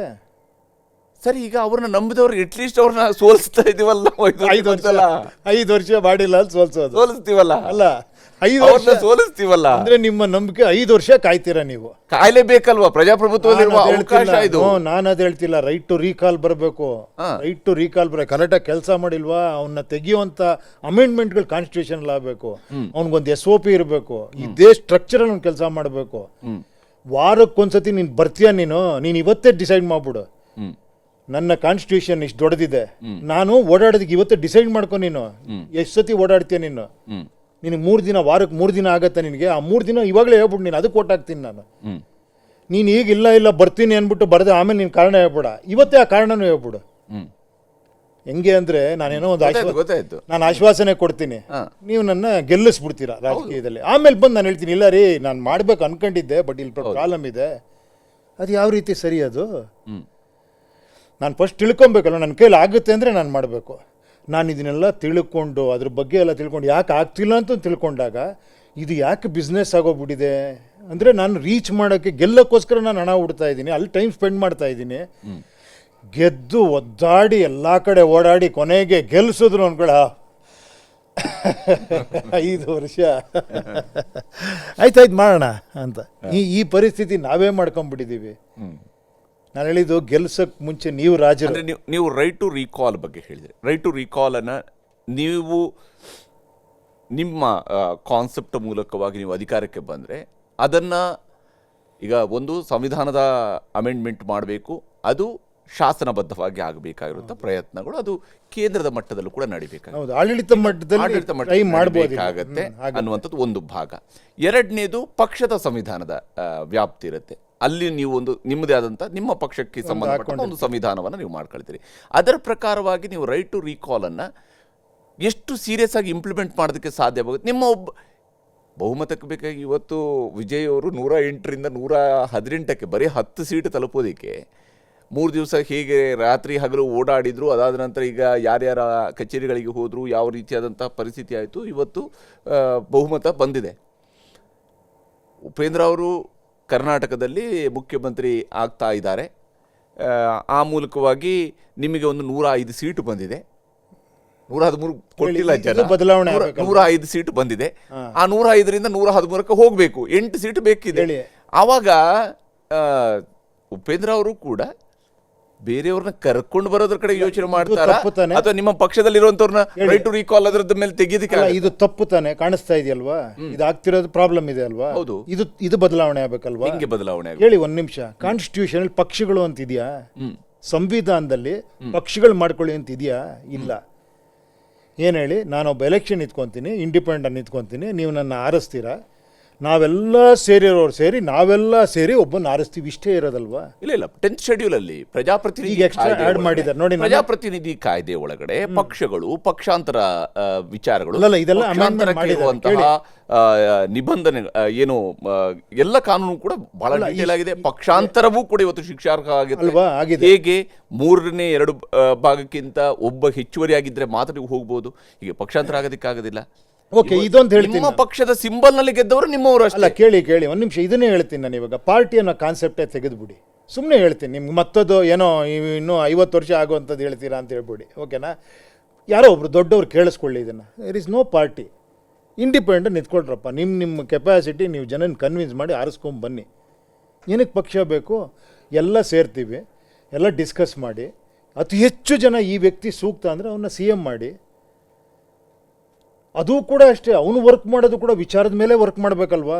ಏನು ಹೇಳಿ, ಟೋಟಲ್ ಅಧಿಕಾರ ಅವನ ಕೈ, ಏನು ಬೇಕಾದ್ರೆ ಮಾಡ್ಬೋದು. ಅಲ್ಲ ಭಾರತದಲ್ಲಿ ಪ್ರಜಾಪ್ರತಿನಿಧಿ ಕಾಯ್ದೆಯಲ್ಲಿ ಮಾಡುವ ತಿದ್ದುಪಡಿಗಳಿಗಿಂತ ಮುಂಚಿತವಾಗಿ ಆಯಾರಾಮ್ ಗಯಾರಾಮ್ ಅನ್ನುವಂಥ ಕಾನ್ಸೆಪ್ಟ್ ಬಂತು. ಆಯಾರಾಮ್ ಗಯಾರಾಮ್ ಆದಾಗ ಏನಾಯಿತು, ಇವತ್ತು ಉಪೇಂದ್ರ ಅವ್ರು ನನಗೆ ಖುಷಿ ಆಗುತ್ತೆ, ಹಾಗಾಗಿ ಇವತ್ತು ಉಪೇಂದ್ರ ಅವ್ರಿಗೆ ಸಪೋರ್ಟ್ ಕೊಡ್ತೀನಿ. ನಾಳೆ ದಿವಸ ಇಲ್ಲ ಉಪೇಂದ್ರ ಅವ್ರು ನನಗೆ ಇದ್ಯಾವುದೋ ಕೆಲಸ ಮಾಡಿಲ್ಲ, ಹಾಗಾಗಿ ನಾನು ಅವರ ಸಪೋರ್ಟ್ ಅನ್ನು ಹಿಂಪಡಿತೀನಿ ಅಂತ ಕೊಂಡು ಗಯಾರಾಮ್ ಆಗ್ತಿತ್ತು. ಈ ಆಯಾರಾಮ್ ಗಯಾರಾಮ್ಗಳನ್ನ ತಪ್ಪಿಸೋದಕ್ಕೇನೆ 10th ಶೆಡ್ಯೂಲ್ ಬಂದಿರೋದು. ಅದರ ಮೂಲಕವಾಗಿ ನಮ್ಮಲ್ಲಿ ಪಕ್ಷಾಂತರ ನಿಷೇಧಕ್ಕೆ ಸಂಬಂಧ ಕಾಯ್ದೆಗಳು, ಅದನ್ನ 3ನೇ 1 ಪಕ್ಷಾಂತರಕ್ಕೆ ಅವಕಾಶ ಬದಲು ಕೊಟ್ಟರು. ಅದು ಕೂಡ ಬಹಳ ಸುಲಭವಾಗಿ ಮಾಡ್ತಾರೆ ಅಂತ ಹೇಳ್ಕೊಂಡು ಈಗ 3ನೇ 2 ಒಂದು ಪಕ್ಷವನ್ನು ಉಡಿಬೇಕು ಅಂದ್ರೆ 3ನೇ 2 ಭಾಗ ಅಂತ ಬೇಕು. ಇದು ಒಂದು ಭಾಗ ಆಯ್ತು. ಆ ಮೂಲಕವಾಗಿ ಈಗ ನೀವು ಹೇಳಿದಂತಹ ಪಕ್ಷಗಳೇ ಇಲ್ಲ, ಯಾರನ್ನೋ ಒಬ್ಬರನ್ನ ಮುಖ್ಯಮಂತ್ರಿ ಮಾಡ್ತಾರೆ, ಕೇಳಿ ಆ ರೀತಿಯಾದಂತಹ ರಾಮರಾಜ್ಯ ಯಾವಾಗ ಬರುತ್ತೆ? ಅಲ್ಲ ಕೇಳಿ, ಇನ್ನೂ ಒಂದು ಸಿಂಪಲ್ ಆಗಿ ಹೇಳ್ತೀನಿ, ಅಷ್ಟು ದೊಡ್ಡದು ಬೇಡ, ಆಗಬೇಕು. ಏನು ಹೇಳಿ, ಎಷ್ಟು ಅಮೆಂಡ್ಮೆಂಟ್ಗಳಾಗಿದೆ ಅಂದರೆ, ಬಿಕಾಸ್ ಪ್ರಾಬ್ಲಮ್ ಬಂದಾಗೆಲ್ಲ ತಜ್ಞರು ಕೂತ್ಕೊಂಡು ಇದು ಸೊಲ್ಯೂಷನ್ಗೆ ಮಾಡ್ತಾನೆ, ನಿರಂತರವಾಗಿ ಆಗಬೇಕದು. ನಿಂತ ನೀರು ಆಗಬಾರ್ದಲ್ವಾ? ನಮ್ಮ ಮನೆ ಸಣ್ಣದೇನೋ ಆಯಿತು, ಅದಕ್ಕೆ ನಾನು ಸೊಲ್ಯೂಷನ್ ಕಂಡಿದ್ದೆ, ನೀರು ಬೀಳ್ತಾ ಅದಕ್ಕೆ ಸೊಲ್ಯೂಷನ್ ಕೊಡು. ಮತ್ತೆ ಅದನ್ನೇನೋ ಹಾಕಿದ್ದೀನಿ, ಟ್ಯಾಪೆ ಹಾಕಿದ್ದೀನಿ, ಅದರಿಂದನೂ ನೀರು ಬರ್ತೀನಿ ಅಂದರೆ ಇನ್ನೇನು ಪರ್ಮನೆಂಟ್ ಸೊಲ್ಯೂಷನ್ ಏನು ಮಾಡೋಣ, ಮೇಲ್ಗಡೆ ಏನಾರ ಮಾಡೋಣ ಅಂತ ಈ ಥರ ಆಗ್ತಾನೆ ಇರುತ್ತೆ. ನನ್ನ ಮನೆ ನೀರು ಮನೇಲಿ ಸೋರಿಸ್ಕೊಂಡೆ ಕೂತ್ಕೊಳ್ಳಲ್ಲ ಅಲ್ವಾ? ಇದು ಮನುಷ್ಯನ ಗುಣ. ಫಾರ್ ಎಕ್ಸಾಂಪಲ್ ಪಾಲಿಟಿಕ್ಸ್ ತಗೊಳ್ಳಿ, ಇಲ್ಲಿ ಪ್ರಾಬ್ಲಮ್ ಇದೆಯಾ ಇವಾಗ ನೋಡಿ, ನೀವೇ ಹೇಳಿದ್ರಿ 3 ಜನ ಆಟ ಆಡಿಸ್ಬಿಡ್ತಾರೆ ನಿಮ್ಮನ್ನು, ಈ ಥರ ಪರಿಸ್ಥಿತಿ ಇದೆ. ನಾನು ಏನು ಹೇಳ್ತೀನಿ, ಅದಕ್ಕೋಸ್ಕರ ನಾನು ಹೇಳ್ತಿರೋದೇ ಏನಂದರೆ, ನೀನೊಬ್ಬ ಇದಾಗ್ತೀಯಾ, SOPಲಿ ಕೊಟ್ಟಿದ್ದೀವಿ ಅದನ್ನು. ಯಾವ ರೀತಿ ಅಂದರೆ, ನನ್ನ ಜನಗಳಿಗೆ ಯಾವ ಲೆವೆಲ್ ಅಧಿಕಾರ ಸಿಗ್ಬೇಕಾದ್ರೆ ನಾನು ಹೇಳಿದ್ರೆ ನೀನು ಏನಾರ ಮಾಡಬೇಕಷ್ಟೇ. Then only you are my representative. ಅರ್ಥ ಆಯ್ತು? ಫಾರ್ ಎಕ್ಸಾಂಪಲ್ ಸಣ್ಣದಾಗಿ ಹೇಳ್ತೀನಿ ಗುರು, ಒಂದು ವಾರ್ಡ್ ಅಂದ್ಕೊಳ್ಳಿ, ಒಬ್ಬ ಕಾರ್ಪೊರೇಟ್ರು, ಓಕೆನಾ? ವಾರ್ಡಲ್ಲಿ ಎಷ್ಟು ಜನ ಇರ್ಬೋದು? ಒಂದು 4-5 ಸಾವಿರ ಜನ ಇರ್ಬೋದು ಅಂದ್ಕೊಳ್ಳಿ. ಯಾಕಂದರೆ ಚಿಕ್ಕದಾಗಿ ಹೇಳಿದ್ರೆ ಬೇಗ ಅರ್ಥ ಆಗುತ್ತೆ ಅಂತ. 5,000 ಜನದಲ್ಲಿ 3,000 ಜನ ಹೇಳಿದ್ರು, ನೋಡಪ್ಪ ನೀನು ಎಲೆಕ್ಟ್ ಮಾಡ್ತೀವಿ ನಾವು, ನೀನು ಡಿಸಿಷನ್ ಏನೂ ತಗೊಳ್ಳಂಗಿಲ್ಲ. ನಾಳೆ ನೀನು ಅವ್ರಿಗೆ ಸಪೋರ್ಟ್ ಮಾಡ್ಬೇಕಂದ್ರೂ ನಮ್ಮನ್ನು ಕೇಳ್ಬೇಕು ನೀನು. ಮತ್ತು ಅದಕ್ಕೆ ಎಲೆಕ್ಷನ್ ಮಾಡಬೇಕಾ ದೊಡ್ಡದು, ಅದು ಯೋಚನೆ ಮಾಡಿಬಿಡಿ. ಒಂದು ಸಣ್ಣ ಪೋಲಿಂಗ್ ನಾನೊಂದು ಮಾಡ್ಕೊಬಿಟ್ಟು ಪೋಲಿಂಗ್ ಮಾಡಿಬಿಡ್ಬೋದು. ವಿತಿನ್ 1 ಡೇಲಿ ಮಾಡ್ಬೋದು, 1 ಅವರಲ್ಲಿ ಮಾಡ್ಬೋದು. ನಾನು ರೆಪ್ರೆಸೆಂಟ್ ಆಗಿದ್ದೀನಿ ಇವಾಗ ಒಂದು ವಾರ್ಡಲ್ಲಿ. ನಾಳೆ ಒಂದು ಮೇಯರ್ ಎಲೆಕ್ಷನ್ ನಡೀತಾ ಇದೆ. ಕೇಳಿ ಸಿಂಪಲ್ಲಾಗಿ, ನಾನು ಜನನ ಕೇಳ್ತೀನಿ, ನೋಡಪ್ಪ ಇವ್ರು 3 ಜನ ನಿಂತಿದ್ದಾರೆ, ಯಾವ ಪಕ್ಷ ಏನು ಪಕ್ಷ ಬಿಟ್ಬಿಡು, ಇವರಲ್ಲಿ ಯಾರು ಅರ್ಹ, ನನ್ನ ಪ್ರಕಾರ ನನ್ನ ಒಪಿನಿಯನ್ ಆಗ್ತೀನಿ, ಈ ಥರ ಇದ್ದಾರೆ ಇವ್ರು ಬೆಟ್ರು, ನಿಮ್ಮ ಪ್ರಕಾರ ಯಾರು ಬೆಟ್ರು, ಆಮೇಲೆ ನಾನು ಕಂಡೀಷನ್ ಹಾಕ್ತೀನಿ, ನೀವು ಏನು ಕಂಡೀಷನ್ಗೋಸ್ಕರ ನಾನು ಮಾಡಬೇಕು ಅವ್ನಿಗೆ ಸಪೋರ್ಟ್ ಹೇಳಿ ಅಂತ. ಜನಗಳು ಹೇಳ್ತಾರೆ, ನೋಡಪ್ಪ ನಾವೆಲ್ಲ ಸಪೋರ್ಟ್ ಮಾಡ್ತೀವಿ ಅವ್ರಿಗೆ, ನಮಗೊಂದು ಅಟ್ಲೀಸ್ಟ್ ಒಂದಿಲ್ಲ ಆಸ್ಪತ್ರೆ ಕಟ್ಸ್ಕೊಳಕ್ಕೆ ಹೇಳಿ ನೀವು ಸಪೋರ್ಟ್ ಮಾಡಿ ಅವ್ರಿಗೆ ಅಂತ ಕಂಡೀಷನ್ ಹಾಕ್ತಾರೆ ಅನ್ಕೊಳ್ಳಿ ಜನ. ನಾನು ಆ ಕಂಡೀಷನ್ ಇಟ್ಕೊಂಡು ಅವ್ರ ಹತ್ರ ಬರ್ತೀನಿ, ನೋಡಪ್ಪ ನಾನು ಸಪೋರ್ಟ್ ಕೊಡ್ತೀನಿ ನಾನು ನಿನಗೆ, ನನ್ನ ಜನ ಕೇಳ್ತಿದ್ದಾರೆ ಅವ್ರಿಗೊಂದು ಹಾಸ್ಪಿಟ್ಲ್ ಬೇಕಂತೆ, ಈ ಕಂಡೀಷನ್ ನಾನು ಸಪೋರ್ಟ್ ಕೊಡ್ತೀನಿ, ಇದೆಷ್ಟು ಚೆನ್ನಾಗಿರುತ್ತೆ, ನನಗೆ ಅಧಿಕಾರ ಕೊಟ್ಬಿಟ್ರಿ ಇಲ್ಲ ಅಂಥದ್ದಾಯಿತು ಅಂದರೆ ವೆರಿ ಸಿಂಪಲ್ ಆಗಿ ಈಗಿರುವಂತಹ ವ್ಯವಸ್ಥೆ ಒಳಗಡೆ ನಾನು ಹೇಳುವಂಥದ್ದು ವೆರಿ ಸಿಂಪಲ್, ಅದನ್ನು ಮ್ಯಾನಿಪುಲೇಟ್ ಮಾಡ್ತಾರೆ. ಏನು ಮಾಡ್ತಾರೆ ಹೇಳಿ ಹೋಗ್ಲಿ, ನಿಮ್ಮ ವೋಟಿಂಗನ್ನು ಮ್ಯಾನಿಪುಲೇಟ್ ಮಾಡ್ತಾರೆ. ಅಲ್ಲ ಅವಾಗ ಡೆಮಾಕ್ರಸಿನೇ ಬೇಡ ಅನ್ಬಿಡಿ.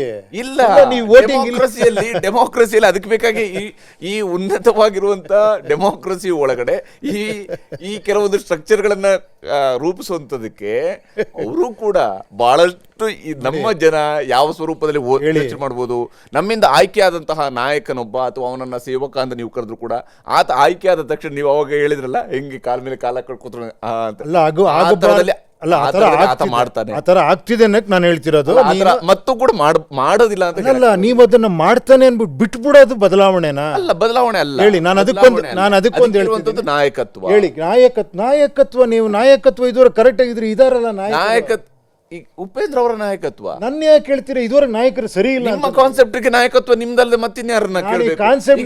ಉಪೇಂದ್ರ ಅವರ ಸಿದ್ಧಾಂತವನ್ನು ಇಟ್ಕೊಂಡು ಹೋಗಿ ಸಿದ್ದರಾಮಯ್ಯ ಅವ್ರ ಜೊತೆ ಕೇಳಕ್ಕಾಗಲ್ಲ. ಉಪೇಂದ್ರ ಅವ್ರು ಹಿಂಗೆ ಹೇಳ್ತಾರೆ, ನೀವು ಸಿದ್ದರಾಮಯ್ಯ ಯಾಕೆ ನೀವು ಯಾಕೆ ಇದನ್ನ ಮಾಡ್ತಿಲ್ಲ? ಕಾನ್ಸೆಪ್ಟ್ ಬರ್ಬೇಕಲ್ವಾ? ಹೇಳಿ, ಒಂದ್ ನಿಮಿಷ ನಾನು ಕೇಳ್ತೀನಿ, ಈ ಕಾನ್ಸೆಪ್ಟ್ ಬರ್ಬೇಕಲ್ವಾ? ಹೇಳಿ, ಜನಗಳ ಹತ್ರ ಪವರ್ ಇರ್ಬೇಕಲ್ವಾ? ಇರ್ಬೇಕು. ಕೇಳಿ, ಇವತ್ತು ವಿಜಯ್ ಅವ್ರಿಗೆ 4 ಜನ ಯಾರೋ ಸಪೋರ್ಟ್ ಕೊಡ್ತೀವಿ ಅಂದ್ರು, ಆ 4 ಜನ ಫಸ್ಟ್ ಕೇಳ್ಬೇಕಾ ಜನನ್ನ? ಹೌದು. ಹೇಳಿ, ಅವ್ರು ಆರಿಸ್ ಬಂದಿಯಾರಲ್ಲ, ಹೌದು, ನಾವ್ ಈ ತರ ವಿಜಯ್ ಅವ್ರಿಗೆ ಸಪೋರ್ಟ್ ಕೊಡ್ತೀವಿ, ಹೌದು, ನಮ್ಮ ಕ್ಷೇತ್ರ ಜನ ಒಂದು ಪೋಲಿಂಗ್ ವ್ಯವಸ್ಥೆ ಮಾಡ್ಕೊಳ್ಳೇಬೇಕು, ನಾ ಅದಕ್ಕೆ ಇಲ್ಲಿಂದನೇ ಎಲೆಕ್ಷನ್ ಟೈಮ್ ಇಂದನೇ ಅದಾಗಬೇಕು ಅಂತ ಹೇಳಿದ್ರು. ಆ ಟೆಕ್ನಾಲಜಿ ಹೌದು ಕೇಳ್ತಾನೆ, ಇವಾಗ ವಿಜಯ್ ಅವ್ರಿಗೆ ಸಪೋರ್ಟ್ ಮಾಡ್ತೀವಿ, ನಮ್ಮ ಏರಿಯಾಗೆ ಏನ್ ಬೇಕಾಗಿದೆ, ನಾನು ಏನ್ ಡಿಮ್ಯಾಂಡ್ ಇಡಬೇಕು ಅವ್ರ ಹತ್ರ, ಹೌದು, ಜನ ಹೇಳ್ತಾರ ಅವಾಗ, ನೋಡಿ ಈ ಡಿಮ್ಯಾಂಡ್ ಇಡಿ ಅವ್ರಿಗೆ, ಹೌದು, ನಮ್ಮ ಕ್ಷೇತ್ರಕ್ಕೆ ಈ ತರ ಬೇಕಾಗಿದೆ ಅಂತ ಹೇಳಿ ಆಗಿದ್ದಿದ್ರಿ ಎಷ್ಟು ಸುಂದರವಾಗಿರೋದು. ಹೌದು. ಈಗ ನೀವು ಸಂಪೂರ್ಣ ಅವ್ರಿಗೆ ಕೊಟ್ಬಿಟ್ರಿ ಅಧಿಕಾರ, ನೆಕ್ಸ್ಟ್ ನಿಮ್ಮನ್ನ ಕೇಳ್ತಾನೋ ಇಲ್ಲ, ನಾ ಬಿಸಿ ಇದ್ದೀನಪ್ಪ ಅಲ್ಲಿ ಅಂತಾನೆ. ನೆಕ್ಸ್ಟ್ ಅವ್ನು ಬಂದು ಹೇಳ್ತಾನೆ, ನೋಡಪ್ಪ ನನಗೆ ಈ ಪೋಸ್ಟ್ ಕೊಡ್ತೀಯಾ, ನನಗಿಷ್ಟು ಇದು ಕೊಡ್ತೀಯಾ ಕಾಂಟ್ರಾಕ್ಟ್ಗಳು, ಅದು ಕರೆಕ್ಟಾ? ಇದು ಕರೆಕ್ಟಾ ವ್ಯವಸ್ಥೆ ಅಂತ ನಾನು ಹೇಳ್ತಾ ಇರೋದು. ಇಲ್ಲಿ ನನ್ನ ಪರ್ಸನಲ್ಗೋಸ್ಕರ ವ್ಯಕ್ತಿಯ ನೈತಿಕತೆ ಅನ್ನೋದು ಬರುತ್ತೆ. ನೈತಿಕ ಈಗ ನೀವು ಹೇಳ್ತಿರುವಂಥ ಎಲ್ಲವೂ ಕೂಡ ನೈತಿಕವಾಗಿ ಹಿಂಗೆಲ್ಲವೂ ಕೂಡ ಆಗಬೇಕು. ನೀವು ಆಯ್ಕೆ ಮಾಡುವಂಥ ಅಭ್ಯರ್ಥಿಗಳು ಆ ರೀತಿಯಾಗಿ ನೈತಿಕವಾಗಿ ತುಂಬ ಕರೆಕ್ಟ್ ಆಗಿರ್ತಾರೆ. ನೀವು ಹೇಳುವಂಥ ಅಕೌಂಟಬಿಲಿಟಿ, ನನ್ನ condition accountability, responsibility and transparency ಅನ್ನುವಂಥದ್ದನ್ನ ನೀವು ಹೇಳ್ತಿದ್ರಿ. ಈ ಅಕೌಂಟಬಿಲಿಟಿ ಇರಬೇಕು, ಆತ ನೈತಿಕವಾಗಿ ಅದಕ್ಕೆ ಬದ್ಧನಾಗಿರಬೇಕು, ಆತನಲ್ಲಿ ರೆಸ್ಪಾನ್ಸಿಬಿಲಿಟಿ ಕೂಡ ಇರಬೇಕು. ಜನರನ್ನ ಕೇಳ್ತೀನಿ ಅನ್ನುವಂಥ ರೆಸ್ಪಾನ್ಸಿಬಿಲಿಟಿ ಇಲ್ಲ, ನನಗೆ ಜನರಲ್ ಫಸ್ಟ್ ಇರಬೇಕು. ಅದೇ ಜನರ ಹತ್ರ ಆತನು ಕೂಡ ಕೇಳಬೇಕಲ್ವಾ? ಇಲ್ಲ, ನಾನು ಈ ವ್ಯಕ್ತಿನ ಕೇರೆ ಮಾಡಲ್ಲ, ನಾನು ಇಲ್ಲಿ ನಿಂತ್ಕೊಂಡು ಒಬ್ಬ ಕೆಲಸಗಾರ ಅಷ್ಟೇ ಅವನು. ನನಗೆ ಜನರಲ್ ಆ ವಿಚಾರವಂತಿಕೆ ಬರಬೇಕು, ಜನರಲ್ ನೈತಿಕತೆ ಬರಬೇಕು, ಜನರಲ್ ನಾಯಕತ್ವ ಬರಬೇಕು. ಈಗ ನೀವು ಜನರಲ್ಲಿ ಎಲ್ಲ ಕೇಳ್ತೀರಿ ಅಂತ ಹೇಳ್ತೀರಿ ನಿಜ, ನೀವು ಕೂಡ ಅಲ್ಲಿ ಒಂದು ಕಾನ್ಸೆಪ್ಟ್ ಅನ್ನು ಏನು ಹೇಳಿದ್ರಿ, ಈಗ ನಾಳೆ ಆತ ನಿರ್ಧಾರ ಕೈಗೊಳ್ಳಬೇಕು ಅಂತ ಹೇಳಿದ್ರೆ 5,000 ಜನ ಇದ್ದಾರೆ ಅಂತ ಹೇಳಿದ್ರೆ ಅದರಲ್ಲಿ ಬಹುಮತ ಯಾವುದರ ಪರವಾಗಿತ್ತು ಅದರ ಪ್ರಕಾರವಾಗಿ ಆತ ನಡ್ಕೊಬೇಕು ಅಂತ ಹೇಳಿ, ಅದಕ್ಕೆ ನಾನು ಹೇಳಿದೆ ಆ ಬಹುಮತವನ್ನು ಮಾಡಿಸ್ಕೊಳ್ಳೋದಕ್ಕೆ ಒಮ್ಮೆ ಸೇವಕನಾಗಿ ನಿಮ್ಮಲ್ಲಿ ಆಯ್ಕೆ ಆದ ತಕ್ಷಣ ಆತ ವ್ಯವಸ್ಥೆಯನ್ನು ಮಾಡ್ಕೊಳ್ತಾನೆ, ಆತ ವ್ಯವಸ್ಥೆಯನ್ನು ಮಾಡ್ಕೊಳ್ತಾನೆ. ಅವ ನೈತಿಕವಾಗಿ ಆತ ಸರಿ ಇಲ್ಲದೆ ಇದ್ರೆ ಈ ಕೆಲಸವನ್ನು ಮಾಡ್ತಾರೆ. ಅಲ್ಲ, ಅವಾಗ ಒಂದು ಹೇಳ, ಇಲ್ಲಿ ಇರೋದೇನೋ ವ್ಯಕ್ತಿಯ ನೈತಿಕತೆ ಬೇಕು. ಆ ನೈತಿಕತೆಯನ್ನ ನೀವು ಹೇಗೆ ನೀವೇನ್ ಹೇಳ್ತೀರಾ? ಯಾಕೆ ನಮ್ಮ ಕಾನೂನುಗಳಿದಾವೆ ಅಂತ ಹೇಳಿದ್ರೆ ಎಲ್ಲವನ್ನೂ ನೈತಿಕತೆಗೆ ಬಿಡಕ್ ಆಗಲ್ರಪ್ಪ. ನಿಮ್ಗೆ ಕೆಲವೊಂದು ಕಾನೂನು ಕೂಡ ಬೇಕಾಗತ್ತೆ, ಅದರ ಪ್ರಕಾರವಾಗಿ ನಿಮ್ಮನ್ನ ಕಂಟ್ರೋಲ್ ಮಾಡ್ಬೇಕಾಗತ್ತೆ. ನೀವು ನೈತಿಕತೆ ಬೇಕಾ ನಿಮ್ಗೆ? ಒಂದೇನೋ ಟೆಕ್ನಾಲಜಿ ಕಂಟ್ರೋಲ್ ಮಾಡೋ ವ್ಯವಸ್ಥೆ ಬೇಕಾ? ಬರೀ ನೈತಿಕತೆಯಲ್ಲಿ ಎಲ್ಲಾನು ಬಿಟ್ಬೋಣ ನಂಬಿಟ್ಟು.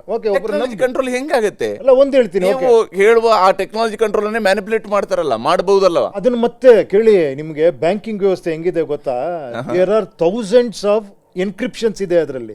ಏನ್ ಹೇಳಿ, ಒಂದು ಬ್ಯಾಂಕಿಂಗ್ ವ್ಯವಸ್ಥೆಯಲ್ಲಿ ಒಂದೇನೋ ಒಂದು ಎನ್ಕ್ರಿಪ್ಟ್ ಮಾಡಿ ಇಟ್ಟಿರ್ತಾರೆ, ಅದನ್ನ ಮತ್ತೆ ಹ್ಯಾಕರ್ಸ್ ಬರ್ತಾರೆ ಅಂದ್ಬಿಟ್ಟು ಅದಕ್ಕೊಂದು ಆಂಟಿ ಇದಾಗತ್ತೆ, ಒಂದು ಇದಾಗ್ತಾರೆ, ಇನ್ನು ಫೈರ್ ವಾಲ್ ಆಗ್ತಾರೆ, ಅದಕ್ಕೆ ಮತ್ತೆ ಎನ್ಕ್ರಿಪ್ಷನ್ ಮಾಡ್ತಾರೆ. ಆ ಥರ 1000 ಎನ್ಕ್ರಿಪ್ಷನ್ ಮಾಡಿದ್ದಾರೆ ಬ್ಯಾಂಕ್ ಅಲ್ಲಿರೋ ವ್ಯವಸ್ಥೆನ ಕಾಪಾಡೋದಕ್ಕೆ. ಹೌದು.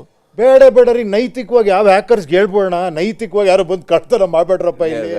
ಇದು ನೀವು ನಾನು ಕೇಳ್ತಿರುವಂತದ್ದು ನೇರವಾಗಿದ್ದ ವೋಟಿಂಗ್ ವ್ಯವಸ್ಥೆಗಿರುವ. ನಾನು ಇದೇ ಹೇಳ್ತಿರೋದು, ಅದಕ್ಕೆ ಮತ್ತೆ ಎನ್ಕ್ರಿಪ್ಷನ್ ಬರಬೇಕು, ಬ್ಲಾಕ್ ಚೈನ್ ಟೆಕ್ನಾಲಜಿ ಬರಬೇಕು, ಆ ವೋಟಿಂಗ್ ವ್ಯವಸ್ಥೆನ ಹ್ಯಾಕ್ ಮಾಡಿದ್ರೆ ಅಂದ್ರೆ ಮತ್ತೆ ಇನ್ನೊಂದಷ್ಟು ಕಾನೂನುಗಳನ್ನ ರೂಪಿಸ್ತಾ ಕೂರ್ಬೇಕು. ಅಲ್ಲ, ಟೆಕ್ನಾಲಜಿ ಮಾಡ್ಬೇಕು, ಅದೇ ನನ್ನ ಕೆಲಸ. ಪ್ರಜಾಕೀಯದಲ್ಲಿ ಮತ್ತಿನ್ನೊಂದಷ್ಟು ಕಾನೂನುಗಳನ್ನ ರೂಪಿಸ್ತಾ ಕೂರ್ಬೇಕು. ಅಲ್ಲ, ಕಾನೂನು ಒಂದೇ ಅಲ್ಲ, ನಾನು ಟೆಕ್ನಾಲಜಿ ತರಬೇಕು, ಅದನ್ನ ಮತ್ತೆ ನಾನು ಹೈ ಲೆವೆಲ್ ತಗೊಂಡೋಗ್ಬೇಕು, ಏನು ಫುಲ್ ಪ್ರೂಫ್ ಟೆಕ್ನಾಲಜಿ ತರಬೇಕು, ಅದೆಲ್ಲ ನನ್ನ ಕೆಲಸ. ಅದು ನೀವು ಆ ಟೆಕ್ನಾಲಜಿ ತರ್ತಾ ಇರುವಾಗಲೇ ಇಲ್ಲಿ ಅದನ್ನ ಈ 5 ವರ್ಷದ ಟೈಮ್ ಇರುತ್ತಲ್ಲ, ಆ ಟೈಮ್ ಒಳಗಡೆ ನೀವು ಒಂದಿಷ್ಟು ಪ್ರಾಮಿಸ್ ಮಾಡಿರ್ತೀರಿ. ಇದೆಲ್ಲ ಮಾಡ್ಕೊಂಡು ಅದನ್ನ ಮಾಡ್ಬೋದು ಹೇಳಿ. ತುಂಬಾ ಟೈಮ್ ಇದೆ, ಒಂದು ದಿನದ ನಾನು 6 ಇಂಟರ್ವ್ಯೂ ಮಾಡ್ತೀನಿ. ಹಂಗೆ ಹೇಳ್ಬೇಡಿ ಟೈಮ್ ಇಲ್ಲ ಅಂತ. ಅದಕ್ಕೆ ಒಂದು ವ್ಯವಸ್ಥೆಗಳಿದೆ, ಟೆಕ್ನಾಲಜಿ ಮಾಡೋವಂಥವ್ರು ಇದ್ದಾರೆ, ಸಾಫ್ಟ್ವೇರ್ ಇಂಜಿನಿಯರ್ಸ್ ಇದ್ದಾರೆ, ಎಲ್ಲವೂ ಇದೆ, ಇದೆ, ಬ್ಲಾಕ್ ಚೈನ್ ವ್ಯವಸ್ಥೆ ಇದೆ. ಮನಸ್ಸಿದ್ರೆ ಆಗತ್ತೆ ಖಂಡಿತ. ಇಲ್ಲಿ ಪ್ರಾಬ್ಲಮ್ ಆಗ್ತಿದ್ಯಾ, ಅದಕ್ಕೆ ಮತ್ತೆ ನಾನು ಸೊಲ್ಯೂಷನ್ ಹುಡುಕ್ಬೇಕು. ನಾನು ಈಗ ನನ್ನ ಮನೆ ಕಟ್ಟಿದ್ದೀನಿ, ಒಂದು ಕಾಲದಲ್ಲಿ ಕನ್ನ ಹೊಡಿತಿದ್ದ ಕಳ್ಳ, ಏನು ಹೇಳಿ, ಈಗ ಕನ್ನ ಹೊಡಿಯಲ್ಲ, ಬೇರೆ ಹತ್ರ ನುಗ್ತಾನೆ, ಬೇರೆ ಹತ್ರ ಏನೋ ಮಾಡ್ತಾನೆ. ಈಗ CCTVಗಳು ಹಾಕಿದ್ದಾರೆ.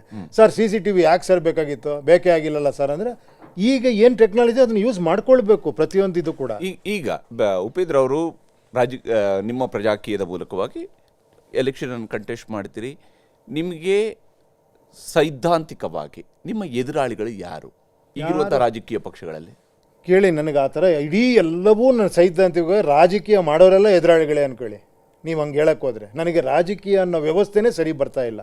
ನೀವು 5 ವರ್ಷ ಒಬ್ಬನಿಗೆ ಕೊಟ್ಬಿಡೋದು, ಫುಲ್ ನಂಬಿಟ್ಟಿದ್ದೀವಿ ಸರ್ ನೀವೇನಾರ ಮಾಡ್ಕೊಳ್ಳಿ ಅನ್ನೋದೇ ನನಗಂತರ ಸರಿ ಅನ್ನಿಸ್ತಿಲ್ಲ. ಒಂದು ಟೈಮ್ ಇತ್ತೇನೋ ಆ ಥರ, ಅವಾಗ ಇರಲಿಲ್ಲ ನಾನು ನಿಮಗೆ. ಇವಾಗ ಹಂಗಲ್ಲ, ಟೆಕ್ನಾಲಜಿ ಇದೆ. I can connect with you every day, I can connect with you, I can interact with you, I can tell my opinion. ನೀವು ಒಪಿನಿಯನ್ ತೊಗೊಬೋದು, ಪೋಲಿಂಗ್ ಮಾಡ್ಬೋದು. ಒಂದು ಸ್ಮಾಲ್ ಸ್ಕೇಲಲ್ಲಿ ನಾನು ಪೋಲಿಂಗ್ ಮಾಡಿ ನನ್ನ ಒಪಿನಿಯನ್ ತೊಗೊಬೋದು ಜನರ ಹತ್ರ. ಸೊ ಜನನೂ ಇನ್ವಾಲ್ವ್ ಮಾಡಿಸ್ಬೇಕಾಗತ್ತೆ ಇದರಲ್ಲಿ. ಕರೆಕ್ಟ್, ಎಲ್ಲವೂ ಸರಿ. ಮೇ 15, 2028 ಕರ್ನಾಟಕದ ಚುನಾವಣೆಯ ಫಲಿತಾಂಶ ಬರ್ತಾ ಇದೆ. ಇವಾಗಷ್ಟೇ ಫಲಿತಾಂಶ ಬರ್ತಾ ಇದೆ. 28ಕ್ಕೆ ಚುನಾವಣೆ ಇದೆ, ಮೇ 15ನೇ ತಾರೀಕು ಫಲಿತಾಂಶ ಬರ್ತಾ ಇದೆ. ಅವತ್ತು ಕೂತ್ಕೊಂಡು ನಾವಿಲ್ಲಿ ಹೇಳ್ತಾ ಇರ್ತೀವಿ, ಹೌದು ಈಗ ಕಾಂಗ್ರೆಸ್ ಅವರು ಇಷ್ಟು ಸೀಟ್ ಗೆದ್ದಿದ್ದಾರೆ, BJP ಅವರು ಇಷ್ಟು ಗೆದ್ದಿದ್ದಾರೆ, JDS ಅವರು ಇಷ್ಟು ಗೆದ್ದಿದ್ದಾರೆ, ಪ್ರಜಾಕೀಯ ಇಷ್ಟು ಗೆಲ್ತು. ಈ ಮೂಲಕವಾಗಿ ಕರ್ನಾಟಕ ಅಸೆಂಬ್ಲಿಯಲ್ಲಿ ಅತಂತ್ರ ವಿಧಾನಸಭೆ ನಿರ್ಮಾಣ ಆಯಿತು ಅನ್ನುವಂಥದ್ದು ಬಂತು. ಓಕೆ, ಅವತ್ತು ಕೂತ್ಕೊಂಡು ಕೇಳ್ತಾ ಇರುವಾಗ ಅತಂತ್ರ ವಿಧಾನಸಭೆ ಇದೆ, ಈಗ ಉಪೇಂದ್ರ ಅವರ ಪಕ್ಷ ಬೆಂಬಲವನ್ನು ಕೊಟ್ಟರೆ ಮಾತ್ರ ಈ 3ರಲ್ಲಿ ಯಾರಾದ್ರೂ ಒಬ್ರು ಅಧಿಕಾರಕ್ಕೆ ಬರಕ್ಕೆ ಸಾಧ್ಯ, ಉಳಿದವರು ಯಾರು ಕೂಡ ಇಲ್ಲ. ಯಾಕಂದ್ರೆ 113 ನಂಬರ್ ಆಗ್ಲೇಬೇಕು, ವಿಧಾನಸಭೆಯಲ್ಲಿ ಬಹುಮತ ಬರಬೇಕು. ಅವತ್ತು ಉಪೇಂದ್ರ ಅವರು ಯಾರ ಜೊತೆ ಕೂಡ ಹೋಗೋದಕ್ಕೆ ರೆಡಿ. ಕೇಳಿ, ಒಂದು ನಿಮಿಷ ಕೇಳಿ. ಆಗ ಒಂದು 5 ಜನ ನನಗೆ ಕೊಟ್ಟಿದ್ದಾರೆ ಅನ್ಕೊಳ್ಳಿ, ಅಥವಾ ಒಂದು 50 ಜನ ಕೊಟ್ಟಿದ್ದಾರೆ. 50 ಜನ ಬಂದು ಅನ್ಕೊಳ್ಳಿ. ನಾನು ಫಸ್ಟ್ 50 ಜನರ ಪೋಲಿಂಗ್ ವ್ಯವಸ್ಥೆ ನಾನು ಆಲ್ರೆಡಿ ಮಾಡ್ಕೊಂಡ್ಬಿಟ್ಟಿರ್ತೀನಿ. ನಾನು ಫಸ್ಟ್ 50 ಜನ ಕೇಳ್ತೀನಿ, ಮೇನ್ ಡಿಮಾಂಡ್ ಏನಪ್ಪ, ಒಂದೇ ಸೆಕೆಂಡಲ್ಲಿ ಮಾಡ್ತೀನಿ ನಾನು ಪೋಲಿಂಗ್. ಈಗ ಗೌರ್ಮೆಂಟ್ ರಚಿಸೋದಕ್ಕೆ ನಿಮಗೊಂದು ಚಾನ್ಸ್ ಸಿಕ್ಕಿದೆ ಜನಗಳಿಗೆ. ನಿಮ್ಮ 50 ಕ್ಷೇತ್ರಗಳಲ್ಲಿ ನಿಮ್ಮ ಡಿಮ್ಯಾಂಡ್ ಏನು? ತುಂಬಾ ಇಂಪಾರ್ಟೆಂಟ್ ಡಿಮ್ಯಾಂಡ್ ಏನು? ಫಸ್ಟ್ ನಾನು ರೆಪ್ರೆಸೆಂಟೇಟಿವ್ ಈಸ್ ಎ ವರ್ಕರ್. ನನಗೆ ರೆಪ್ರೆಸೆಂಟೇಟಿವ್ ಇಂಪಾರ್ಟೆಂಟ್ ಅಲ್ಲ. ನಾನು ಡೇ 1 ಇಂದ ಹೇಳ್ತಾ ಇದ್ದೀನಿ, ಜನರಿಗೆ ಕೇಳ್ತೀರಿ. ನನಗೆ ಜನನೇ ಅಲ್ಟಿಮೇಟ್. ಆ ಜನನ್ ಕೇಳ್ತೀನಿ ನಾನು ಅಷ್ಟೇ. ಇವನು ಪೋಸ್ಟ್ ಮ್ಯಾನ್ ಕೆಲಸ ಮಾಡ್ಬೇಕು ಅಷ್ಟೇ. ಜನನ್ ಕೇಳಿ ನನಗೆ ಅದನ್ನು ವರದಿ ಒಪ್ಸಪ್ಪ ಅಂತೀನಿ ಅಷ್ಟೇ. ನಾನು ಯೂಸಿಂಗ್ ಟೆಕ್ನಾಲಜಿ ಕನೆಕ್ಟ್ ಮಾಡು, ಕೇಳು. ಅಲ್ಲಿ 50 ವಾರ್ಡಲ್ಲಿ ಬಹಳ ಮುಖ್ಯವಾಗಿ ಏನೋ ಒಂದು ಹಾಸ್ಪಿಟಲ್ ಕೇಳ್ತಾರೆ ಅನ್ಕೊಳ್ಳಿ, ಒಂದು ಎಜುಕೇಶನ್ ಏನೋ ಕೇಳ್ತಾರೆ ಅನ್ಕೊಳ್ಳಿ, ಒಂದು ರಸ್ತೆ ವ್ಯವಸ್ಥೆ ಕೇಳ್ತಾರೆ. ನಾನು ಈ 3 ಡಿಮ್ಯಾಂಡ್ ಇಡ್ತೀನಿ ಅವ್ರ ಹತ್ರ. ನೋಡಪ್ಪ, ಈ 3 ಮಾಡ್ಕೊಡ್ತೀರಾ ನೀವು? ಖಂಡಿತ ನಂದೆಲ್ಲ ಓಟರ್ ನಿಮಗೆ, ನನ್ನ ಸಪೋರ್ಟ್ ನಿಮಗೆ. ಅದು ನಾನು ಏನೋ ಇದಲ್ಲ, ಅದೇನೋ ಹೇಳ್ತಾರಲ್ಲ, ಅನ್ಕಂಡೀಷನಲ್ ಸಪೋರ್ಟ್ ಅಲ್ಲ. ಇದು ಫಸ್ಟ್ 1 ವರ್ಷದಲ್ಲಿ ಇದು ಮಾಡ್ಬೇಕು ನಮಗೆ. 1 ವರ್ಷದಲ್ಲಿ ಆಗತ್ತಾ ನಿನಗೆ? 1 ವರ್ಷದಲ್ಲಿ ಇದು ಮಾಡ್ತೀಯಾ? ನಿನ್ನ ಹತ್ರ ಬಡ್ಜೆಟ್ ಇದೆ, ಅದು ಕೇಳ್ಕೊಂತೀನಿ ನಾನು, ಬಾಯಿಗೆ ಬಂದಂಗೆ ಕೇಳಲ್ಲ. ಆಗತ್ತೆ ನನಗಿದ್ರೆ ಓಕೆ, ಫಸ್ಟ್ 1 ಇಯರಲ್ಲಿ ಅಟ್ಲೀಸ್ಟ್ ಇಷ್ಟು ಮಾಡು, ನೆಕ್ಸ್ಟ್ ಇಯರಲ್ಲಿ ಇಷ್ಟು ಮಾಡು. 5 ವರ್ಷದಲ್ಲಿ ನನಗೆ ಇಷ್ಟಾರ ಆಗಬೇಕು. ಏನು ಹೇಳಿ, ಇದು ಜನರ ಡಿಮ್ಯಾಂಡ್. ಅದಕ್ಕೋಸ್ಕರ ನಾನು ನೀನು ಸಪೋರ್ಟ್ ಮಾಡ್ತಿದ್ದೀನಿ. ಇಲ್ಲಿ ಯಾರೋ 10 ಜನ ಬಂದ್ಬಿಟ್ಟು ರಾಜರ ಹತ್ರ ಕೂತ್ಕೊಂಡು, ಸರ್ ಒಂದು ಕೆಲಸ ಮಾಡಿ ಸರ್, ನೀವೊಂದು ಪೋಸ್ಟ್ ಹೇಳಿ ಸರ್, ನಮಗೊಂದು ಕೊಡಿ ಸರ್. ನಿನಗೆ ಪೋಸ್ಟ್ ಕೊಡೋಕ್ಕಲ್ಲ, ಅಲ್ಲಿ ಜನ ಕಳಿಸಿರೋದು ನಿನಗೆ ಎಲೆಕ್ಟ್ ಮಾಡಿರೋದು ಅವ್ರಿಗೆ ಅನುಕೂಲ ಆಗೋದಕ್ಕೋಸ್ಕರ. ಈಗ 52 ಜನ ಶಾಸಕರಿದ್ದಾರೆ ನಿಮ್ಮ ಜೊತೆ. ನೀವು ಈ ನಿರ್ಧಾರಕ್ಕೆ ಬಂದ್ರಿ, ನಿಮ್ಮ ಜೊತೆಗೆ ನಿಮ್ಮನ್ನು ಹಾರ್ಡ್ ಕೋರ್ ಆಗಿ ನಿಮ್ಮನ್ನು ಬೆಂಬಲಿಸುವ ಇನ್ನೊಂದು 10 ಜನ ಶಾಸಕರಿದ್ದಾರೆ. ಉಳಿದ 42 ಜನ ಶಾಸಕರು ಇಲ್ಲ, ಉಪೇಂದ್ರ ಅವರು ಏನನ್ನ ಈ ತರ ಕೇಳ್ತಾ ಇದ್ದಾರೆ, ಬೇಡ ನಾವು ಆ ಕಡೆ ಒಟ್ಟಾಗೋಣ ಅಂತ ಸಿದ್ಧಾಂತದಲ್ಲಿದ್ದಾರೆ. ನಾವು ಬೇರೆ ಪಕ್ಷ ಮಾಡ್ಕೊಂಡು ಹೋಗ್ತೀವಿ ಅಂತ ನಿರ್ಧಾರ ಮಾಡ್ತಾರೆ. ಇಲ್ಲೂ ಅವಾಗ ಅವ್ರಿಗೆ ಸಾಂವಿಧಾನಿಕವಾಗಿ ಅವ್ರಿಗೆ ಅಧಿಕಾರ ಇದೆ, ಅವರಿಗೆ ಪಕ್ಷವನ್ನು ಒಡೆದು ಹೋಗೋದಕ್ಕೆ ಅಧಿಕಾರ ಇದೆ. ಅವಾಗ ಏನ್ ಮಾಡ್ತಾರೆ? ಇಲ್ಲೇ ಜನ ದನಿ ಎತ್ತಬೇಕು, ಯಾಕಂದ್ರೆ ಇದು ಕಾನ್ಸ್ಟಿಟ್ಯೂಷನ್ ಅಲ್ಲಿ ಇಲ್ಲ. ಕೇಳಿ ಅದೇ ಹೇಳಿದ್ ನಾನು, ಈ ಅಮೆಂಡ್ಮೆಂಟ್ಗಳಾಗಬೇಕು, ಇಲ್ಲ ಜನ ರೋಡ್ಗೆ ಇಲ್ಲಿ ಹೋರಾಟ ಆಗ್ಬೇಕು. ನಾನು ಎಲೆಕ್ಟ್ ಮಾಡಿ ಕಳಿಸಿದೀನಿ, ಈ ವಿಚಾರಕ್ಕೆ ಕಳಿಸಿದೀನಿ, ಇವ್ನು ನೋಡ್ರಿ ಅಲ್ಲೋಗಿ ಸೇರ್ಕಂತ ಇದ್ದಾನೆ, ಬಂದ್ರೆ ನಾವು ಚಳವಳಿ ಮಾಡೋಣ, ಅವ್ನು ಇಳಿಸ್ಬೇಕು ನಾವು ಅಂತ. ಹೋರಾಟ ಅನ್ನೋದು ಇಲ್ಲಿ ನಿಜವಾದ ಆಗ್ಬೇಕಾಗಿರೋದು. ಇದು ನ್ಯಾಷನಲ್ ಲೆವೆಲ್ ಚರ್ಚೆ ಆಗ್ಬೇಕು. ಎಲೆಕ್ಟ್ ಮಾಡಿ ಕಳಿಸಿರೋರೇ ಗಲಾಟೆ ಮಾಡ್ತಿದ್ದಾರೆ. ಏನ್ ಹೇಳಿ, ಆ ಅದ್ಭುತವಾದ ಬದಲಾವಣೆ ಖಂಡಿತ ಆಗತ್ತೆ. ಯಾಕಂದ್ರೆ ಜನಗಳಿಗೆ ಆ ಪವರ್ ಇದೆ, ಅವ್ರು ಮನಸ್ಸು ಮಾಡ್ರೆ ಏನ್ ಬೇಕಾಗುತ್ತೆ ಅದು ಪ್ರೂವ್ ಮಾಡಿದ್ದಾರೆ ತಮಿಳ್ನಾಡಲ್ಲಿ. ನಾನು ಬಯಸ್ತಿರೋದು ಈ ಬದಲಾವಣೆನ. ಗೊತ್ತಿಲ್ಲ ನೀವು ಸರಿನೋ ತಪ್ಪು ಅಂತಿರೋ, ಗೊತ್ತಿಲ್ಲ, ಏನೋ ನಿಮ್ಮ ಭ್ರಮೆ ಇರ್ಬೋದು ಅನ್ಕೊಳ್ಳಿ. ನನಗೆ ಖಂಡಿತ ಇದಾಗತ್ತೆ ಅನಿಸ್ತಾ ಇದೆ. ಟೆಕ್ನಾಲಜಿ ಹೆಲ್ಪ್ ಮಾಡ್ತಾ ಇದೆ, ಜನ ಜಾಗೃತರಾಗ್ತಾ ಇದ್ದಾರೆ, ಯಂಗ್ಸ್ಟರ್ಸ್ ಜಾಗೃತರಾಗ್ತಾ ಇದ್ದಾರೆ. ಈ ಒಂದು ಪರಿಸ್ಥಿತಿ ಬರುತ್ತೆ 100%, ನೋಡ್ತಾ ಇರಿ. ಒಬ್ಬರು ಶಾಸಕರಾಗಿದ್ದವರು ಒಂದು ಪಕ್ಷದಿಂದ ಟಿಕೆಟ್ ಸಿಕ್ಕಿಲ್ಲ ಅಂತ ಹೇಳ್ಕೊಂಡು ಒಮ್ಮೆ ಮೆರವಣಿಗೆ ಮಾಡಿದ್ರು. ಅದಾದ ನಂತರ ಪಕ್ಷ ಅವ್ರಿಗೆ ಟಿಕೆಟ್ ಕೊಡ್ತು, ಪಕ್ಷ ಟಿಕೆಟ್ ಕೊಟ್ಟು ಅವ್ರು ಗೆದ್ದರು. ಗೆದ್ದ ನಂತರ ಅವರ ಪಕ್ಷ ಪೂರ್ತಿಯಾಗಿ ಅಧಿಕಾರಕ್ಕೆ ಬರಲಿಲ್ಲ, ಇನ್ನೊಂದು ಪಕ್ಷ ಅಧಿಕಾರದ ಹೊಸ್ತಿರಲ್ಲಿ ನಿಂತಿತ್ತು. ಆವಾಗ ಅದೇ ಶಾಸಕರು ರಾಜೀನಾಮೆಯನ್ನು ಕೊಟ್ಟು ಆ ಪಕ್ಷಕ್ಕೆ ಸೇರಿಕೊಂಡು, ಅಂದರೆ ಅವ್ರಿಗೆ ಸಪೋರ್ಟ್ ಮಾಡೋಕ್ಕೆ ಹೋದರು. ಆದರೆ ಅವರ ಕ್ಷೇತ್ರದ ಜನ ಅವರ ನಿಲುವನ್ನು ವಿರೋಧಿಸಿದರು. ಅದರ ಪರಿಣಾಮವಾಗಿ ಅವರು ಆ ಕ್ಷೇತ್ರದಲ್ಲಿ ಹೋಗಿ ಎಲೆಕ್ಷನ್ಗೂ ಕೂಡ ನಿಲ್ಲಿಲ್ಲ. ಇವು ಆಯ್ತೇ ಹೊರತು ಅದ್ರ ಹೊರತಾಗಿ ಏನು ಬದಲಾವಣೆ ಆಗಿಲ್ಲ. ನಾಳೆ ದಿನ ನೀವು ಹೇಳಿರುವ ಈ ಕಾನ್ಸೆಪ್ಟಲ್ಲಿ ಜನ ಹೋರಾಟ ಮಾಡ್ಬೋದು, ಯಾರ ವಿರುದ್ಧ? ಆ ವ್ಯಕ್ತಿ ವಿರುದ್ಧ ಮಾಡ್ಬೋದು. ಆತ ರಾಜೀನಾಮೆನ ಕೊಡಬೇಕಾದ ಅವಶ್ಯಕತೆ ಬೀಳೋದಿಲ್ಲ ಆತನಿಗೆ ಇಮಿಡಿಯೇಟ್ ಆಗಿ. ಯಾಕಂದ್ರೆ 42 ಜನ ಹೋಗಿದ್ದಾರೆ ಅಲ್ಲಿ, ನಿಮ್ಮ ಪಕ್ಷ ಒಡೆದಿದೆ, ಪಕ್ಷ ಒಡೆದಿದೆ ಅಲ್ಲಿ. ಆಗ ಹೀಗೆ ಇಂಥದ್ದೊಂದು ಪರಿಸ್ಥಿತಿ, ಅಂದ್ರೆ ನಾನು ಮೊದಲು ಹೇಳಿದ ಒಬ್ಬ ಶಾಸಕನ ಕಥೆ ಇದೆಯಲ್ಲ, ಇದು ಕರ್ನಾಟಕದಲ್ಲಿ ಆಗಿರುವಂಥದ್ದು ನಾನು ಹೇಳ್ತಿರೋದು. ಜನ ಏನು ಮಾತಾಡಬಾರ್ದು, ಅಲ್ಲಲ್ಲ, ಜನ ಮಾತಾಡಿದ್ರು ಕೂಡ ಇವರು ಅವರ ಎದುರುಗಡೆ ಹೋಗಿ ನಿಂತಿಲ್ವೇ, ಅವ್ರೇನ್ ಮಾಡ್ತಾರೆ? ಜನ ಬೇರೆ ಯಾರನ್ನು ಮಾಡ್ತಾರೆ. ಅಂದ್ರೆ ಇಲ್ಲಿ ಬದಲಾವಣೆ ಆಗ್ಬೇಕಾಗಿರೋದು ಕರೆಕ್ಟ್ ಅಲ್ವಾ? ಅವರು ಈಗ ಈ 42 ಜನ ಅಲ್ಲಿ ಹೋಗಿ ಸೇರ್ಕೊಂಡ್ರು ಅಂದ್ರೆ ನಿಮ್ಗೆ ಅದನ್ನ ತಡೆಯಕ್ಕೆ ನೀವು ಹೋರಾಟ ಮಾಡ್ಬೋದು, ನೀವು ಪ್ರತಿಭಟನೆಗಳನ್ನ ಮಾಡ್ಬೋದು. ಎವ್ರಿ ರೈಟ್ ನಿಮಗಿದೆ ಪ್ರತಿಭಟನೆ ಮಾಡೋದಿಕ್ಕೆ. ಅವನು 5 ವರ್ಷ ಅಲ್ಲಿ ನಿಮ್ಮ ಕಾನ್ಶಿಯನ್ಸ್ಗೆ ಬರದೇ ಕೂಡ ಇರಬಹುದು. ಆದ್ರೆ ಆತ 5 ವರ್ಷ ಶಾಸಕನಾಗಿ ಇರ್ತಾನೆ. ಅಂದ್ರೆ ಇಂಡೈರೆಕ್ಟ್ ಆಗಿ ನೀವು ಒಬ್ಬ ರಾಜನ್ ಎಲೆಕ್ಟ್ ಮಾಡಿ ಅವ್ನು ಏನ್ ಮಾಡ್ರು ಸುಮ್ಮನೆ ಕೂತ್ಕೊಳ್ಳಿ ಅಂತ ನಾವು ಹೇಳ್ತಾ ಇದೀವಿ ಇಲ್ಲಿ ಅಲ್ವಾ? ಇಷ್ಟೇ ತಾನೇ ನಾವು ಹೇಳ್ತಾ ಇರೋದು. ವಾಸ್ತವವನ್ನೇ ಹೇಳ್ತಾ ಇದ್ದೀವಿ. ವಾಸ್ತವ ಹೇಳ್ತೀರಾ, ಅದು ಬದಲಾಗ್ಬೇಕು ತಾನೆ, ಬದಲಾಗಬೇಕು ಅಂತ ಹೇಳ್ತಾರೆ. ಬದಲಾಗ್ಬೇರೆ, ಜನ ಪವರ್ ಕೈಗೆ ತಗೊಂಬೇಕು ತಾನೆ. ನಾನು ಅದಕ್ಕೆ ಹೇಳ್ತಿರೋದು, ಕೇಳಿ ಒಂದ್ ನಿಮಿಷ. ಅದಕ್ಕೆ ನಾನು ಏನ್ ಹೇಳ್ತೀನಿ ಅಂದ್ರೆ, ನೀವು ಎಲೆಕ್ಟ್ ಮಾಡ್ಬೇಕಾದ್ರೆ ಹುಷಾರಾಗಿರಿ. ಇವನು ಯಾರೋ ದೊಡ್ಡ ಮನುಷ್ಯ, ಏನೋ ನೋಡಪ್ಪ ಅಲ್ಲಿ 50 ಬಂಗ್ಲೆ ಇದೆ ಅವನಿಗೆ ಅಂತ ವೋಟ್ ಮಾಡ್ರೆ, ನೀವು ಬಂಗ್ಲೆ ಗೇಟ್ ಹತ್ರ ನಿಂತಿರ್ತೀರಾ. ನಿಮ್ಮ ಪಕ್ಕದ ಮನೆಯನ್ನ ವೋಟ್ ಮಾಡಿ. ಹೌದು, ಏನ್ ಹೇಳಿ ಅವ್ನಿಗೆ ಹೇಳಿ, ಕರೆಕ್ಟ್, ನೀನು ನೋಡೋ ಈ ತರ ನೀನ್ ಕೆಲಸಗಾರ ಅಷ್ಟೇ. 10 ಸತಿ ಹೇಳಿ ಅವನಿಗೆ. ಇವಾಗ ಏನಾಗ್ಬಿಟ್ಟಿದೆ ಅಂದ್ರೆ, ಒಂದ್ ಸತಿ ಎಲೆಕ್ಟ್ ಆಮೇಲೆ ರಾಜರ ತರ ಫೀಲ್ ಮಾಡೋ ಲೆವೆಲ್ ನಾವೇ ತಂದ್ಬಿಟ್ಟಿದೀವಿ.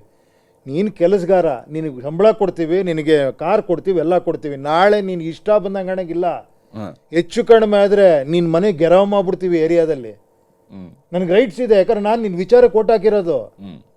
ನಾನು ಕೂತ್ಕೊಂತೀನಲ್ಲಿ, ಯಾಕಂದ್ರೆ ನಾನು ಇದನ್ನು ಮಾತಾಡಿದ್ದೀನಿ. ನೀನು ಇಷ್ಟ ಬಂದಂಗೆ ನಿನ್ನ ಸ್ವಾರ್ಥಕ್ಕೆ ಏನೋ ಇನ್ನೊಂದು ಕಡೆ ಸಪೋರ್ಟ್ ಮಾಡಂಗಿಲ್ಲ. ಜನನ್ ಕೇಳು, ಜನಕ್ಕೆ ಏನು ಬೇಕು ಹೇಳು, ಅದನ್ನು ಮಾತಾಡ ಅಷ್ಟೇ. ನಿನಗೆ ಮಾತಾಡೋಕೆ ರೈಟ್ಸೇ ಇಲ್ಲ. ಪ್ರಜಾಕಿ ಇದೆ ನಾನು ಹೇಳ್ತಿರೋದೆ, ನಿನಗೆ ರೈಟ್ಸ್ ಇಲ್ಲ, ನೀನು ವರ್ಕರ್ ಅಷ್ಟೇ. ನಾನು ಅದಕ್ಕೆ ಸೇವಕ ಅಂತ ಹೇಳ್ತಿಲ್ಲ, ಅದನ್ನು ದೊಡ್ಡ ಲೆವೆಲ್ಗೆ ಮಾಡ್ಬಿಟ್ಟಿದ್ದಾರೆ. Is a worker, people are paying him, he is getting salary. ಅವ್ನು ಹಿಂಗೆ ವರ್ಕ್ ಮಾಡಬೇಕಷ್ಟೇ. ಆ ಥರ ಇದ್ರೆ ಬಾಯಿಲ್ಲಿ ನಾಯಕ ಅಂತ ನೀನು ಫೋಟೋ ಹಾಕೊಂಡ್ರೆ ನೀನು ಇಲ್ಲಿ ಸೇರ್ಸಲ್ಲ ನಾವು. ಮತ್ತೆ ಯಾಕೆ ಬ್ಯಾನರ್ ಕಟ್ಟಬೇಕು? ನೀವು ಕಟ್ಟೋದಿಲ್ಲ ನಾವು, ಅದಕ್ಕೆ ಹೇಳ್ತಿರೋದು ನಾವು. ನಾನು ನಿನ್ನ ನಾಯಕ ಅಂತ ಪ್ರೊಜೆಕ್ಟ್ ಮಾಡಕ್ಕೆ ನಾನು ಪಕ್ಷ ಮಾಡಿಲ್ಲ. ನೀನು ಯಾವನ ರೋಡಲ್ಲಿ ಒಳಕೊಂಡು ನಾನು ನಾಯಕ ಬರಲೇಬೇಡ ಇಲ್ಲಿಗೆ, ಕೂಲಿಯವನಷ್ಟೇ. ಹೌದು, ನನ್ನ ಪ್ರಕಾರ ಕೂಲಿಯವನಷ್ಟೇ. ನೀನು ಏನು ಕೂಲಿಯವನೇನು ಮನುಷ್ಯರಲ್ವಾ? ಹೌದು. ಮತ್ತೆ ಹೌದು, ಸಾಮಾನ್ಯವಾಗಿ ಹೇಳ, ನಿಜವಾಳು ಕೆಲವು ಸತಿ ಹೇಳ್ತೀವಿ ನಾವು, ಏನೋ ಮಾತಾಡ್ತೀವಿ. ಮೊನ್ನೆ ಆಟೋದು ಇದಾಯ್ತು ಗೊತ್ತಾ, ಪ್ರಾಬ್ಲಮ್ ಆಯ್ತು ಗೊತ್ತಾ? ಹೌದು. ಕೈ ಮುಗಿಬೇಕು ಆಟೋದವ್ರಿಗೆ. ಹೆಂಗ್ ನಿಂತಿದ್ರು ಹೇಳಿ, ಅವ್ರು ಡಿಸಿಪ್ಲಿನ್ಡ್ ಆಗಿ. ನೋಡಿದ್ರಲ್ಲ ನೀವು, 1 ಕಿಲೋಮೀಟರ್ ಒಬ್ಬರ ಮೇಲೆ ಬಂದಿಲ್ಲ, ಒಂದು ಆಟೋನ ಹಿಂಗಾಕಿಲ್ಲ, ಹಿಂಗ್ ಹಾಕಿದ್ದಾರೆ. ಮಧ್ಯದಲ್ಲಿ ಒಂದು ರೋಡ್ ಗ್ಯಾಪ್ ಬಂದ್ರೆ ಅಲ್ಲಿ ಗ್ಯಾಪ್ ಕೊಟ್ಟಿದ್ದಾರೆ. ಬದುಕೇ ಕಷ್ಟವಾಗಿದೆ. ಗಲಾಟೆ ಮಾಡ್ಬೋದಾಯ್ತು, ನಾನು ಮುಂದೆ ಹೋಗ್ಬಿಡ್ತೀನಿ, ನಾನು ಫಸ್ಟ್ ಹಾಕ್ಸ್ಬಿಡ್ತೀನಿ ಗ್ಯಾಸು ಅಂತ. ಹೆಂಗ್ ನಿಂತಿಯಾರ ನೋಡಿ. ಅಲ್ಲಿ ನನಗೆ ಕಾಣಿಸ್ತಿದೆ ಭಾರತ, ಈ ಅತಿ ಬುದ್ಧಿವಂತರು ಸೋಕಾಲ್ಡ್, ಅಲ್ಲಿ ನನಗೆ ಕಾಣಿಸ್ತಾನೆ ಇಲ್ಲ ಭಾರತದ ಭವಿಷ್ಯ. ಆ ಡಿಸಿಪ್ಲಿನ್ ಇದೆ ನೋಡಿ, ಆ ಇನೋಸೆನ್ಸ್ ಇದೆ ನೋಡಿ, ಅವ್ರು ಬದಲು ಮಾಡ್ತಾರೆ ಇದನ್ನು. ಬುದ್ಧಿವಂತರ ಕೈಲಿ ಆಗಲ್ಲ ಇದು. ಈಗ ನೀವು ಈ ಮುಂದಿನ ಚುನಾವಣೆಗೆ ನಿಲ್ಲಬೇಕು ಅನ್ನೋದ್ರ ಬಗ್ಗೆ ಅಥವಾ ಚುನಾವಣೆ ಸ್ಪರ್ಧಿಸ್ತೀರಿ ಅಂತ ಹೇಳ್ತೀರಿ, ಮುಂದಿನ ಚುನಾವಣೆಗೆ ಸ್ಪರ್ಧಿಸ್ತೀರಿ 2028 ವಿಧಾನಸಭೆ ಚುನಾವಣೆಗೆ? ನಾನು ಇದನ್ನೇ ಕೇಳ್ತಾ ಇದ್ದೀನಿ, ಖಂಡಿತಪ್ಪ ನಾನು ಬಯಸ್ತೀನಿ. ನಿಮ್ಮ ಕಡೆಯಿಂದ ನನಗೊಂದು ಎನ್ಕರೇಜ್ಮೆಂಟ್ ಬೇಕು. ನೀವು 4 ಜನಕ್ಕೆ ಹೇಳಿರ್ಬೇಕು, ನಿಮ್ಮದು ವಿಡಿಯೋಗಳು ನೋಡ್ತಾ ಇರ್ಬೇಕು ನಾನು, ನೀವು 4 ಜನಕ್ಕೆ ಹೇಳಬೇಕು. ನನಗನ್ಸುತ್ತೆ ಇಲ್ಲ ನಿಜವಾಗ್ಲೂ ಇವ್ರು ನಾಯಕತ್ವ ತಗೊಂತೀರಂತ ಗೊತ್ತಾದ್ರೆ ನಾನು ನಿಮ್ಮ ಕೆಲಸಗಾರ ರೆಡಿ. ನಾನು ನನ್ನ ನಾಯಕನೇ ಸರಿ ಇಲ್ಲ, ಅವನು ಇನ್ನೊಬ್ಬ ನಾಯಕನ ಹುಡುಕ್ತಾ ಇದ್ದಾನೆ ಅಂದರೆ ನಾನೇನಕ್ಕಲ್ಲ. ಅವಾಗ ಅವ್ರಿಗೆ ನಾಯಕರು ಬೇಕು, ಕೆಲಸಗಾರರು ಬೇಡ. ಆವಾಗ ನಾಯಕರು ಹೇಳಿದಾಗ ನೀವು ಆ ಕಾನ್ಫಿಡೆನ್ಸ್ ಇರೋಗಿ ಟೂರ್ ಮಾಡ್ತೀರಾ ಅಥವಾ ಅವತ್ತು ಕೂಡ ವಿಡಿಯೋದಲ್ಲಿ ಹೇಳ್ತಾ ಇರ್ತೀರಾ ಅಂತ ಸಮಸ್ಯೆ? ನಾನು ವೇಡಿಯೋಲ್ಲಿ ಇರ್ಬೋದು, ಹೋಗ್ಬೋದು. ನನಗೆ ಕೆಲಸ, ನೀವು ಸಂಬಳ ಕೊಡ್ತಾ ಇದ್ದೀರಾ ಅವತ್ತಿಂದ. ಎಲೆಕ್ಷನ್ ಮುಂಚೆ ನನಗೇನು ಕೊಟ್ಟಿಲ್ಲ ನೀವು. ಅಂದ್ರೆ ಎಲೆಕ್ಷನ್ ಮುಗಿಯೋ ತನಕ ನೀವು ಹೋಗೋದಿಲ್ಲ? ಇಲ್ಲ ಗುರುವೆ, ನನಗೆ ಹೋಗಕ್ಕೆ ಸಾದ್ರೆ ನಾನು ಹೋಗ್ತೀನಿ ಬಿಡಿ. ನಾನೊಬ್ಬ ಯಾರೋ ಒಬ್ಬ ಆಟೋ ಡ್ರೈವರ್ ನಿಲ್ಸೀನಿ ಗುರುವೆ. ಪಾಪ ಅವ್ರು ಎಲ್ಲಿ ಹೋಗ್ತಾರೆ ಕೆಲಸ ಬಿಟ್ಕೊಂಡು ಹೇಳಿ? ಅವ್ರಿಗೆ ಕೆಲಸ, ಪಾಪ ಯುವಕ ಇದ್ದಾನೊಬ್ಬ, ಅವ್ನಿಗೇನೋ ಮಾಡಬೇಕು ಅಂತಿದೆ, ಪಾಪ ಅವ್ನ ಬದುಕು ಇದೆ ಅಲ್ಲಿ. ವಿಜಯ್ ಅವ್ರ ಜೊತೆ ಕೂಡ ಆಟೋ ಡ್ರೈವರ್ ಒಬ್ಬ. ವಿಜಯ್ ಫೇಸ್ ನೋಡಿ ಹಾಕೋದಲ್ಲ. ನಾನು ಹೇಳಿದ್ದು ಉಪೇಂದ್ರ ಫೇಸ್ ನೋಡಿ ಹಾಕ್ಬಿಡಿ. ನಾನು ಅದಕ್ಕೆ ಹೇಳ್ತಾ ಇರೋದು, ಉಪೇಂದ್ರ ಫೇಸ್ ನೋಡಿ ಹಾಕ್ಬಿಡಿ ಅವನಿಗೆ. ಅರ್ಥ ಆಯ್ತಾ? ನೀನ್ ಹೆಂಗ್ ಕೆಲಸ ಮಾಡ್ತೀಯ, ನಾನು ಅದಕ್ಕೆ ಇದನ್ನ ಹಾಕ್ತಾ ಇರೋದು. ನಿಮ್ಮ ಟಾರ್ಗೆಟ್ ಎಷ್ಟು, ಯಾವ ವರ್ಷದ ಚುನಾವಣೆ? ನೆಕ್ಸ್ಟ್ ವರ್ಷನೇ. ಯಾಕೆ ಆಗ್ಬಾರ್ದ? ಬೇಗ ಆಗ್ಬಾರ್ದ ಇವೆಲ್ಲ? ಆಗ್ಬಾರ್ದ ಹೇಳಿ ಗುರುವೆ? ಇದೇ ತಾನೆ ಒಳಗಡೆ, ಇದೇ ತಾನೆ ಆಗ್ಬೇಕು ಇವೆಲ್ಲ. ಬೇಕು ಅನ್ನೋದಿದೆ, ಬಟ್ ನೀವು ಹೇಳ್ತಿರೋ ಕಾನ್ಸೆಪ್ಟ್ಗಳು ಬದಲಾವಣೆ. ಈ ಬದಲಾವಣೆ ಆಗ್ಬೇಕು. ಒಬ್ಬ ಆಟೋ ಡ್ರೈವರ್ ನಿಂತ್ಕೊಂಡು ಅದು ಜನರ ನಡುವೆ ಚರ್ಚೆ ಆಗುವಾಗ ಆದ್ರೂ ಮಾಡ್ಬೇಕಲ್ವಾ? ನಿಮ್ ಜೊತೆ ನೀವು ಹೇಳುವ ಬದಲಾವಣೆಗಳು, ಹೌದು ನೀವು ನಮ್ಮ ಜೊತೆಗೆ ಇಂಟರ್ವ್ಯೂ ಕೊಡ್ತಾ ಇದ್ರಿ, ಸಂದರ್ಶನದಲ್ಲಿ ಹೇಳ್ತಿದ್ರಿ, ನಿಮ್ಮ ಕಾನ್ಸೆಪ್ಟ್ಗಳನ್ನ ವಿವರಿಸ್ತಾ ಇದ್ದೀರಿ, ಜನ ಇದನ್ನ ನೋಡ್ತಾರೆ, ನೋಡಿದ ತಕ್ಷಣ ಮರೀತಾರೆ. ಯಾಕೆ ಮರೀತಾರೆ? ಖಂಡಿತ ನೋಡಿ, ಇದನ್ನ 10 ಜನ ಕ್ಲಿಪ್ಪಿಂಗ್ ಕಟ್ ಮಾಡಿ ಹಾಕ್ತಾರೆ ನೋಡಿ, ವೈರಲ್ ಆಗತ್ತೆ. ಖಂಡಿತ ಅದೇ ಒಂದಿಷ್ಟಲ್ಲ, ಜಾಸ್ತಿ ಮಟ್ಟಿಗಾಗತ್ತೆ. ಆಯ್ತು, ವೈರಲ್ ಆದ್ಮೇಲೆ ಏನಾಗುತ್ತೆ? ಅವ್ರು ರೆಡಿ ಆಗ್ತಾರೆ, ಈ ಕಾನ್ಸೆಪ್ಟ್ಗೆ ಓಟ್ ಹಾಕೋದು ನಾವು ಅಂತ. ನೆಕ್ಸ್ಟ್ ಹೇಳ್ತಾರೆ, ನೀನ್ ಬರ್ಬೇಡ, ನೀನ್ ಇವಾಗ ಎಲೆಕ್ಷನ್ ವೋಟ್ ಕೇಳಕ್ ಬರ್ಬೇಡ, ನಿನ್ ಕಾನ್ಸೆಪ್ಟ್ ಹೇಳೋಗಿ ನಾ ತಿಳ್ಕೊಂತೀನಿ, ಹೋಗಿ ಒಂದು ವಿಡಿಯೋ ಮಾಡಿ ಹಾಕು, ನಾನು ತಿಳ್ಕೊಂತೀನಿ. ಅಂದ್ರೆ ಆ ಟಾರ್ಗೆಟ್ ಅಲ್ಲಿ ನಿಮ್ಗೆ ವಿಶ್ವಾಸ ಇದೆ? ಆ ರೀತಿಯ ವಿಶ್ವಾಸ ಇಲ್ಲ ಅಂದ್ರೆ ನಾನು ಡೇ 1 ಇದೇ ಹೇಳ್ತಿದ್ದೀನಲ್ಲ ಗುರುವೆ. ನಾನು ಏನಾರ ಬದಲಾಗಿದ್ದೀನ? ಈಗ ಅಲ್ಲಿ ವಿಜಯ್ ಗೆದ್ದಿಯಾರ್ ಸರ್ ನೀವು ಹಂಗೆ ಮಾಡಿ ಅಂದರೆ ನಾನು ಒಪ್ಕೊಂತಿದ್ದೀನ ಅದನ್ನು? ಇಲ್ಲ, ನಾನು ಹೇಳೋದು ತಪ್ಪು ಅಂತ ಹೇಳ್ತಿಲ್ಲ, ಬಟ್ ನನ್ನ ದಾರಿ ಬೇರೆ, ನಾನು ಹೇಳ್ತಿರೋದು ಬೇರೆ. ನನಗೆ ವಿಜಯ್ ತರ ಪ್ರತಿಯೊಬ್ಬರು ವಿಜಯಿಗಳಾಗಬೇಕಿಲ್ಲಿ. ಆದ್ರೆ ನಿಮ್ಗೆ ಯಾವುದೇ ಇಂಥ ರಾಜಕೀಯ ಪಕ್ಷ ಜೊತೆಗೆ ಹೋಗಬಾರ್ದು, ಏನು ಇಲ್ಲ, ಯಾವುದೇ ರೀತಿಯ ಏನು ಇಲ್ಲ ಗುರು. ವಿಜಯ್ ಅವರು ಒಂದು ಮಾತನ್ನು ಹೇಳಿದ್ರು, ನನಗೆ ಪೊಲಿಟಿಕಲಿ DMK ವಿರೋಧಿ, ಬಿಜೆಪಿ ನನ್ನ ಸೈದ್ಧಾಂತಿಕ ವಿರೋಧಿ. ಅದು ಬಿಡಿ, ಅಲ್ಲಲ್ಲ, ಅವರು ಹಂಗೆ ಹೇಳಿದ್ರು. ನಿಮ್ಗೆ ಆ ರೀತಿಯಾದಂತಹ ನಂಬಿಕೆಗಳಿದಾವ? ನನಗೆ ಯಾವ ನಂಬಿಕೆನೂ ಇಲ್ಲ. ನನಗೆ ಅದು ಯಾವ ಸೈದ್ಧಾಂತಿಕ, ನನಗೆ ಜನಕ್ಕೆ ಒಳ್ಳೇದಾಗಬೇಕು, ಜನಕ್ಕೆ ಒಳ್ಳೆ ಆರೋಗ್ಯ ವ್ಯವಸ್ಥೆ ಸಿಗಬೇಕು, ಜನಕ್ಕೆ ಒಳ್ಳೆ ಎಜುಕೇಶನ್ ಸಿಸ್ಟಮ್ ಸಿಗಬೇಕು, ಜನಕ್ಕೆ ಒಳ್ಳೆ ಉದ್ಯೋಗ ಸಿಗಬೇಕು, ಪ್ರತಿಯೊಬ್ಬರು ಸ್ವಾವಲಂಬಿಯಾಗಿ ಬದುಕೋ ಥರ ಆಗಬೇಕು. ಈ ಥರ ವಿಚಾರವಂತರಾದಾಗ ಜನರಲ್ಲಿ ಒಬ್ಬೊಬ್ಬನು ಈ ಥರ ವಿಚಾರವಂತರಾದಾಗ ರಿಸರ್ಚ್ಗಳಾಗಬೇಕು ಈ ದೇಶದಲ್ಲಿ. ನಮ್ಮ ದೇಶ ಬೇರೆ ಎಲ್ಲ ದೇಶಗಳಿಂದ ಪವರ್ಫುಲ್ ಆಗಬೇಕು.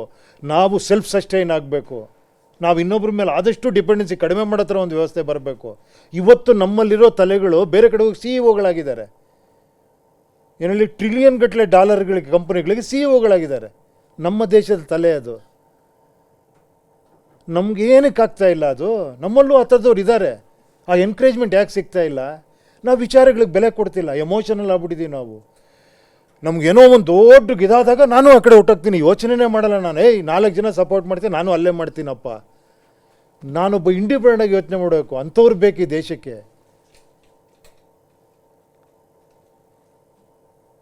ದ್ವಿಭಾಷಾ ಸೂತ್ರ ಬೇಕು ಅಂತ ಕೇಳ್ತಾರೆ, ಹಿಂದಿ ಹೇರಿಕೆ ಆಗ್ತಾ ಇದೆ. ಜನಕ್ಕೆ ಬಿಡಿ, ಅವ್ರಿಗೆ ಗೊತ್ತು, ನಮಗೇನು ಗೊತ್ತು? ನಿಜವಾಗ್ಲೂ ಇದೊಂದು ದೊಡ್ಡ ಪ್ರಾಬ್ಲಮ್ಮು. ನಾನು ಜನರ ರೆಪ್ರೆಸೆಂಟೇಟಿವ್, ನನಗೆ ಗೊತ್ತಿರೋಷ್ಟು ಅವ್ರಿಗೇನು ಗೊತ್ತೇ ಇಲ್ಲ ಅಂತ. ಬಿಡಿ, ಅವ್ರಿಗೆ ಬಿಟ್ಬಿಡಿ ಅದನ್ನು. ಅದನ್ನು 2 ಭಾಷೆ ಕಲಿತಾನೋ, 3 ಭಾಷೆ ಕಲಿತಾನೋ, 5 ಭಾಷೆ ಕಲಿತಾನೋ, ಅವನ ಇಷ್ಟ, ಅವನ ಸಂದರ್ಭ ಕರೆಕ್ಟಾಗಿ ಅವ್ನು ಭಾಷೆ ಕಲ್ತ್ಕೊತಾನೆ. ಇಲ್ಲಿಂದ ಬಾಂಬೆಲಿ ಹೋಗಿ ಬದುಕಬೇಕು, ಅವ್ನು ಹಿಂದಿ ಕಲಿತಾನೆ. ಇವ್ರು ಕಲ್ತಿಲ್ವಾ?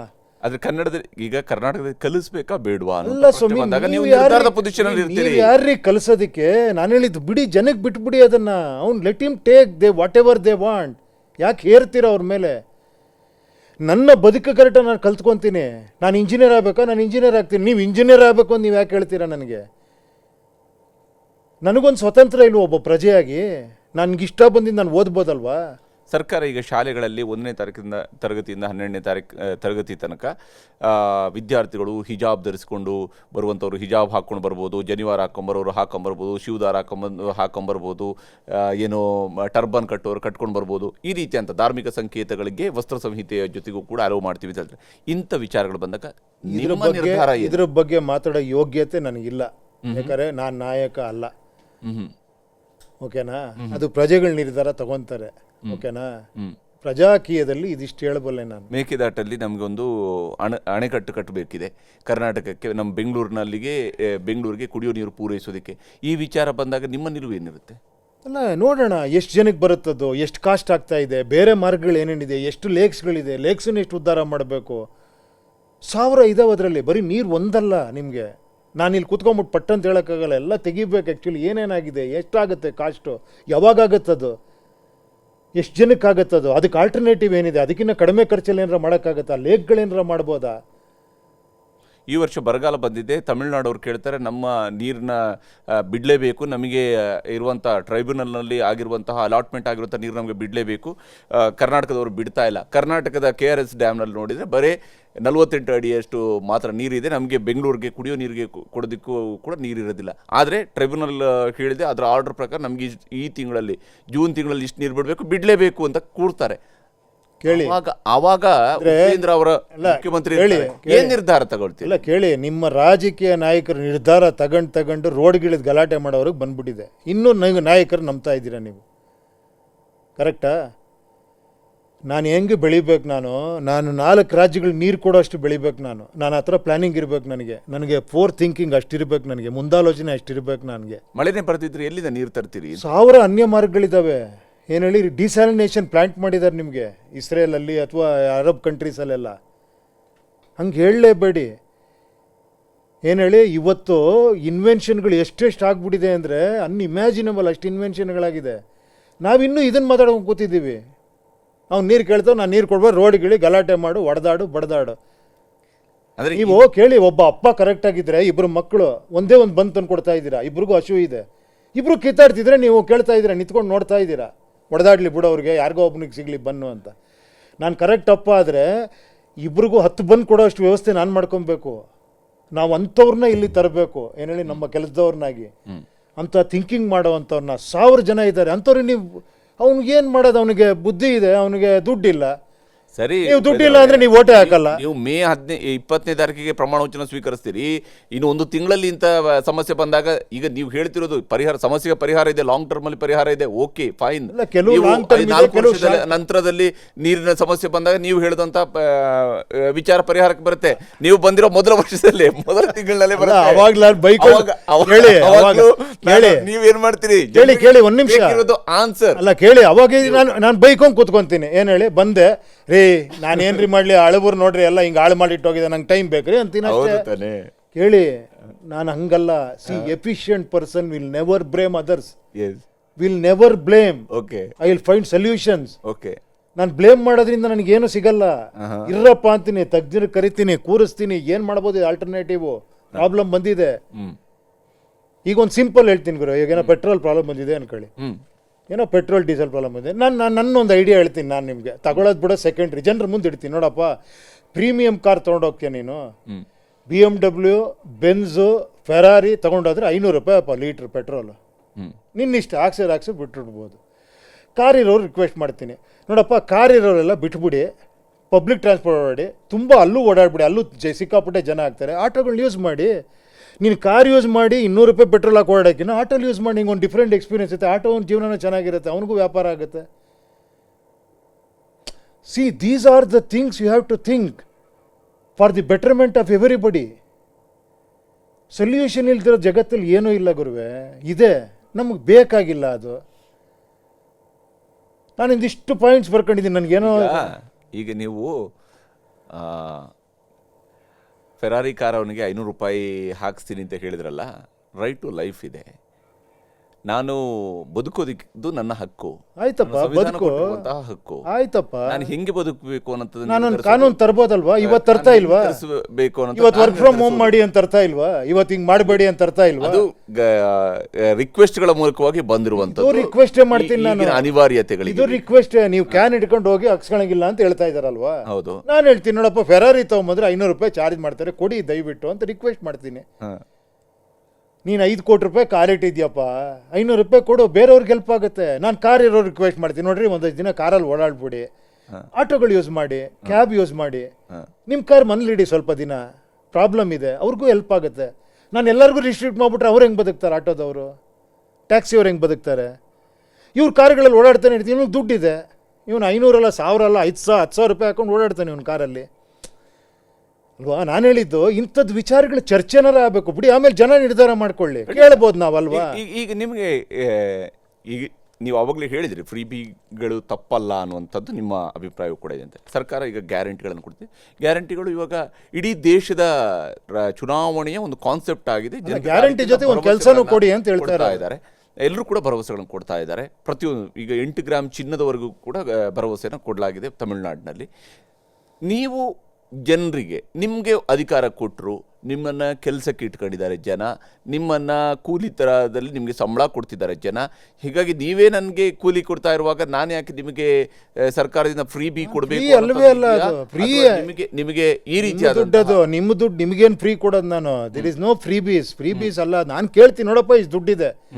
ಈಗ ಒಂದು 1000 ಜನ ಇದ್ದಾರೆ ಅನ್ಕೊಳ್ಳಿ, ನನ್ನ ಹತ್ರ ಒಂದು ಕೋಟಿ ರೂಪಾಯಿ ಇದೆ ಅನ್ಕೊಳ್ಳಿ, ಏನೋ ಒಂದು ಅನ್ಕೊಳ್ಳಿ, ಒಂದು 5000 ರೂಪಾಯಿ ಇದೆ ನನ್ನ ಹತ್ರ. ನೋಡಪ್ಪ ಇಷ್ಟಿದೆ, ನೀವು ಮಾತಾಡ್ಕೊಂಡು ಹೇಳಿ ನನಗೆ ಏನು ಬೇಕು ನಿಮಗೆ ಅಂತ. ಯಾವ್ದು ತುಂಬ ಅನಿವಾರ್ಯವಾದೇನು ಬೇಕು? ಓಕೆ, ನಿಮ್ಗೆ ದುಡ್ಡು ಬೇಕಾ? ಅದನ್ನು ದುಡ್ಡು ಡೈರೆಕ್ಟಾಗಿ ಕೊಟ್ಬಿಡಲ್ಲ ನಿಮಗೆ. ಏನು ಹೇಳಿ, ನಾನು ಪಕ್ಕದಲ್ಲಿ ಒಂದು ಕೆಲಸ ಕೊಡ್ತೀನಿ, ಇದನ್ನು ಮಾಡಿ ತಗೊಳ್ಳಿ ದುಡ್ಡನ್ನ. ಈಗ ಮೈಕಲ್ ಜಾಕ್ಸನ್ ಎಲ್ಲ ಹಂಗೆ ಮಾಡ್ತೀರ ಅಂದ್ಕೊರೆ, ಕೋಟಿ ಸಂಪಾದನೆ ಮಾಡಿ ಅವ್ರ ಮಕ್ಕಳಿಗೆ ಸುಮ್ಮನೆ ಪಾಕೆಟ್ ಮನಿ ಕೊಡ್ತಿರ್ಲಿಲ್ಲ ಅಂತವ್ರು. ಕೆಲಸ ಮಾಡು, ನಿನಗೆ ಇಷ್ಟು ಕೊಡ್ತೀನಿ, $1 ಕೊಡ್ತೀನಿ ನಿನಗೆ, ನೀನು ಈ ಕೆಲಸ ಮಾಡು, ಅಲ್ಲಿ ನೋಡಿ ಅದೆಲ್ಲ ಮಾಡ್ಬಿಟ್ಟು ಬಾ, ನಿಂಗೆ $1 ಕೊಡ್ತೀನಿ ಅಂತ. ಯಾಕಂದರೆ ಆ ಡಾಲರ್ ವ್ಯಾಲ್ಯೂ ಗೊತ್ತಾಗಲಿ ಅವನಿಗೆ, ಆ ದುಡ್ಡಿಂದು, ಪ್ಲಸ್ ಅವ್ನು ಕೆಲಸನೂ ಮಾಡಲಿ ಅಂತ. ಇದು ತಾನೇ ಆಗಬೇಕಾಗಿರೋದು.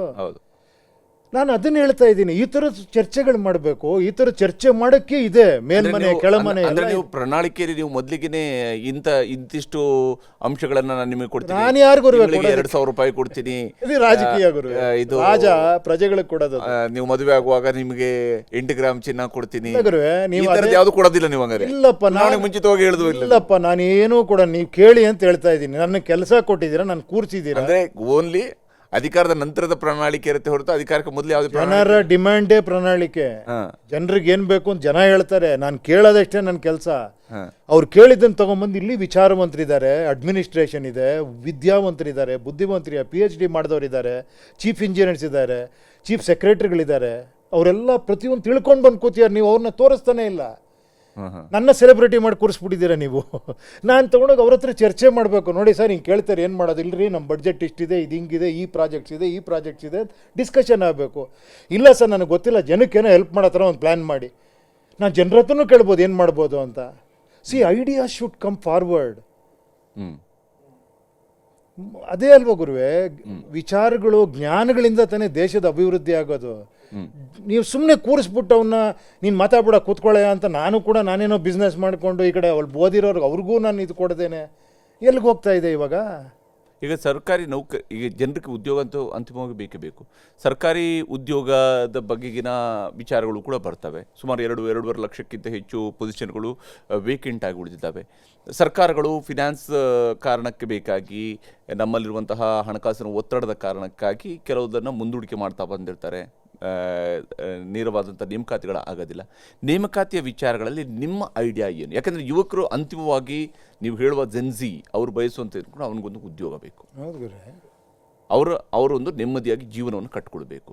ಈಗ ನಿಮ್ಮ ಪ್ರಕಾರ ನೀವು ಉದ್ಯೋಗವನ್ನು, ನೇಮಕಾತಿನ ಹೆಂಗೆ ಕೊಡ್ತೀರಿ? ಇದನ್ನೆಲ್ಲ ಅವ್ರಿಗೆ ಗೊತ್ತಾಗ್ಲಿ. ನೋಡಪ್ಪ, ನಮ್ಮ ಹತ್ರ ಇಷ್ಟು ದುಡ್ಡಿದೆ, ಇಷ್ಟು ಸರ್ಕಾರದಲ್ಲಿ ಇಷ್ಟು ಜನ ಕೆಲಸ ಮಾಡ್ತಿದ್ದಾರೆ, ಇವ್ರಿಗೆ ಇಷ್ಟು ಪೆನ್ಷನ್ಗಳು ಹೋಗ್ತಾ ಇದೆ, ಇಷ್ಟು ವರ್ಕ್ ಇದಾಗ್ತಿದೆ ಅಂದಾಗ ಅವ್ರು ಹೇಳ್ತಾರೆ, ಸರ್ ಅದು ಯಾಕೆ ಸರ್, ಅವ್ರಿಗೆ ಅವರೆಲ್ಲ ದೊಡ್ಡವ್ರು, ಅವ್ರಿಗೆ ಯಾಕೆ ಸರ್ ಪೆನ್ಷನ್? ಅದನ್ನು ಉಳಿಸಿದ್ರೆ ನಮಗೊಂದಷ್ಟು ಕೆಲಸ ಸಿಗುತ್ತಲ್ಲ ಅಂತಾರೆ.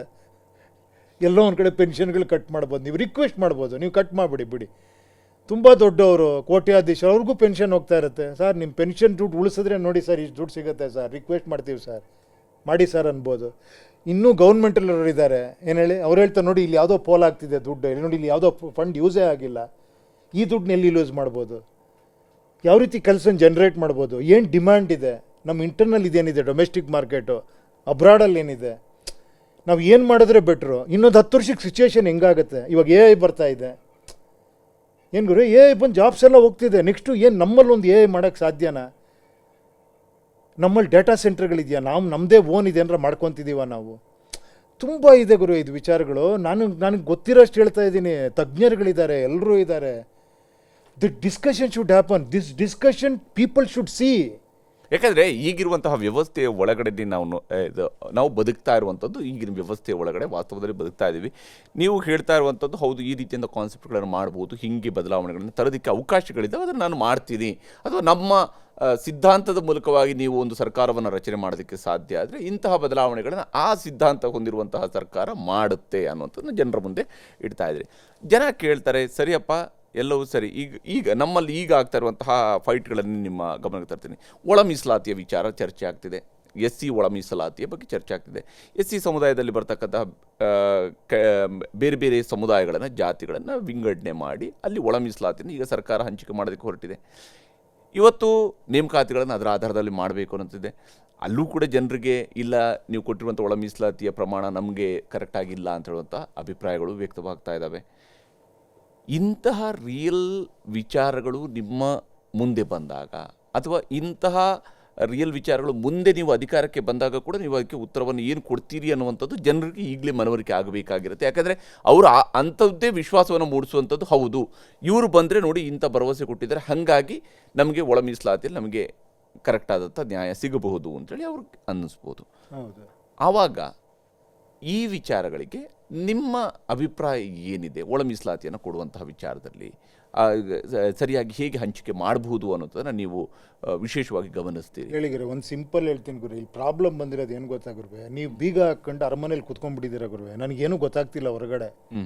ನಾನೊಂದು ಬೈತೀನಿ, ಇಲ್ಲ ನನಗೇನಾರ ಸಿಕ್ಕರೆ ನಾನು ಹೊಗಳ್ತೀನಿ, ಇಷ್ಟೇ ಆಗಿದೆ. ನೀವು ಓಪನ್ ಬುಕ್ ಆಗಿರ್ಬೇಕು. ಆ್ಯಕ್ಚುಲಿ ನನ್ನ ಮನೇಲಿ ಏನು ನಡೀತೀವಿ ಅನ್ನೋದು ಎಲ್ಲರಿಗೂ ಗೊತ್ತಿರಬೇಕು. ಆ್ಯಕ್ಚುಲಿ ದಿಸ್ ಇನ್ಫಾರ್ಮೇಷನ್ ಪ್ರತಿಯೊಬ್ಬರಿಗೂ ಗೊತ್ತಿರ್ಬೇಕು. ನೋಡಪ್ಪ ಇಲ್ಲಿ ಇಷ್ಟು ಕೆಲಸಗಳಿದ್ದಾವೆ, ಇಷ್ಟು ಉದ್ಯೋಗಗಳಿದ್ದಾವೆ, ಇಷ್ಟು ಜನಕ್ಕೆ ನಾವು ಕೆಲಸ ಕೊಟ್ಟಿದ್ದೀವಿ, ಇನ್ನೂ ಇಷ್ಟು ಜನಕ್ಕೆ ಡಿಮ್ಯಾಂಡ್ ಇದೆ, ಇದರಲ್ಲಿ ಈ ವರ್ಗಕ್ಕೆ ಜಾಸ್ತಿ ಅವಶ್ಯಕತೆ ಇದೆ, ಅವ್ರಿಗೆ ನಾವು ಕೊಡ್ತೀವಿ ಅಂತ ಕನ್ವಿನ್ಸ್ ಮಾಡ್ರಿ. ಯಾರೂ ಮಾತಾಡಲ್ಲ ಗುರುವೆ. ಕನ್ವೇಯಿಂಗ್ ಈಸ್ ಇಂಪಾರ್ಟೆಂಟ್ ಅಲ್ವಾ? ಏನಕ್ಕೆ ಹೇಳಿ ಜಗಳಗಳು ಯಾವಾಗ ಪ್ರಾಬ್ಲಮ್ ಬರುತ್ತೋ, ಜಗಳಗಳು ಯಾಕೆ ಸ್ಟಾರ್ಟ್ ಆಗುತ್ತೆ ಹೇಳಿ? ಒಂದೇಳ ಅಜ್ಞಾನದಿಂದ ಅಹಂಕಾರ, ಅಹಂಕಾರದಿಂದ ಕೋಪ, ದ್ವೇಷದಿಂದ ಸರ್ವನಾಶ. ಹಂಗೆ ಆಗ್ಬಿಡುತ್ತೆ. ಅಜ್ಞಾನ ಫಸ್ಟ್ ಇರಬಾರ್ದು. You should discuss, you should tell, you should show. ನೋಡಪ್ಪ ಇಷ್ಟು ಬಡ್ಜೆಟ್ ಇದೆ, ಇಷ್ಟೇ ನಮ್ಮ ಹತ್ರ ಇರೋದು, ಇಷ್ಟು ಕೆಲಸಗಳಿದ್ದಾವೆ, ಈಗ ಬಂದು ಇಷ್ಟೇ ಕೆಲಸಗಳಿರೋದು, ನಾವು ಬೇರೆ ಕೆಲಸಗಳು ಮಾಡ್ಬೇಕಾದ್ರೆ ನಾವು ಪ್ಲಾನ್ ಮಾಡ್ತಾ ಇದ್ದೀವಿ, ಅದನ್ನು ನಿಮ್ಮ ಮುಂದೆ ಇಡ್ತೀವಿ ನೋಡಿ. ಈ ಥರ ಕೆಲಸಗಳಿಗೆ ಈ ವರ್ಗಕ್ಕೆ ಫಸ್ಟ್ ಕೆಲಸ ಕೊಡಬೇಕು, ಕೊಡಿ, ಯಾಕಂದರೆ ಸತ್ಯ ಅದು. ಆಮೇಲೆ ಈ ವರ್ಗಕ್ಕೆ ಕೊಡ್ತೀವಿ, ಏನಕ್ಕೆ ಕೊಡ್ತೀವಿ ಅದನ್ನು ಕನ್ವಿನ್ಸ್ ಮಾಡಿ. ಅವಾಗ ಈ ವರ್ಗದವರು ಮಾತಾಡಲ್ಲ, ನೀನು ಬೆಟರ್ ಆಗಿದ್ದೀಯ ಸ್ವಲ್ಪ, ಅವ್ರು ತುಂಬ ಕಷ್ಟದಲ್ಲಿದ್ದಾರೆ ಅಂದರೆ ಯಾರೂ ಮಾತಾಡಲ್ಲ. ಅರ್ಥ ಆಯ್ತಾ ಇವ್ರೆ? ನನಗೆ ಒಂದೊತ್ತು ಊಟ ಸಿಗ್ತಿದೆ ಸಾಕು, ಅವ್ನಿಗೇನೋ ಸಿಗ್ತಿಲ್ಲ ಅಂದಾಗ ಯಾರೂ ಅದ್ರ ಬಗ್ಗೆ ಮಾತಾಡಲ್ಲ, ಜಗಳ ಆಡಲ್ಲ. ನಾವು ಅದನ್ನು ಕನ್ವೇನೇ ಮಾಡ್ತಿಲ್ಲ, ಇದನ್ನ ಯಾವುದನ್ನು ವಿಚಾರ ಡಿಸ್ಕಸ್ ಮಾಡ್ತಿಲ್ಲ. ಆದರೆ ನೀವೀಗ ಇದನ್ನು ಡಿಸ್ಕಸ್ ಮಾಡ್ತಿಲ್ಲ, ಇವನ್ನ ಹೇಳ್ತಾ ಇದ್ರಿ, ಆದರೆ ನೀವೆಲ್ಲವೂ ಹೇಳ್ತಿರೋದು ನೀವು ಅಧಿಕಾರಕ್ಕೆ ಬಂದ ಮೇಲೆ ಏನು ಮಾಡ್ತೀರಿ ಅಂತಲೇ ಹೇಳ್ತಾ ಇದ್ರಿ.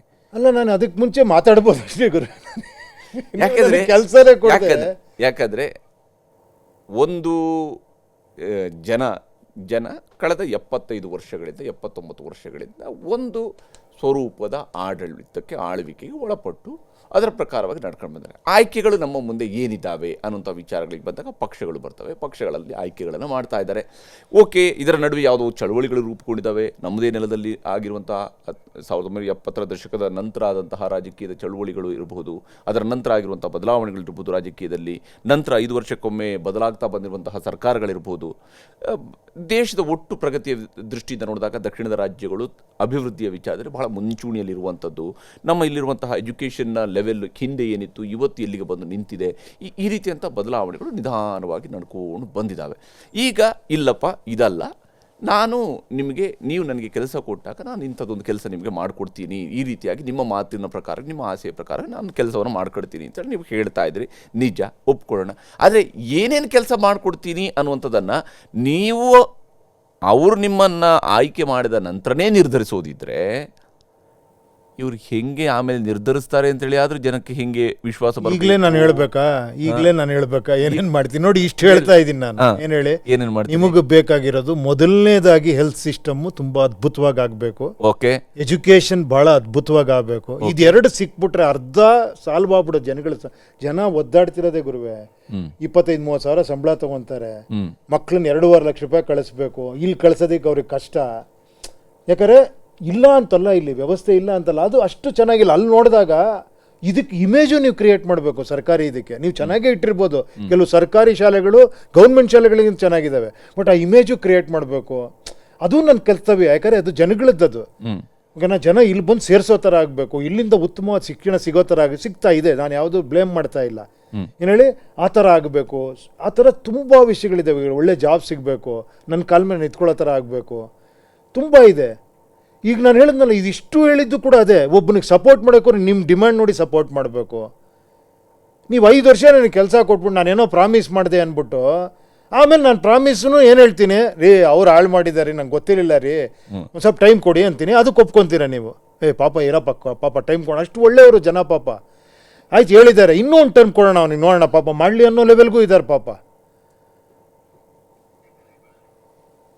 ಹಾಗಾಗಿ ಈಗ ನೀವು ಚುನಾವಣೆಗೆ ನಿಲ್ಲೋದಿದ್ರೆ, ಅಂದರೆ ಜನ ಒಂದು ವೇಳೆ ನಿಮ್ಮನ್ನು ನಿಲ್ಲಬೇಕು ಅಂತ ಹೇಳುವಂತನ ಕೇಳಿಕೊಂಡ್ರೆ, ಅಥವಾ ನಿಮ್ಮ ಅಭಿಪ್ರಾಯವನ್ನು ಒಪ್ಪಿಕೊಂಡು ಅವರು ಭಾಳಷ್ಟು ಪೋಸ್ಟ್ಗಳನ್ನು ಹಾಕಿದ್ರು ಅಂತಲೇ ಇಟ್ಕೊಳ್ಳಿ, ಭಾಳಷ್ಟು ವೀಡಿಯೋಗಳನ್ನು ಮಾಡಿದರು, ಭಾಳಷ್ಟು ಡಿಮ್ಯಾಂಡ್ಗಳನ್ನು ಮಾಡಿದರು, ಆದರೆ ಪರ್ಟಿಕ್ಯುಲರ್ ಆಗಿ ಯಾವುದೋ ಒಂದು ಕ್ಷೇತ್ರವನ್ನು ಆಯ್ಕೆ ಮಾಡಿಕೊಳ್ಳೇಬೇಕಾಗುತ್ತೆ. ಯಾವುದು ಗುರು, ಅದನ್ನು ಅವರೇ ಡಿಸೈಡ್ ಮಾಡಲಿ. ಹೇಳಿ, ನಾನು ಅದನ್ನು ಡಿಸೈಡ್ ಮಾಡಲ್ಲ. ಈಗ ಸಾಮಾನ್ಯವಾಗಿ ಕೆಲವರು ಭಾಳ ದೊಡ್ಡ ದೊಡ್ಡ ನಾಯಕರುಗಳು ಏನು ಮಾಡ್ತಾರೆ, ಎರಡೆರಡು ಕಡೆಗಳಲ್ಲಿ ಚುನಾವಣೆ ನಿಂತುಕೊಂಡು ಇಲ್ಲಿ ಸೋತರು ಅಲ್ಲಿಗೆ ಎಲ್ಲರೂ ಒಂದು ಕಡೆ ಗೆಲ್ಬೋದು, ಆ ಮೂಲಕವಾಗಿ ನಾನು ರಾಜಕೀಯದಲ್ಲಿ ಇರ್ಬೋದು ಅಂತ ಹೇಳ್ತಾರೆ. ನಿಮ್ಮ ತಲೆಯಲ್ಲಿ ಆ ರೀತಿಯಂಥದ್ದು ಏನಾದ್ರು ಯೋಚನೆ ಇದೆ? ಯಾವುದು ಹೇಳ ಗುರುವೆ, ನೀವೇನಾರ ಅನ್ಕೊಳ್ಳಿ, ನನಗೆ ಗೊತ್ತಿರೋ ಸತ್ಯ ಏನು ಗೊತ್ತಾ ಗುರುವೆ, ಫಸ್ಟು ನಾವು ಖಾಲಿ ಆಗಬೇಕು. ನನ್ನ ತಲೆಯಲ್ಲಿ 100 ಹುಳ ಇಟ್ಕೊಂಡ್ಬಿಟ್ಟು ನಾನು ಏನು ಮಾಡಬಲ್ಲೆ? ಏನು ಹೇಳಿ, ನಾನು ಫಸ್ಟ್ ಅದನ್ನು ತೆಕ್ಕೊಬೇಕು. ನಾನು ಅದು ತೆಗಿಯೋ ಕೆಲಸ ಮಾಡ್ತೀನಿ, ಎಲ್ಲರೂ ನನಗೆ ಹುಳ ಬಿಡ್ತಾರೆ ಅಂತಾರೆ. ನಾನು ಓಪನ್ ಮೈಂಡೆಡ್ ಆಗಿರಬೇಕು. ಐ ಆಮ್ ಓಪನ್ ಅಪ್ಪ, ಹೇಳಿ ನಾನು ಈ ಥರ ಕೆಲಸ ಮಾಡ್ತೀನಿ, ನೀವು ಹೇಳಿ ಇನ್ನೊಂದಷ್ಟು ಏನಾರ ಮಾಡಬೇಕಾ ಅಂತ. ತುಂಬ ವಿಚಾರವಂತರಿದ್ದಾರೆ ಜನಗಳಲ್ಲಿ. I am ready to accept for the betterment of everybody. ಏನು ಹೇಳಿ, ನಾವೆಲ್ಲರೂ ಚೆನ್ನಾಗಾಗಬೇಕು ಅಂದರೆ ನಾವು ಮಾತಾಡ್ಕೊಬೇಕು ಗುರುವೆ. ಒಂದು ಮನೆ ಫ್ಯಾಮಿಲಿ ಇದು. ನಾನು ಚಿಕ್ಕಪ್ಪ ಸರಿ ಇಲ್ಲ, ದೊಡ್ಡಪ್ಪ ಸರಿ ಇಲ್ಲ, ನಮ್ಮ ಅಣ್ಣ ಸರಿ ಇಲ್ಲ, ತಂಗಿ ಸರಿ ಇಲ್ಲ ಅಂತ ಸರಿನೇ ಇರಲ್ಲ ಯಾವುದು. ಒಂದು ಸತಿ ಕೂತ್ಕೊಂಡು ಒಂದು ಸಹಬಾಳ್ವೆ ನಡೆಸಿದ್ರೆ ಮಾತಾಡೋಣಪ್ಪ, ಕರೆಕ್ಟ್ ಪ್ರಾಬ್ಲಮ್ ಇದೆ, ಲೆಟ್ ಅಸ್ ಸ್ಪೀಕ್, ಏನು ಮಾಡೋಣ ಅಂದರೆ ಎಷ್ಟು ಚೆನ್ನಾಗಿರುತ್ತೆ ಆ ಸಂಸಾರ. ಅಲ್ಲಿ ಒಂದು ಈಗೋ ಬಿಡಬೇಕು, ಒಂದು ಅಹಂಕಾರ ಬಿಡಬೇಕು. ಅದೇ ಥರನೂ ನಮ್ಮ ದೇಶನೂ ರಾಜ್ಯನೂ ಎಲ್ಲವೂ ಅಷ್ಟೇ. ಈಗ ನೀವು ಸ್ಪರ್ಧೆಗೆ ರೆಡಿ ಇದ್ದೀರಿ, ಆದರೆ ಎಲ್ಲಿ ಸ್ಪರ್ಧಿಸ್ತೀರಿ ಅದು ಜನ ಹೇಳ್ತಾರೆ ಗುರು. ನೋಡೋಣ, ಬನ್ನಿ ಸರ್ ಇಲ್ಲಿ ನಿಂತ್ಕೊಳ್ಳಿ. ನೀವು ನಿಲ್ತೀರಿ? ಇಲ್ಲ, ಖಂಡಿತ ನಿಂತ್ಕೊಳ್ಳಿ ಅಂತ ಹೇಳಿ ಒಂದು ವೇಳೆ ಆ ರೀತಿಯಾದಂಥ ವಿಡಿಯೋಗಳು ಯಾವ್ದು ಬಂದಿರ, ಯಾವ್ದು ನನಗೆ ಎನ್ಕರೇಜ್ಮೆಂಟೇ ಸಿಗ್ತಿಲ್ಲ ಅಂದ್ರೆ ಈಗ ಸರ್ ಅದೇ ಚೆನ್ನಾಗಿದೆ ಸರ್ ಅಂತ ಹೇಳ್ತಾ ಇದ್ರೆ ನಾನು ಏನು ಪ್ರಯೋಜನ ಹೇಳಿ ಬಂದು? ಅಲ್ಲಿ ನಂಬಿರುವ ಉಳಿದವು ಈಗ 4 ಜನ ನಂಬುದ್ರೆ ನನಗೆ 40 ಜನ ಬೇಕು ಗುರು. ಅಟ್ಲೀಸ್ಟ್ ನಾನೇನೋ ಮಾಡೋದಕ್ಕೆ 4 ಜನ ನಂಬಿದ್ರು, 5 ಜನ. ಓಕೆ, 4 ಜನಕ್ಕೋಸ್ಕರ ನಿಂತ್ಕೊಂತೀನಿ ಬಿಡಿ. ಓಕೆ ಬಿಡಿ, ಅದನ್ನು ಪ್ರಯತ್ನ ಪಡ್ತೀನಿ. ಏನ್ ಗೊತ್ತಾ ಹೇಳಿ, ಒಂದು ಏನ್ ಗೊತ್ತಾ, ನನಗೆ ಏನಕ್ಕೆ ಗೊತ್ತಾ, ಆಕ್ಚುಲಿ ಹಂಗಲ್ಲ, ನನಗೂ ಒಂದು ವಿಶ್ವಾಸ ಬರಬೇಕು. ನಾನು ಈ ಮೂಲಕ ರಿಕ್ವೆಸ್ಟ್ ಮಾಡ್ತಾ ಇದ್ದೀನಿ. ಹೇಳ್ತಿರುವಂತ ವಿಚಾರ ನನಗೆ ಅರ್ಥ ಆಗುತ್ತೆ, ನೀವು ಹೇಳ್ತಿರೋ ನಿಮ್ಮ ಭಾವನೆಗಳು ಅರ್ಥ ಆಗುತ್ತೆ. ಈ ಕಾನ್ಸೆಪ್ಟ್ ಅನ್ನ ಜನ ಅರ್ಥ ಮಾಡ್ಕೊಳ್ಬೇಕು, ಆನಂತರ ಮಾಡಬೇಕು ಅನ್ನೋದ್ರ ಬಗ್ಗೆ ನೀವು ಹೇಳ್ತಾ ಇರೋದು ಕರೆಕ್ಟು. ಆದ್ರೆ ನೀವು ನಿಲ್ಲೋದಕ್ಕೆ ರೆಡಿ ಆಗದೆ ಇದ್ದಾಗ ಅವರು ಹೆಂಗೆ ನಿಮ್ಮನ್ನ ಇದುವರೆಗೂ ನಾನು ಯಾಕೆ ನಿಲ್ಲಲ್ಲ ಅಂತಿದ್ದೆ, ಇದೊಂದೇ ಕಾರಣ ಗುರುವೆ. ಇಲ್ಲಿ ನಾನು ಬಂದ್ರೆ, ನೀವು ಬಂದ್ರೆ, ಯಾರು ಬಂದ್ರು ಇದೇ ಕೆಲಸ ಮಾಡ್ಬೇಕು. ನೀವೇ ದಣಿಗಳು, ನೀವೇ ಓನರ್ಸು. ನನ್ನ ಕೆಲಸ ನಿಮ್ಮನ್ನು ಕೇಳೋದು, ನಾನು ಇಲ್ಲಿ ವಿಚಾರಿಸೋದು, ಮಾತಾಡೋದು, ನನ್ನ ಐಡಿಯಾ ಇದ್ರೆ ಹೇಳೋದು, ಇಷ್ಟೇ ಕೆಲಸ ನಂದು. ಡಿಸಿಷನ್ ಮೇಕಿಂಗ್ ನಂದು ಇರಬಾರ್ದು. Raja should not take decision. Is not raja. Raja is raja. Vote ಹಾಕಿರೋ ರಾಜ, ಅವ್ನ ಡಿಸಿಷನ್ ಹೇಳಿ. ಅವ್ನು ತಪ್ಪು ಮಾಡ್ಬಿಡ್ಲಿ ಗುರುವೆ, ಕೆಲವು ಸತಿ ಪರವಾಗಿಲ್ಲ, 2 ಸತಿ ತಪ್ಪು ಮಾಡ್ಲಿ, ಅವ್ರು ಕಲಿತಾರ, ಅವರು ವಿಚಾರವಂತರಾಗ್ತಾರ. ಅವರು ನಾವು ಇಷ್ಟು ವರ್ಷ ತಪ್ಪು ಮಾಡ್ಕೊಂಡ್ ಬಂದಿದ್ದೀವಿ.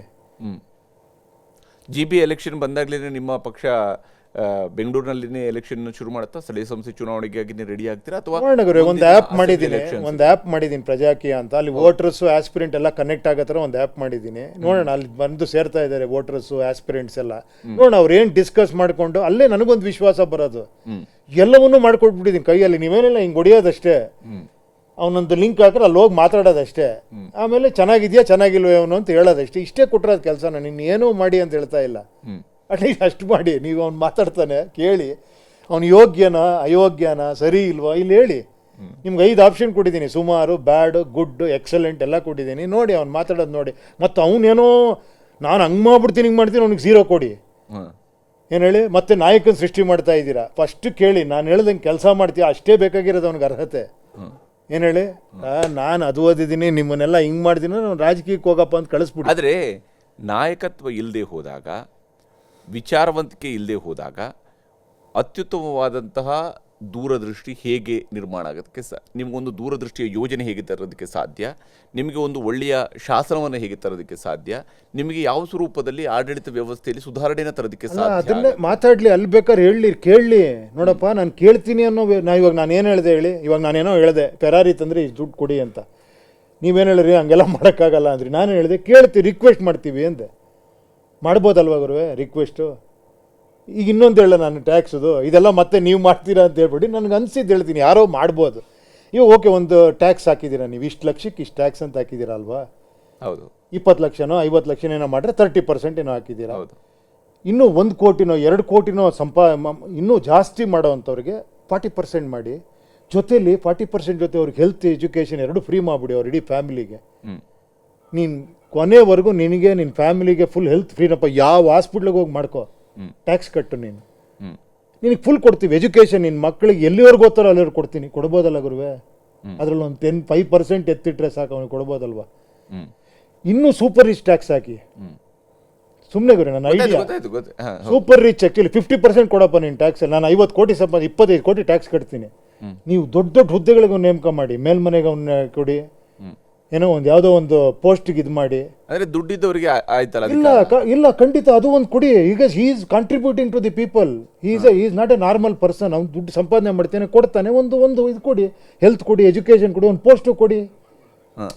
ನನ್ನ ಅಭಿಪ್ರಾಯ ಬೇಡ ದುಡ್ಡಿರೋರಿಗೆ ಮಾತ್ರ ಪೋಸ್ಟ್ ಕೊಡ್ಬಾರ್ದು ಅಂದರೆ ಬೇಡ, ಅದನ್ನು ತೆಗೆದುಬಿಡಿ. ಇನ್ನೇಂದ್ರೆ ಒಂದು ಬೆನಿಫಿಟ್ ಕೊಡಿ ಅವ್ರಿಗೆ. ಓಕೆ, ನಾನು ಹೇಳಿದ್ದು ಟ್ಯಾಕ್ಸ್ ಇಸ್ಕೊಳ್ಳಿ, ಬೆನಿಫಿಟ್ ಕೊಡಿ, ಅವ್ರು ಕೊಡ್ತಾರೆ ಅಂತ. ಹೊಸ ಪ್ರಭುಗಳ ನಿರ್ಮಾಣ ಆಗೋಗ್ಬಿಡುತ್ತೇನೋ ಅಂತ. ಅಲ್ಲ, ದುಡ್ಡಿದ್ದವ್ರಿಗೆ ಮಾತ್ರ ಬೇಡ ಪೋಸ್ಟ್ ಬೇಡ. ಓಕೆ ಗುಂಡಿ, ನೋಡಿ ಇವಾಗ ನಾನು ಕೇಳಿದ್ರೆ ನೀವು ಹೇಳಿದ್ರಿ, ನಿಮ್ಮ ಒಪಿನಿಯನ್ ಹೇಳ್ರಿ, ನನ್ನ ತಪ್ಪು ಅನ್ನಿಸ್ತು. ಓಕೆ ಬೇಡ ಬಿಡಿ, ಜನಾಭಿಪ್ರಾಯ ಕೊಡಿ, ಹಿಂಗೆ ಮಾಡ್ಬೋದಾ ಅಂತ ಹೇಳ್ತಾರೆ. ದುಡ್ಡಿರೋರಿಗೆಲ್ಲ ಪೋಸ್ಟ್ ಕೊಡಬೇಡ್ರಿ, ಬೇಡ. ನಾನು ಪೋಸ್ಟ್ ಅಂತ ಆ ಥರ ಎಲ್ಲ ಹೇಳ್ತಿಲ್ಲ. ನಾನು ಕೆಲವು ಪೋಸ್ಟ್ಗಳಿದೆ, ಗೌರವಾನ್ವಿತ ಪೋಸ್ಟ್ಗಳಿದ್ದಾವೆ. ಏನು ಬೇಡ, ಬರೀ ಗೌರವಕ್ಕೆ ಒಂದು ಪೋಸ್ಟ್ ಕೊಡೋ ಅಂತ ಅಧ್ಯಕ್ಷರು ಇದಾವೆ, ಆ ಥರದ್ದು ಕೊಡಿ. ಕೆಲವರು ಅದಕ್ಕೋಸ್ಕರ ಖುಷಿ ಪಡ್ತಾರೆ. ಓಕೆ, ನಾನು ರೆಕಗ್ನಿಷನ್ ಸಿಗ್ತಿದೆ ಅನ್ನೋದಕ್ಕೋಸ್ಕರ ಮಾಡ್ತಾರೆ. ಸೊ ನಾನು ಹೇಳಿದ್ದು ಒಂದು ಸೈಡ್ ಆಗೋಬೋದು, 2 ಸೈಡ್ ಮಾಡಿದ್ರೆ it should be give and take ಇರಬೇಕು ಆ್ಯಕ್ಚುಲಿ. ಈಗ ಇನ್ನೂ ಒಂದು ಹೇಳ್ತೀನಿ, ನಂದೊಂದು ಐಡಿಯಾ ಹೇಳ್ತೀನಿ, ಜನರ ಮುಂದೆ ಹೇಳ್ತೀನಿ. ನೋಡಪ್ಪ, ನೈಟ್ ಡ್ಯೂಟಿ ಮಾಡೋ ಪೊಲೀಸ್ ಅವರು ಒಂದು 50% ಸಿವಿಲ್ ಡ್ರೆಸ್ಸಲ್ಲಿ ಓಡಾಡಿ. ಏನು ಹೇಳಿ, ಡೇ ಡ್ಯೂಟಿಲಿ ಅಷ್ಟೇ ಏನೋ ಸಿವಿಲ್ ಡ್ರೆಸ್ಸಲ್ಲಿ ಓಡಾಡಿ. ಯಾಕಂದ್ರೆ ಗೊತ್ತಾಗಬಾರ್ದು ಯಾರು ಪೊಲೀಸ್ ಅಂತ.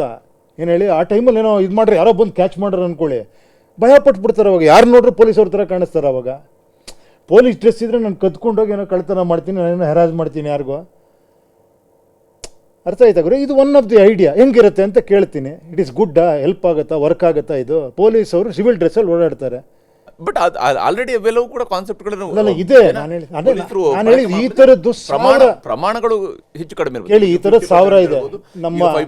ನಮ್ಮ ಗುರುಗಳು ಕಾಶಿನಾಥ್ ಅವ್ರು ಏನೋ ಹೇಳಿದ್ದು ಅಂತ ಒಂದು ಇದು ಬರೋದು ಗೊತ್ತಾ, ಟ್ರಾಫಿಕ್ ಇದು ರೆಡ್ ಲೈಟು ಗ್ರೀನ್ ಲೈಟ್ ಬರುತ್ತಲ್ಲ, ಅವ್ರು ಗಾಡಿ ನಿಲ್ಸ್ಕೊಂಡಿದ್ದಾಗ ಅವ್ರಿಗೆ ಅನ್ನಿಸ್ತಂತೆ, ನಾನು ಎಷ್ಟೊತ್ತಾದರೂ ಇದು ರೆಡ್ ಲೈಟ್ ಏನೋ ಗ್ರೀನ್ ಲೈಟ್ ಬರ್ತಾ ಇಲ್ಲ, ನನಗೆ ಗೊತ್ತಾಗಿದ್ರೆ ನಾನು ಗಾಡಿ ಆಫ್ ಮಾಡ್ಕೊತಿದ್ದೆ ಅಂತ. ಅವಾಗ ಅವ್ರು ಕೊಟ್ಟಿದ್ದ ಐಡಿಯಾ ಅಂತ. ಇವಾಗ 1 2 3 150 ಏನೋ 150 ಕೌಂಟ್ ಡೌನ್ ಆಗ್ತಾ ಇರೋದು ಗೊತ್ತಾ? ಓ, ಇನ್ನು 1 ನಿಮಿಷ ಇದು ರೆಡ್ ಲೈಟ್ ಗ್ರೀನ್ ಲೈಟ್ ಬರಲ್ಲಪ್ಪ ಅಂತ ಆಫ್ ಮಾಡ್ಕೊಂಡ್ಬಿಡ್ತಾರೆ, ಪೆಟ್ರೋಲ್ ಸೇವ್ ಆಗುತ್ತೆ ಅಂತ. ಹೌದು, ಅರ್ಥ ಆಯ್ತಾ ನಿಮಗೆ? ಈ ಥರದ್ದು 1000 ಲಕ್ಷ ಐಡಿಯಾಗಳಿದೆ ನಮ್ಮಲ್ಲಿ. ಕೇಳೋರಿಲ್ಲ, ಇಲ್ಲ ಅಷ್ಟೇ, ಕೇಳೋವಂಥ ವ್ಯವಸ್ಥೆ ಬಂದ್ಬಿಡುತ್ತೆ ಅನ್ಕೊಳ್ಳಿ. 1000 ಐಡಿಯಾಸ್ ಈ ಥರ ಬರುತ್ತೆ. ಅದ್ಭುತವಾದಂಥ ಇದಿದೆ. ಆ ಥರ ಒಂದು ಸಾಮರಸ್ಯವಾದಂಥ ಒಂದು ಸರ್ಕಾರಗಳಾಗಬೇಕು. ನಿಮ್ಮ ರಿಯಲ್ ಸ್ಟೋರಿಯಲ್ಲಿ ಒಂದು ವಿಚಾರವನ್ನು ಕೇಳಿದೆ. ನೀವು ಬರೆದಿದ್ದಂತಹ ಒಂದು ಆರ್ಟಿಕಲ್ ಒಳಗಡೆ ಓದಿದಂಥ ನೆನಪದು ತುಂಬ ವರ್ಷಗಳ ಹಿಂದೆ ಬರೆದಿರುವಂಥದ್ದು. ನೀವು ಅದರಲ್ಲಿ ನೀವು ಕಾಲೇಜಿನಲ್ಲಿದ್ದಾಗ ಒಂದು ಕಾಲೇಜ್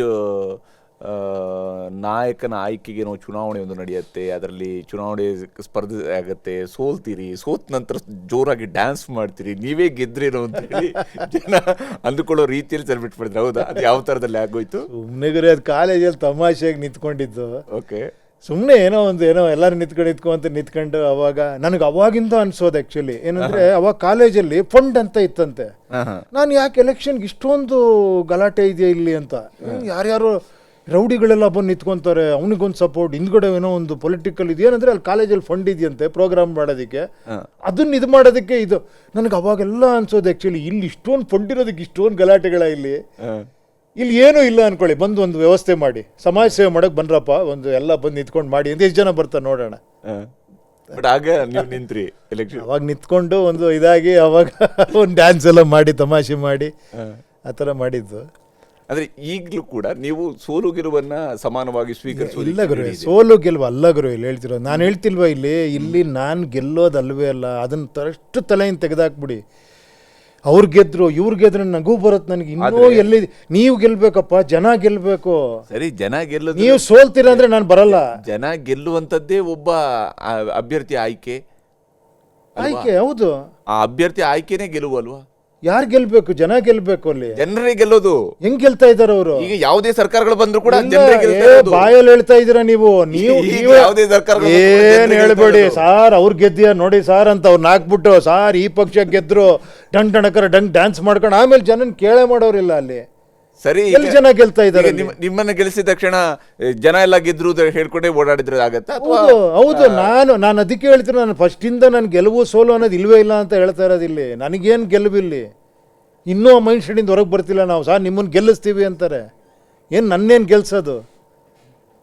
ನನಗೊಂದು 2 ಲಕ್ಷ ರೂಪಾಯಿ ಸಂಬಳ ಬರೋ ಕೆಲಸ ಕೊಡ್ತೀರಾ ಅಷ್ಟೇ. ಗೆಲ್ಲಬೇಕಾದ್ ನೀವು, ಈ ಗೆಲ್ಲಬೇಕಾದ್ರೆ ಇಷ್ಟು ಕೆಲಸ ಇದೆ. ನೀವು ಅಟ್ಲೀಸ್ಟ್ ಇದನ್ನ 4 ಜನರ ಹತ್ರ ಮಾತಾಡಬೇಕು, 4 ವಿಡಿಯೋ ಮಾಡಾಕ್ಬೇಕು, ನಿಮ್ಮ ಮನೆಯವ್ರನ್ನ ಚೇಂಜ್ ಮಾಡಬೇಕು, ಅವಾಗ ನೀವು ಗೆಲ್ತೀರಾ. ಹೇಳ್ಬೇಕು, ನೀನು ಯಾಕೆ ದುಡ್ಡು ಖರ್ಚು ಮಾಡಿ ನನ್ನ ಹತ್ರ ಬಂದು ಕೆಲಸ ಕೇಳ್ತಾ ಇದೆಯಾ? ನೀನು ಯಾಕೆ ಆ ಪೋಸ್ಟ್ ಆಗಿದೆ, ಎಷ್ಟಾಗಿದೆ, ಅದಕ್ಕೆ ಎಷ್ಟು ರ್ಯಾಲಿ ಎಷ್ಟಾಯಿತು, ನೀನು ಏನು ಇದೆಲ್ಲ ಮಾಡ್ತಿದ್ಯಲ್ಲ, ಏನಕ್ಕೆ ಮಾಡ್ತಾ ಇದೆಯಾ? ನೀನು ಹೆಂಗೆ ಕೆಲಸ ಮಾಡ್ತೀಯ ಅಂತೇಳಿ ಅದಕ್ಕೆ ಕೊಟ್ಟಾಗ್ತೀನಿ ಅಂತ ಹೇಳಬೇಕು. ಬರ್ತೀಯ ನಿನ್ನ ನಾನು ಕೆಲಸ ಕೊಡ್ತೀನಿ, ಎಷ್ಟು ಸತಿ ಬರ್ತೀಯ ಹೇಳ್ಬಿಡು ಎಲ್ಲ ಜನರ ಮುಂದೆ ಅಂತೇಳಿ ವಿಡಿಯೋ ಮಾಡಿ, ಅದನ್ನು ತಿಂಗ್ಳಿಗೆ 1 ಸತಿ ಬರ್ತೀನಿ ಅಂತೇಳಿ, ನೀನು ಬಂದು ಏನು ಮಾಡ್ತೀಯ ಅಂತೇಳು, ನಮ್ಮ ಸಮಸ್ಯೆ ಹಿಂಗೆ ಬಗೆಹರಿಸ್ತೀಯ ಅಂತೇಳು. ಅದು ಜನ ಗೆಲ್ಲೋದಂದರೆ.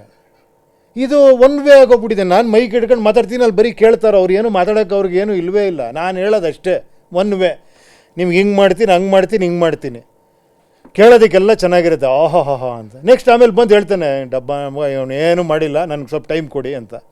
ಆಮೇಲೆ ಇನ್ನೇನೋ ಹೇಳ್ತಾನೆ, ಮಾಡಬೇಕು ಅನ್ನೋ ಇತ್ತು ನನಗೆ, ಬಟ್ ಆಗ್ತಾಯಿಲ್ಲ, ಬಿಡ್ತಾಯಿಲ್ಲ ಇವರೆಲ್ಲ, ನನಗೆ ಕಾಲು ಎಳಿತಾ ಇದ್ದಾನೆ ನನಗೆ ಇವರು ಅಂತ.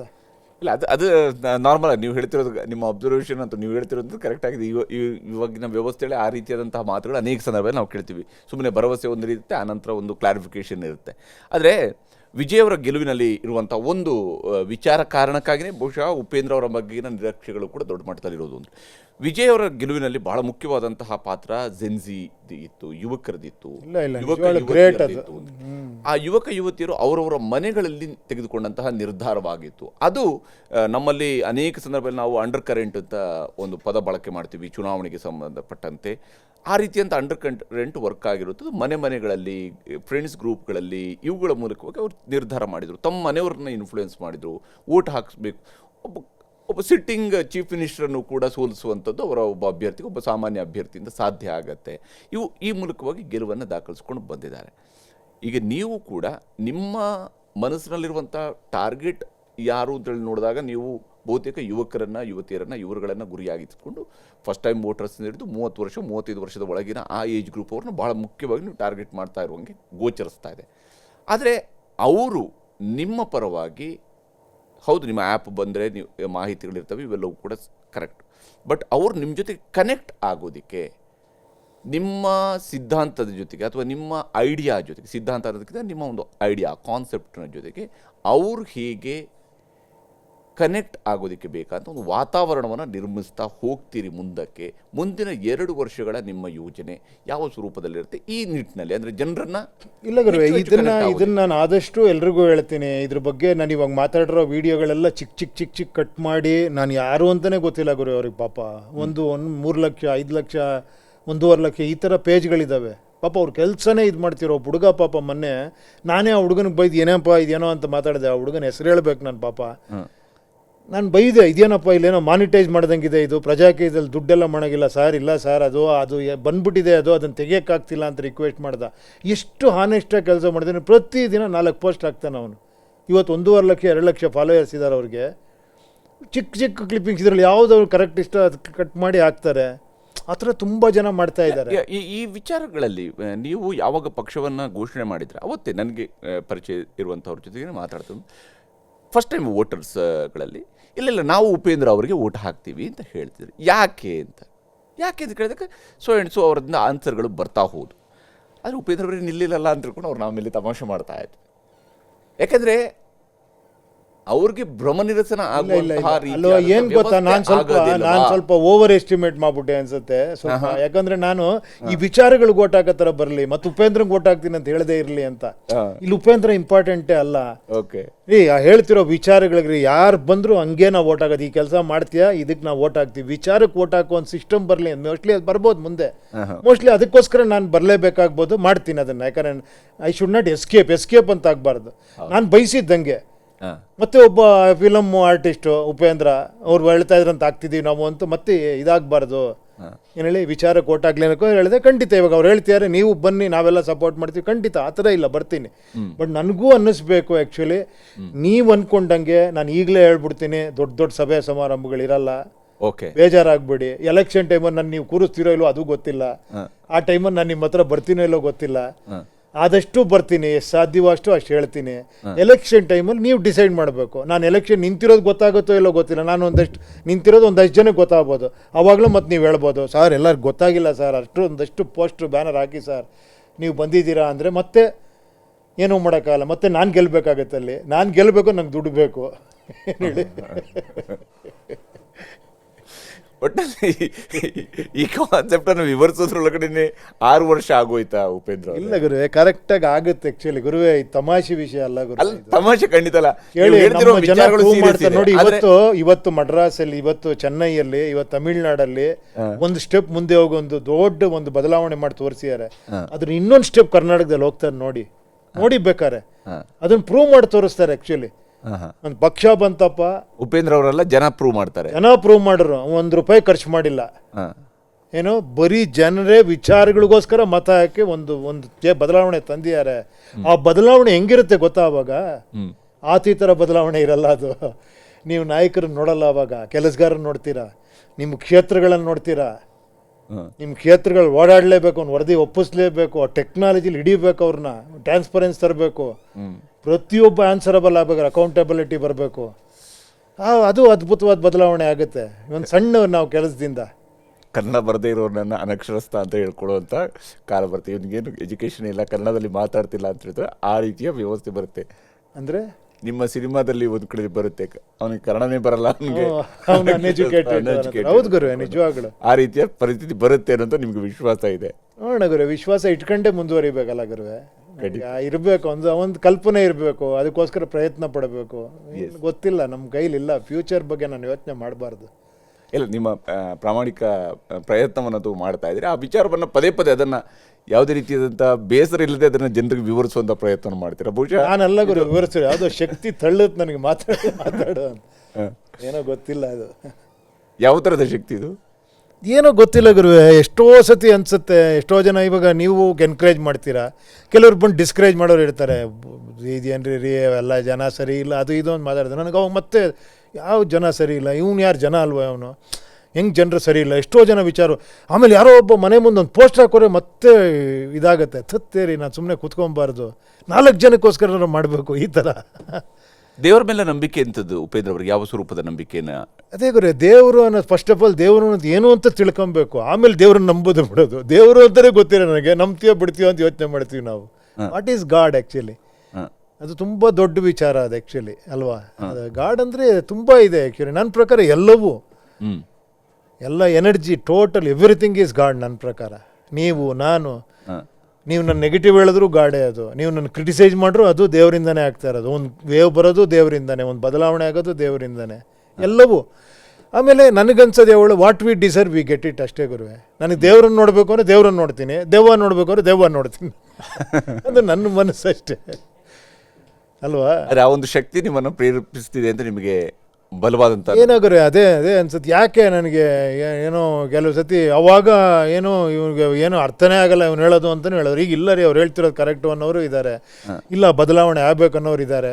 ಇವಾಗ ನನಗೆ ಸಪೋರ್ಟ್ ಮಾಡಿ ಮಾತಾಡೋವಂಥವ್ರು ಇದ್ದಾರೆ. ಅಲ್ರಿ ನೀವು ಅವ್ರಿಗೆ ಹೇಳೋದು ಯಾಕ್ರಿ, ಅವರು ನೀವು ಯಾವುದನ್ನ ಹೋಲಿಸ್ತಾ ಇದ್ದೀರಲ್ರಿ, ಅವ್ರು ಹೇಳ್ತಿರೋದು ಅರ್ಥ ಮಾಡ್ಕೊಳ್ರಿ ಅಂತ ಆ ಥರ ಹೇಳೋರು ಲಕ್ಷಾಂತರ ಜನ ಇದ್ದಾರೆ ಗುರುವೆ, ಇಲ್ಲ ಅಂತಲ್ಲ. ಐನೋ ಆ ಲಕ್ಷ ಜನ 5 ಲಕ್ಷ ಜನ ಕೇಳಿದ್ರೆ 5 ಲಕ್ಷ ಜನ ಚೇಂಜ್ ಆಗ್ಬಿಡ್ತಾರೆ. 5 ಲಕ್ಷ ಇಂಟು ಮಲ್ಟಿಪ್ಲೈ ಆಗ್ಬಿಟ್ರೆ ದೊಡ್ಡದಾಗ್ಬಿಡುತ್ತೆ. ಆಗ ನನಗೆ ಅದೇ ನ್ಯಾಚುರಲ್ ಆಗಲಿ ಅಂತ ಮತ್ತೆ ನಾನು ಆ ಥರ ಪಟ್ಬಿಟ್ಟು ಬೇರೆ ಥರ ಹಿಡಿದು ನಾನು ಗೆಲ್ಲೋಕೆ ಹೋಗ್ಬಾರ್ದಿಲ್ಲಿ, ನಾನು ನಿಸ್ವಾರ್ಥಿಯಾಗೇ ಇರಬೇಕಿಲ್ಲಿ, ನನಗೆ ಅವಮಾನಗಳು ಇರಬಾರ್ದಿಲ್ಲಿ ಹೇಳಿ. ನಂದು ಏನಿದೆ ಇಲ್ಲ ಆ್ಯಕ್ಚುಲಿ ಹಂಗೆ ನೋಡೋಕ್ಕೋರೆ ಅಲ್ವಾ. ನಾನು ಗೋಲು ಗೆಲ್ಬು ಅಂತ ಬಂದಾಗ ನನಗೆಲ್ಲ ಹೇಳ್ತಾರೆ, ನೋಡಿರಿ ನೀವು ಏನೂ ಮಾಡೇ ಇಲ್ಲ 5 ವರ್ಷದಿಂದ, ನೀವು ಗೆಲ್ಬೋದಾಗಿತ್ತು ಅಂತಾರೆ. ಇಲ್ಲಪ್ಪ, ಅದನ್ನು ಬಿಟ್ಬಿಡಿ, ನಾನು ಗೆಲ್ಲಬೇಕು ಸೋಲ್ಬೇಕು ಅನ್ನೋದು ಪ್ರಶ್ನೆನೇ ಅಲ್ಲ ಇಲ್ಲಿ. ಈ ಅವಮಾನ, ಈ ಕಿಂಡಲ್ಲು ಅಥವಾ ಈ ರೀತಿಯಾದಂತಹ ಟೀಕಿಸುವಂಥದ್ದು, ನಿಮ್ಮನ್ನು ಅವಮಾನಿಸಬೇಕು ಅಂತೇಳಿನೇ ಮಾತಾಡುವಂಥದ್ದು ಕೆಲವೊಂದು ನಡೀತಾ ಇರ್ತವೆ. ಅವುಗಳನ್ನ ಅಂಥವು ಗಮನಕ್ಕೆ ಬಂದಾಗ ನಿಮ್ಮ ಮನಸ್ಸು ಹಿಂಗೆ ರಿಯಾಕ್ಟ್ ಮಾಡುತ್ತೆ ಅವುಗಳಿಗೆ? ಇಲ್ಲ ಗುರುವೆ, ಏನಿಲ್ಲ, ನಾನು ಮನುಷ್ಯನೇ. ಕೆಲವು ಸತಿ ನನಗನ್ಸುತ್ತೆ ಓಕೆ ಬಿಡು, ಅದು ಅವರು ಇದು ತೋರಿಸುತ್ತೆ ಅಷ್ಟೇ. May be he is also right ಅಲ್ವಾ. ಒಳ್ಳೇದು ಹೊಗಳದೆ ನಾವು ಖುಷಿನೂ ಪಡಬಾರ್ದು, ಅವಾಗ ಅದೆರಡೂ ಬಿಟ್ಬಿಡ್ಬೇಕು ಅವಾಗ ನಾನು. So I am not seeing any comments, I always C likes. Likes 1,500 ಬಂದಿರುತ್ತೆ, ಕಮೆಂಟ್ ಒಂದು 40 ಜನ ಮಾಡಿರ್ತಾರೆ. 40 ಓದ್ಬಿಟ್ಟು ನಾನು ಏನಪ್ಪ ಹಿಂಗೆ ಹೇಳ್ತಿದ್ದಾರೆ, ಲೈಕ್ಸ್ ಪಕ್ಕದಲ್ಲಿ ನೋಡಿ ಟಕ್ ಅಂತ ಲೈಕ್ ಮಾಡಿರ್ತಾನೆ ಅವ್ನು, ಯೋಚನೆ ಮಾಡಿದೆ. ಕಮೆಂಟ್ ಏನೇನೋ ಥಿಂಕ್ ಮಾಡಿರ್ತಾನೆ ಅವನು. So I always go head with likes, positive mind ಅಷ್ಟೇ ಗುರುವೆ. ಒಳ್ಳೆ ಕತೆ ಆ ಥರ ಹೇಳೋರು ಹೇಳ್ತಾರೆ ಬಿಡಿ. ಅದು ಹೊಸದಾಗಿ ಮತ್ತೆ ಸಿನಿಮಾ ಇಲ್ಲ ಗುರು, ಅದೇ ಇವಾಗ ನಾನು ಯೋಚನೆ ಮಾಡಿದ್ದೀನಿ, ಒಂದು 2-3 ಇದಿದೆ. ಒಂದು ನೆಕ್ಸ್ಟ್ ಲೆವೆಲ್ ಅಂತ ಒಂದು ಸಿನಿಮಾ ನಮ್ಮ ತರುಣ್ ಇವ್ರದ್ದು, ಹೌದು. ಆಮೇಲೆ ಒಂದು ತೆಲುಗು ಸಿನಿಮಾ ಇದೆ, ಇನ್ನೊಂದು ಒಂದು ಮಂಗಳೂರಲ್ಲಿ ಒಂದು ಶೂಟಿಂಗ್ ಮಾಡೋ ಒಂದು ಸಿನಿಮಾ ಇದೆ. ಗೊತ್ತಿಲ್ಲ ಆ್ಯಕ್ಚುಲಿ. ಇವಾಗ ಏನೋ ಒಂದು ಸತಿ ಶೂಟಿಂಗ್ ಸ್ಟಾರ್ಟ್ ಮಾಡಿದ್ರೆ 6 ತಿಂಗಳು 1 ವರ್ಷ ಎಳ್ಕೊಂಡು ಹೋಗ್ಬಿಡುತ್ತೆ. ಅದ್ರ ಮಧ್ಯೆ ನಾನು ಈ ಕೆಲಸ ಮಾಡಬೇಕು. ನೋಡೋಣ ಎಷ್ಟು ಸಾಧ್ಯವೋ ಅಷ್ಟು ಬ್ಯಾಲೆನ್ಸ್ ಮಾಡ್ತೀನಿ. 1 ವರ್ಷ ಮಾತ್ರ ಕಂಪ್ಲೀಟ್ ಬಿಟ್ಟು ಬಂದ್ಬಿಡ್ತೀನಿ ಎಲ್ಲ ಇದಕ್ಕೆ. ನೋಡೋಣ ಎಷ್ಟು ಸಾಧ್ಯವೋ ಅಷ್ಟು ಎಲೆಕ್ಷನ್ವರೆಗೂ ಮಾಡ್ತೀನಿ ಇದನ್ನು. ಈ ವಿಚಾರ ಹೇಳ್ಕೊಂಡು ಜನರ ಹತ್ರ ಹೋಗ್ತೀನಿ, ನೋಡೋಣ. ಅದೇ ಜನ ಆಗಾಗ ಬಯಸ್ತಾ ಇರುವಂಥದ್ದು ಉಪೇಂದ್ರ ಅವರಿಂದ ಒಳ್ಳೆಯ ಸಿನಿಮಾವು ಕೂಡ, ನಿಮ್ಮ ಡೈರೆಕ್ಷನ್ ಸಿನಿಮಾ. ಅಲ್ಲಲ್ಲ, ಖಂಡಿತ ನನಗನ್ಸಿರೋದು ಇದು ಜಾಸ್ತಿ ಅನಿವಾರ್ಯತೆ ಇದೆ ಅನ್ನಿಸ್ತಾ ಇದೆ ನನಗೆ. ಇದು ಭಾಳ ಕಾಡ್ತಾ ಇದೆ, ಇದು ಮಾಡಬೇಕು. ಈಗ ಇದನ್ನ ಓಕೆ ಸಿನಿಮಾಗಳು ಮಾಡಿದ್ದೀನಿ, ನೋಡಿದ್ದಾರೆ, ಓಕೆ ಖಂಡಿತ, ಹಂಗಂತ ನಾನು ಅದ್ರ ಬಗ್ಗೆ ಇದಿಲ್ಲ. ನೋಡೋಣ, ನನಗೆ ಇಲ್ಲಿ ಕೆಲಸ ಕೊಟ್ಟರೆ ಇಲ್ಲಿ ಮಾಡ್ತೀನಿ, ನೋಡೋಣ. ಇದೇನೋ ನನಗೆ ತುಂಬ ಭಾಳ ಅನಿವಾರ್ಯವಾಗಿರುವಂಥ ಇದು ಅನ್ನಿಸ್ತಾ ಇದೆ. ನಾನೊಬ್ಬ ಪ್ರಜೆಯಾಗಿ ಅನ್ನಿಸ್ತಾ ಇದೆ, ಈ ಬದಲಾವಣೆ ಆದರೆ ಚೆನ್ನಾಗಿರುತ್ತೆ, ಓಕೆ ಆಗ್ಬೇಕು ಇದೆಲ್ಲ ಅಂತ ಅನ್ನಿಸ್ತಾ ಇದೆ. Okay, yes, thank you Upendra ಅವರು. ಇಷ್ಟೊತ್ತು ಭಾಳ ನಗ್ತಾ ಬಹಳಷ್ಟು ವಿಚಾರಗಳನ್ನು ಥ್ಯಾಂಕ್ಸ್ ಪಾಪ, ನೀವೆಲ್ಲ ಕರೆದು ಅಟ್ಲೀಸ್ಟ್ ಈ ವಿಚಾರ ನನಗೆ ಅರ್ಥ ಆಗತ್ತೆ ಆ್ಯಕ್ಚುಲಿ, ಐ ನೋ. ಆದರೂ ಕೂಡ ಈ ವಿಚಾರ ನಿಮಗೂ ಇಷ್ಟೆಲ್ಲ ಕ್ವಶನ್ ಕೇಳೋದು ಕೂಡ ನೀವು ಒಂದೇನೋ ಸಂದೇಶ ಕಳಿಸೋದಕ್ಕೆ, ಒಂದೇನೋ ವಿಷಯ ತಲುಪಿಸೋದಕ್ಕೆ, I can understand that. Thank you. ಇದು ಉಪೇಂದ್ರ ಅವರ ಮಾತು, ಅವರ ರಿಯಲ್ ಮಾತುಗಳು, ಅವರ ಕನಸುಗಳು, ಅವರ ಆಲೋಚನೆ. ಅದರ ಮೂಲಕವಾಗಿ ಜನ ಗೆಲ್ಲಬೇಕು. ಅಂತಿಮವಾಗಿ ಅವರು ಹೇಳ್ತಾ ಇರೋದು ಒಂದು ಮಾತನ್ನು ಪದೇ ಪದೇ, ಅವ್ರನ್ನ ಎಷ್ಟೇ ರೀತಿಯಲ್ಲಿ ಅವರ ಪರವಾಗಿ ಅವರು ಹೇಳ್ತಾರೆ ಅಂತ ಇಲ್ಲ, ಅವರ ಒಂದು ಮಾತನ್ನು ಪದೇ ಪದೇ ಸ್ಟ್ರೆಸ್ ಮಾಡ್ತಾ ಇದ್ದಾರೆ. ಜನ ಗೆಲ್ಲಬೇಕು, ಜನ ಗೆದ್ದಾಗ ಒಟ್ಟು ಪ್ರಜಾಪ್ರಭುತ್ವದ ಗೆಲುವು ಆಗುತ್ತೆ. ಹಾಗಾಗಿ ಆ ಜನ ಗೆಲುವನ್ನು ನಾನು ಸೆಲೆಬ್ರೇಟ್ ಮಾಡಬೇಕು ಅನ್ನೋಂತಹ ಕಾನ್ಸೆಪ್ಟನ್ನು ಜನರ ಮುಂದೆ ಇಟ್ಟಿದ್ದಾರೆ. ಆಯ್ಕೆ ಯಾವತ್ತೂ ಕೂಡ ಜನರ ಕೈಯಲ್ಲಿರುವಂಥ, ಪ್ರಜಾಪ್ರಭುತ್ವ ಅನ್ನೋಂಥದ್ದು ಆಯ್ಕೆಗಳ ಮೇಲೆ ನಿಂತಿರುವಂಥದ್ದು, ಅದು ಜನರ ಕೈಯಲ್ಲಿರುವಂತಹ ಆಯ್ಕೆ ಅಧಿಕಾರವು ಕೂಡ ಇರುವಂಥದ್ದು ಜನರ ಕೈಯಲ್ಲಿ. ಈ ಪಾಡ್ಕಾಸ್ಟ್ ನಿಮಗೆ ಇಷ್ಟ ಆಯಿತು ಅಂತ ಭಾವಿಸ್ತೀನಿ. ನಮಸ್ಕಾರ.